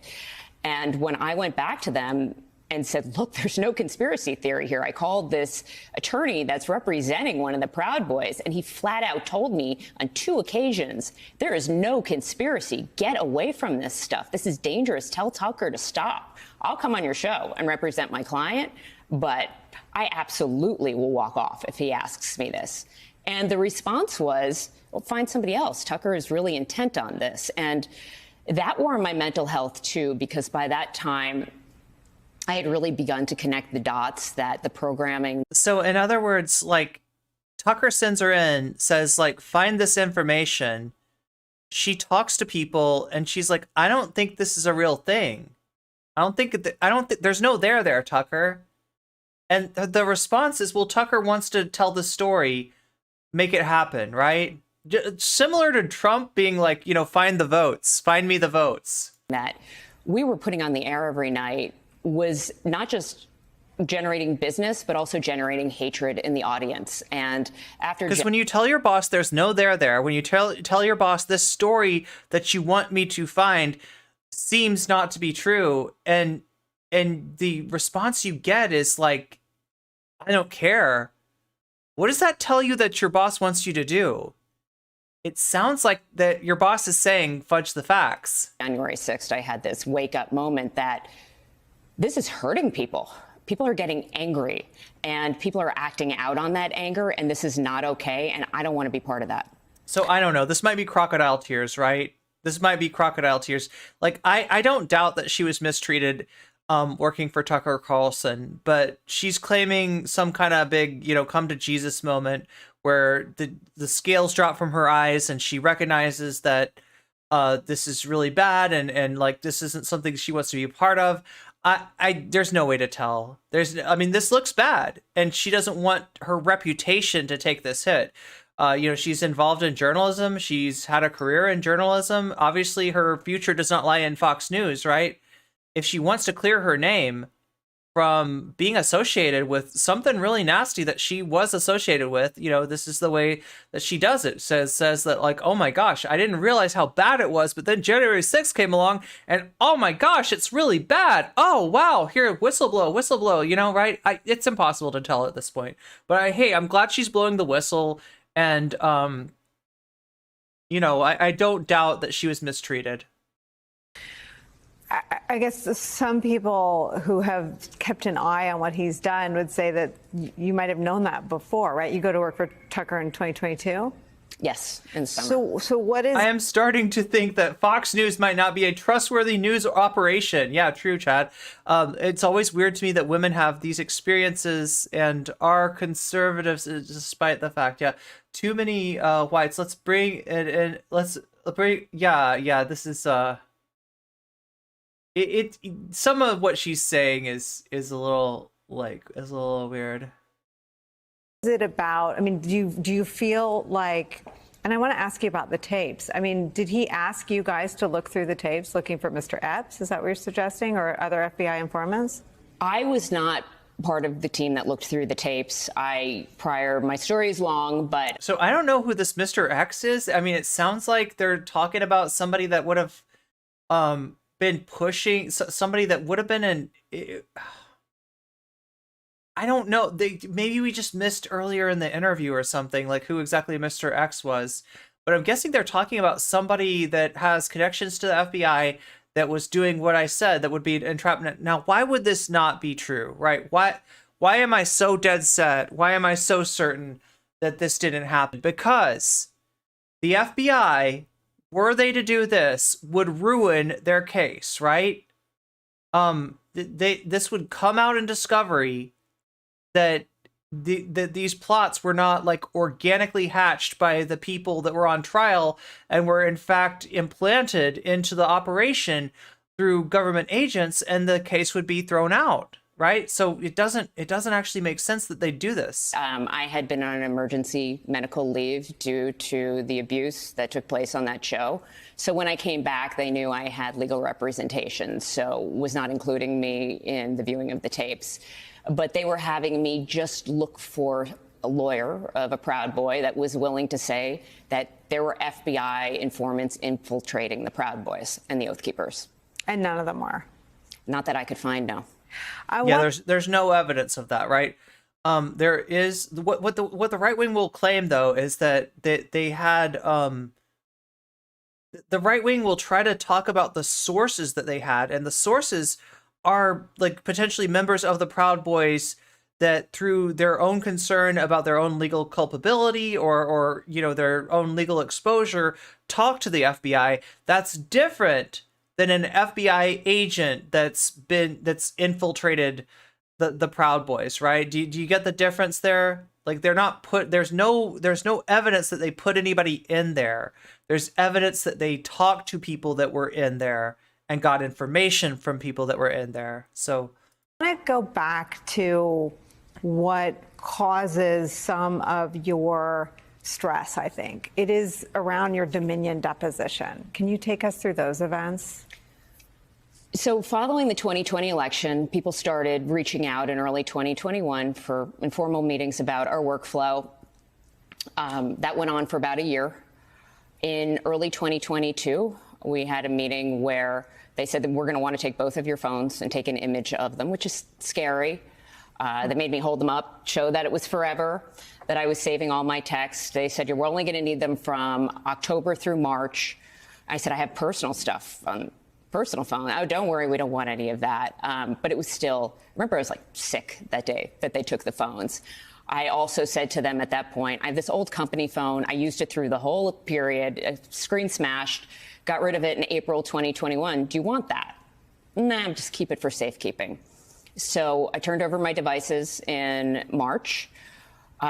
In June, I had a second meeting where I was summoned to Fox, and they kind of scrolled through my phones and asked if I had a Signal app, which I deleted simply because Marie and I used it for about a week, didn't really take, got rid of it. I'm a little type A. Obviously, I keep things very organized. If I don't want it, I get rid of it. And I said to them, this seems really serious. Where is this going? What are you going to need from me? Oh, you might be deposed, but it's going to be no big deal. Fox is going to win this, slam dunk. July, I find out I'm going to be deposed. Scared to death, obviously. Walk in there in August. I believe the date was August 10th for my first session with Winston Strawn and the Fox attorneys. First thing I say when I walk in, Marie at this point, going back, has told me that she's hired her own representation who has copies of all of our text messages and emails. So the first thing I say out of the gate is, Maria has her own attorney. Do I need one? No. It's just, they complicate things. You know, Steve Ducey had one. He was in a few days ago, and they feel like they need to earn their keep, so they just ask questions to make money. It just complicates the process. No. Can I take notes? No. So I'm given this, no need, no big deal. And they give me this speech about how it's a slam dunk First Amendment case. The whole thing is so stupid. I say, am I in trouble? No. Get this big binder about that big, black, with all of these exhibits of text messages, my LinkedIn page. I mean, it looks quite serious to me. And we start going through it, and they start coaching me. Now, when I'm in there, I decide this is an opportunity to talk about some of the chauvinism and problems I've been having on Sunday Morning Futures. Let me get it on the record with the Fox attorneys. I think that's important because I didn't want to go to HR. I didn't trust them, to be honest. So this is a way of me setting too many British. We need English and Scots for diversity. Yeah. So I start telling them these things very, very early on. And it seemed like they had a plan, and I screwed it up. It's not what they wanted to hear. What was their plan? They were expecting me to, I think, they flat out said, we expected you to be best friends with Maria. And we were very close. But by that point, we were disagreeing on the integrity of the election and what had taken place in 2022 and some other theories that she had. And there was definitely tension. And there are records of that? And there are records of all of that. I had been asked to spy on her by the Fox bosses and report back on what she was doing, which caused a lot of stress. And that was part of the reason I went to Tucker as well. I just physically and emotionally couldn't take it. And when I go back and listen to some of those tapes now that I hear the stress in my voice and how depleted I was. And so you spied on Maria for your Fox bosses?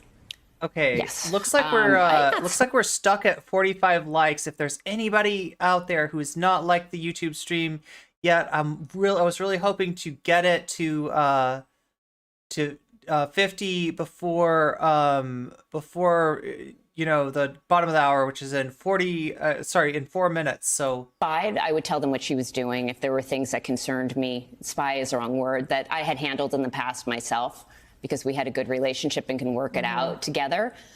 I reported those things because I became very paranoid about my job because I had been shaken down by multiple executives at the company. But yeah, if we're out of juice, and I can end the stream kind of early. Still, I would love to see us get it to 50 at least. Had a goal of 100. It would be nice to at least get half of that goal. It has now been 2 days since Fox News. So this is Gretchen Carlson, a former employee of Fox News. Ceremoniously dumped their 8 p.m. host, Tucker Carlson.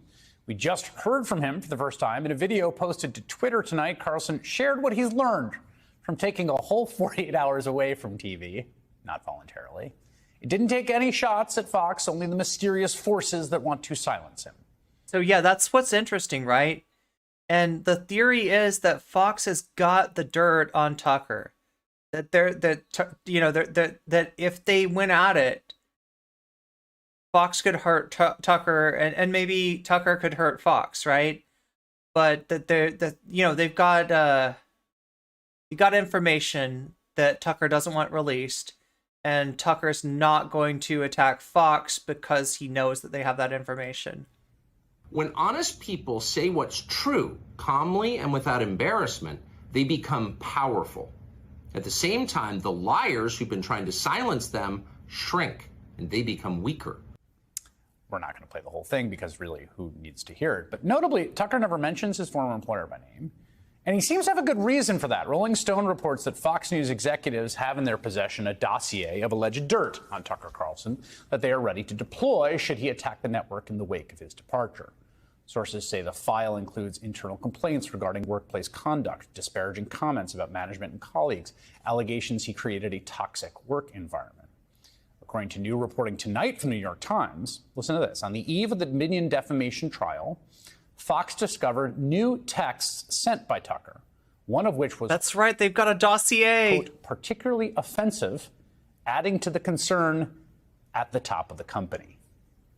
Now, we've heard some of these sorts of allegations directly from Tucker's former producer, Abby Grossberg, who worked for him, who appeared on this network yesterday to talk about the sexism lawsuit that she filed against Fox for a hostile workplace. Of course, there's a long history of toxicity that Grossberg describes at the network. Back in 2016, you might remember, host Gretchen Carlson sued longtime Fox CEO Roger Ailes for sexual harassment. That kicked off a cascade of similar accusations that ultimately led to Ailes' resignation. Now, Gretchen Carlson is speaking out about Tucker's firing, writing in an opinion piece to the Daily Beast. It is, quote, meaningless without real change at Fox News. And Gretchen Carlson, former Fox News anchor, who opened the floodgates in the fight to expose harassment at the network, joins me now, co-founder of the organization Lift Our Voices. Good to have you here. Thanks for having me, Chris. Wanna be. What do you think about all that? Miss Anita Bump, you have activated my stand. Thank you for the raid. Welcome, raiders. How are you doing? How was your stream?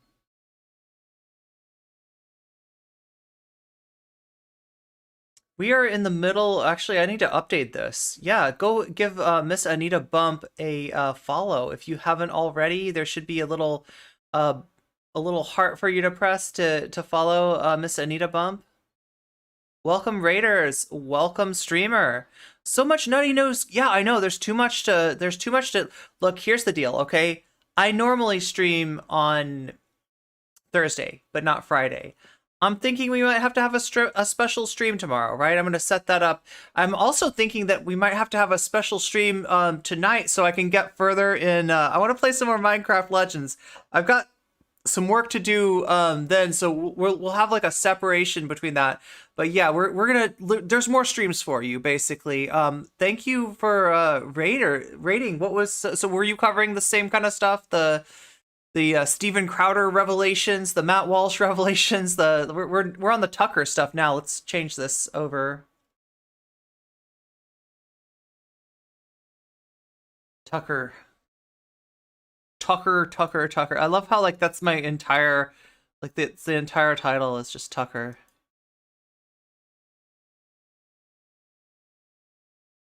I didn't cover Crowder. Yeah, the Crowder stuff was nasty. A lot's happened in the last couple of minutes. First of all, let me be clear that there's no relation between Tucker Carlson and Gretchen Carlson. Oh, yeah, yes. That's funny. I should have noted that in my copy, but yes, zero. I get that all the time on Twitter. Well, yeah, like I said, go follow Miss Anita Bump, and whatever you need a bump, go check out what's going on over there. I covered a little of the Tucker. We talked about how Pence testified against Trump today. Interesting. Yes, I'm very quick to say absolutely not. Look, I am not surprised at all of what has transpired here. But I think it's interesting that there's so much focus on what he may have said about executives. I actually think that the Abby Grossberg lawsuit and her claims of continued misogyny and sexual harassment at a network that says they've cleaned up their act since my... Oh my God, what's the dude's name again? Is it the special prosecutor? It's that. There's so many investigations and so many court cases of Trump going on right now, so it's hard to keep track of them. But I think the one you're talking about is the one with the special prosecutor, right?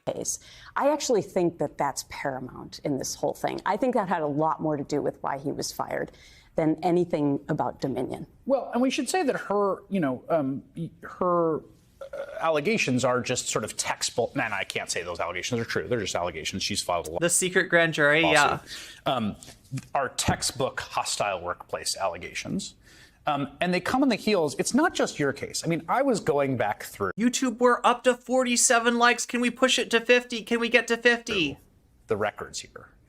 And there have been multiple lawsuits, often settled, sometimes involving talent, sometimes involving executives, over and over and over and over in that company around specifically an atmosphere of sexual harassment and a hostile workplace. Yes, but the interesting thing is that after my case and after the firing of Roger Ailes and so many other women came forward, Fox made a big point of saying that they had changed their culture.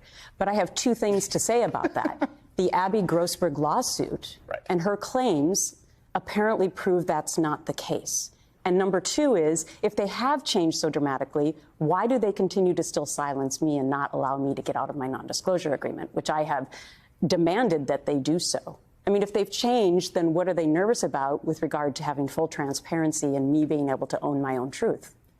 You settled with the company and signed a non-disclosure agreement in which you can't speak about your time there, right? And specifically about your case. This has obviously been a tool that's been used, not just at Fox, but lots of places. And in fact, there's been a sort of push for some reforms to that in the wake of kind of the Me Too movement. Well, thanks to our organization, Lift Our Voices, we've been spearheading that move. We passed 2 bipartisan federal bills last year, one to eradicate non-disclosure agreements for sexual misconduct, pre-dispute cases in the workplace. The other to eradicate something called forced arbitration clauses, which is the other way that you silence bad behavior at work.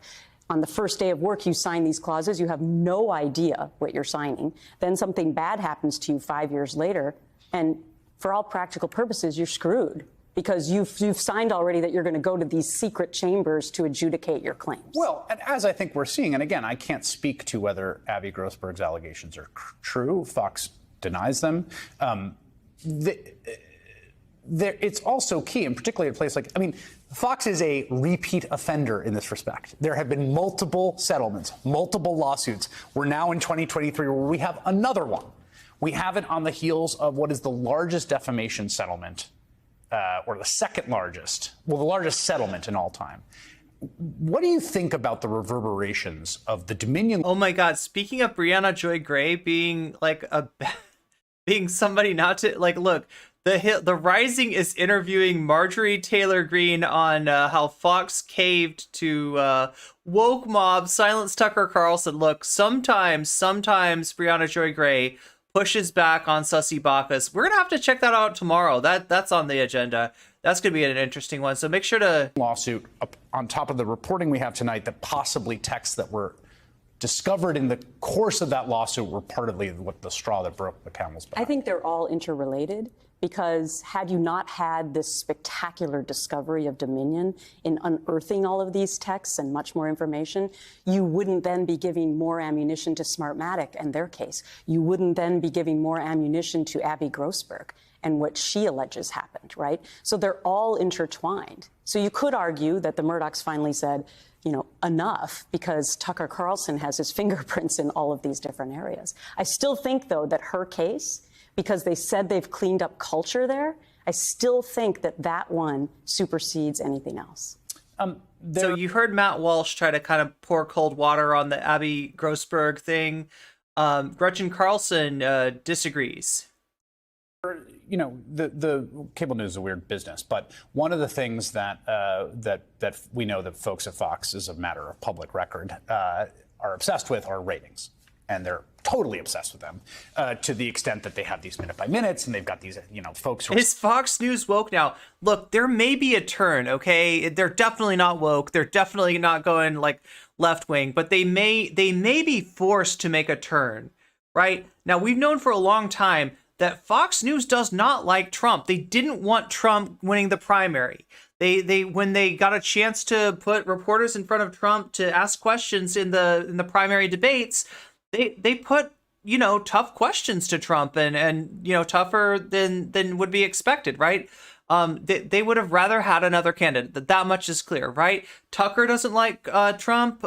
Rupert doesn't like Trump. A lot of people at Fox do not like Trump, right? So that part's true, but they had to play nice with Trump, and they've been playing nice with Trump. Their brand consultant told them, you cannot be seen as going soft on the election issue. That is to say, you have to act like you think there's something funny with the election, right? Or else the Newsmax and OAN is going to eat your lunch. Your brand depends on it, right? So that's why Rupert and, you know, allowed them to kind of go along with this, right? So there's been a like disconnect between the Trump GOP and between Fox News for a long time now. Now, with getting rid of Tucker, it has pissed off a lot of movement conservatives, a lot of Trump conservatives, like which is ironic because Tucker doesn't like Trump either, right? But they're jumping ship now, so it makes sense that Fox might actually take somewhat of a turn towards the center right. That's what my prediction is, right? The furthest right they're gonna go is that IDW kind of right wing stuff, and like, you know, it's not a super big change, but it is somewhat of a change. They are going to try to cultivate a different audience, because I don't think the Tucker Carlson audience is coming back to Fox. So you might see some change, but just don't overinterpret it. Sitting in editorial meetings telling them you got to do this because it'll. And in fact, that was the origin, if you listen to Dominion's theory of the case in that lawsuit that settled, it was the challenge that was coming from Newsmax and OAN in the aftermath of the election, where they were going fully on the big lie. Fox was sort of one step in, one step out. That kind of got Fox to go along with it. Well, last night. Yeah, other thing, Fox called Arizona. I think Fox might have been the first to call Arizona. So the Trump people, you know, felt betrayed by that. And you know, that was just them looking at the numbers and saying, like, Biden won Arizona. And they would have liked them to hold out. They would have liked them to preserve that plausible, you know, deniability for longer than they did. But Fox made the call when the numbers came in. So Newsmax did 5x their normal viewers. Yeah, but that happened before. I'm saying they're back in the same place that got them there. Right. So 2 full years later now, they have the same threat because people have alternatives, right? For the longest time, Fox was the only conservative outlet. Now you have OAN and Newsmax, who apparently are going to go all in, no pun intended, for being completely right-wing, right? And so the people who wanted to hear the rhetoric... Wait, is that somebody's slogan? What is the joke with going all in? ...of Tucker Carlson are now going to go over to these outlets. But that was the fear that was placed before Fox 2 years ago. So they're back to the same place now. I mean, there's something perverse and fascinating 47 about that, right? likes. YouTube, can we do a little bit better? Intuitions are that monopoly is bad and competition's better. Right? Like, competition's a good thing. There shouldn't just be one person selling shoes. There should be 3 people selling shoes. And in this case, when competition starts to ramp up, what do they compete towards? Exactly. But I also believe... Well, they compete towards copium, right? Who can produce the best copium? Like, who can produce the best fact-free environment for Trump fans, for people who want to think that they didn't make a huge mistake in supporting Donald Trump in the beginning? Who can keep selling that lie past its expiration date? That's what's being competed at. I believe that if this was strictly about Dominion, that they would have gotten rid of more people. They may still.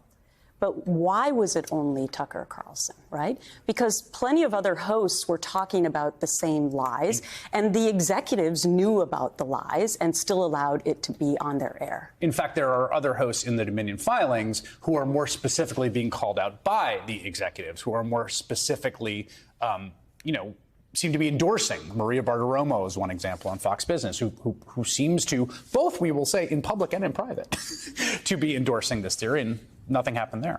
And what I call out in my op-ed is that if Fox really wants to have a genuine recommitment to journalism, albeit with a conservative point of view, right, but at least truths, then they really have to clean house completely. Because what has typically happened at Fox is when you get rid of a Bill O'Reilly, you put a Tucker Carlson in there, and they get even higher ratings, right? But the point is that why would they want? They don't want to do that. They want to make money. Right. I mean, so yeah, 2 possible strategies, right? Taking out Tucker and putting out somebody more toxic, right? That's a possibility. That's what they've done in the past, right? They've gotten rid of a lot of people. Rachel Maddow actually did a segment where she went over kind of the history of these kind of political pundits, right? Starting at Father Coughlin from the 30s and 40s, like, right? Who's like a priest, like a priest who became a political commentator who became a fascist, right? And then you had Rush Limbaugh in the 80s. Then you had Bill O'Reilly and Glenn Beck, and then you have she basically, it's like a legacy, right? It's a tradition of right wing hosts, right? Father Coughlin to Rush Limbaugh to Bill O'Reilly to Glenn Beck to Tucker Carlson. So they don't want to do that. That's one possibility for them to just like keep on that track record and put somebody worse in there. The other possibility is like what she's saying, clean house, get rid of Hannity, get rid of some of the other people, and try to be, try to eat CNN's lunch, right? Because right now CNN is positioning themselves as center right, and they're looking weak. So maybe there's something there.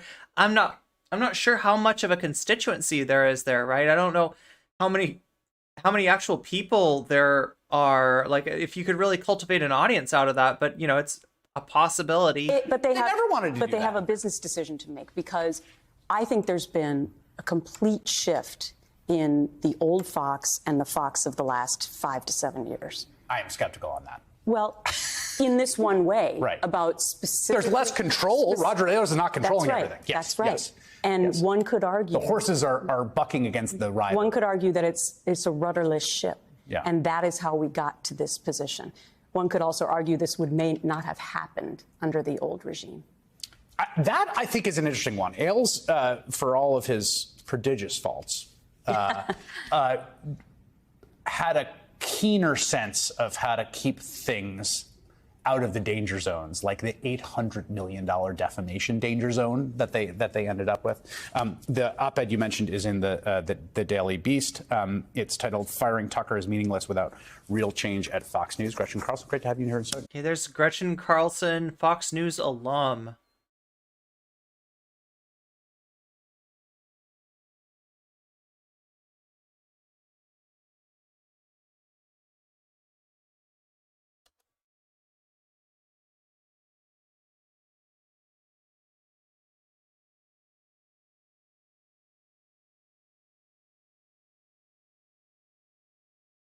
let's start here with Tucker Carlson dominating the news this week.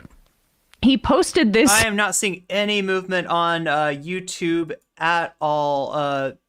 If we can get 3 more likes really quick, we'll watch this segment. Otherwise, I'm going to go ahead and raid into Rotted Ranch. Can we do it, YouTube? Father Coughlin was wild. Roughly 25% of America's population listened to him.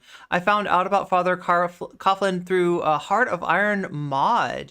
Oh, Hearts of Iron. That's a RTS, or not RTS. Is it an RTS? Or is it like a I think it's a turn-based strategy, right? Cryptic social media message. Oh yeah, Globitz is like crab raving on you, YouTube. Can you get 3 out real quick? Speaking sort of in the cadence of his kind of Fox show, but being very vague, probably because Fox is publicly essentially saying we've got a lot of dirt on you and we might release it. Yeah. So he can't go too hard, but he does want to signal to the 4chan it's RTS but with a pause. Chan conspiracy Alex Jones audience, of which he was the pipeline for Fox 2. He connected those two things. That was the role that he served. That's what his legacy, in my opinion, is laundering white supremacist, like online edgelord commentary to the traditional Fox News audience and dropping breadcrumbs for them so that he could kind of bring them into the fold. He's in that vein here. This is the message he posted on social media last night. This is like 1984. Winston Smith, notes from the underground. Here we go. Let's go. Good evening, it's Tucker Carlson. One of the first things you realize when you step outside the noise for a few days is how many genuinely nice people there are in this country. Kind and decent people who really care about what's true, and a bunch of hilarious people also. A lot of those. It's got to be the majority of the population, even now. So that's heartening. Every time somebody's covering somebody else, I'm hearing this rumble, and I'm wondering if that somehow gets you out of copyright claims. The other thing you notice. Okay, wait, hold on. So he stepped away outside of the noise. That's what you say when you get fired. This sounds like Sarah Palin grasping for words. You step outside the noise. I will what see you tomorrow. What do you mean the noise? Have a good night, you mean everybody. your highly lucrative cable news job? Yeah, right. I mean, Hi, buddies. and a lot of Meow, meow, hilarious meow. people too. What is he talking about? So I Make guess sure to he's hit that just like, trying YouTube. to somewhat show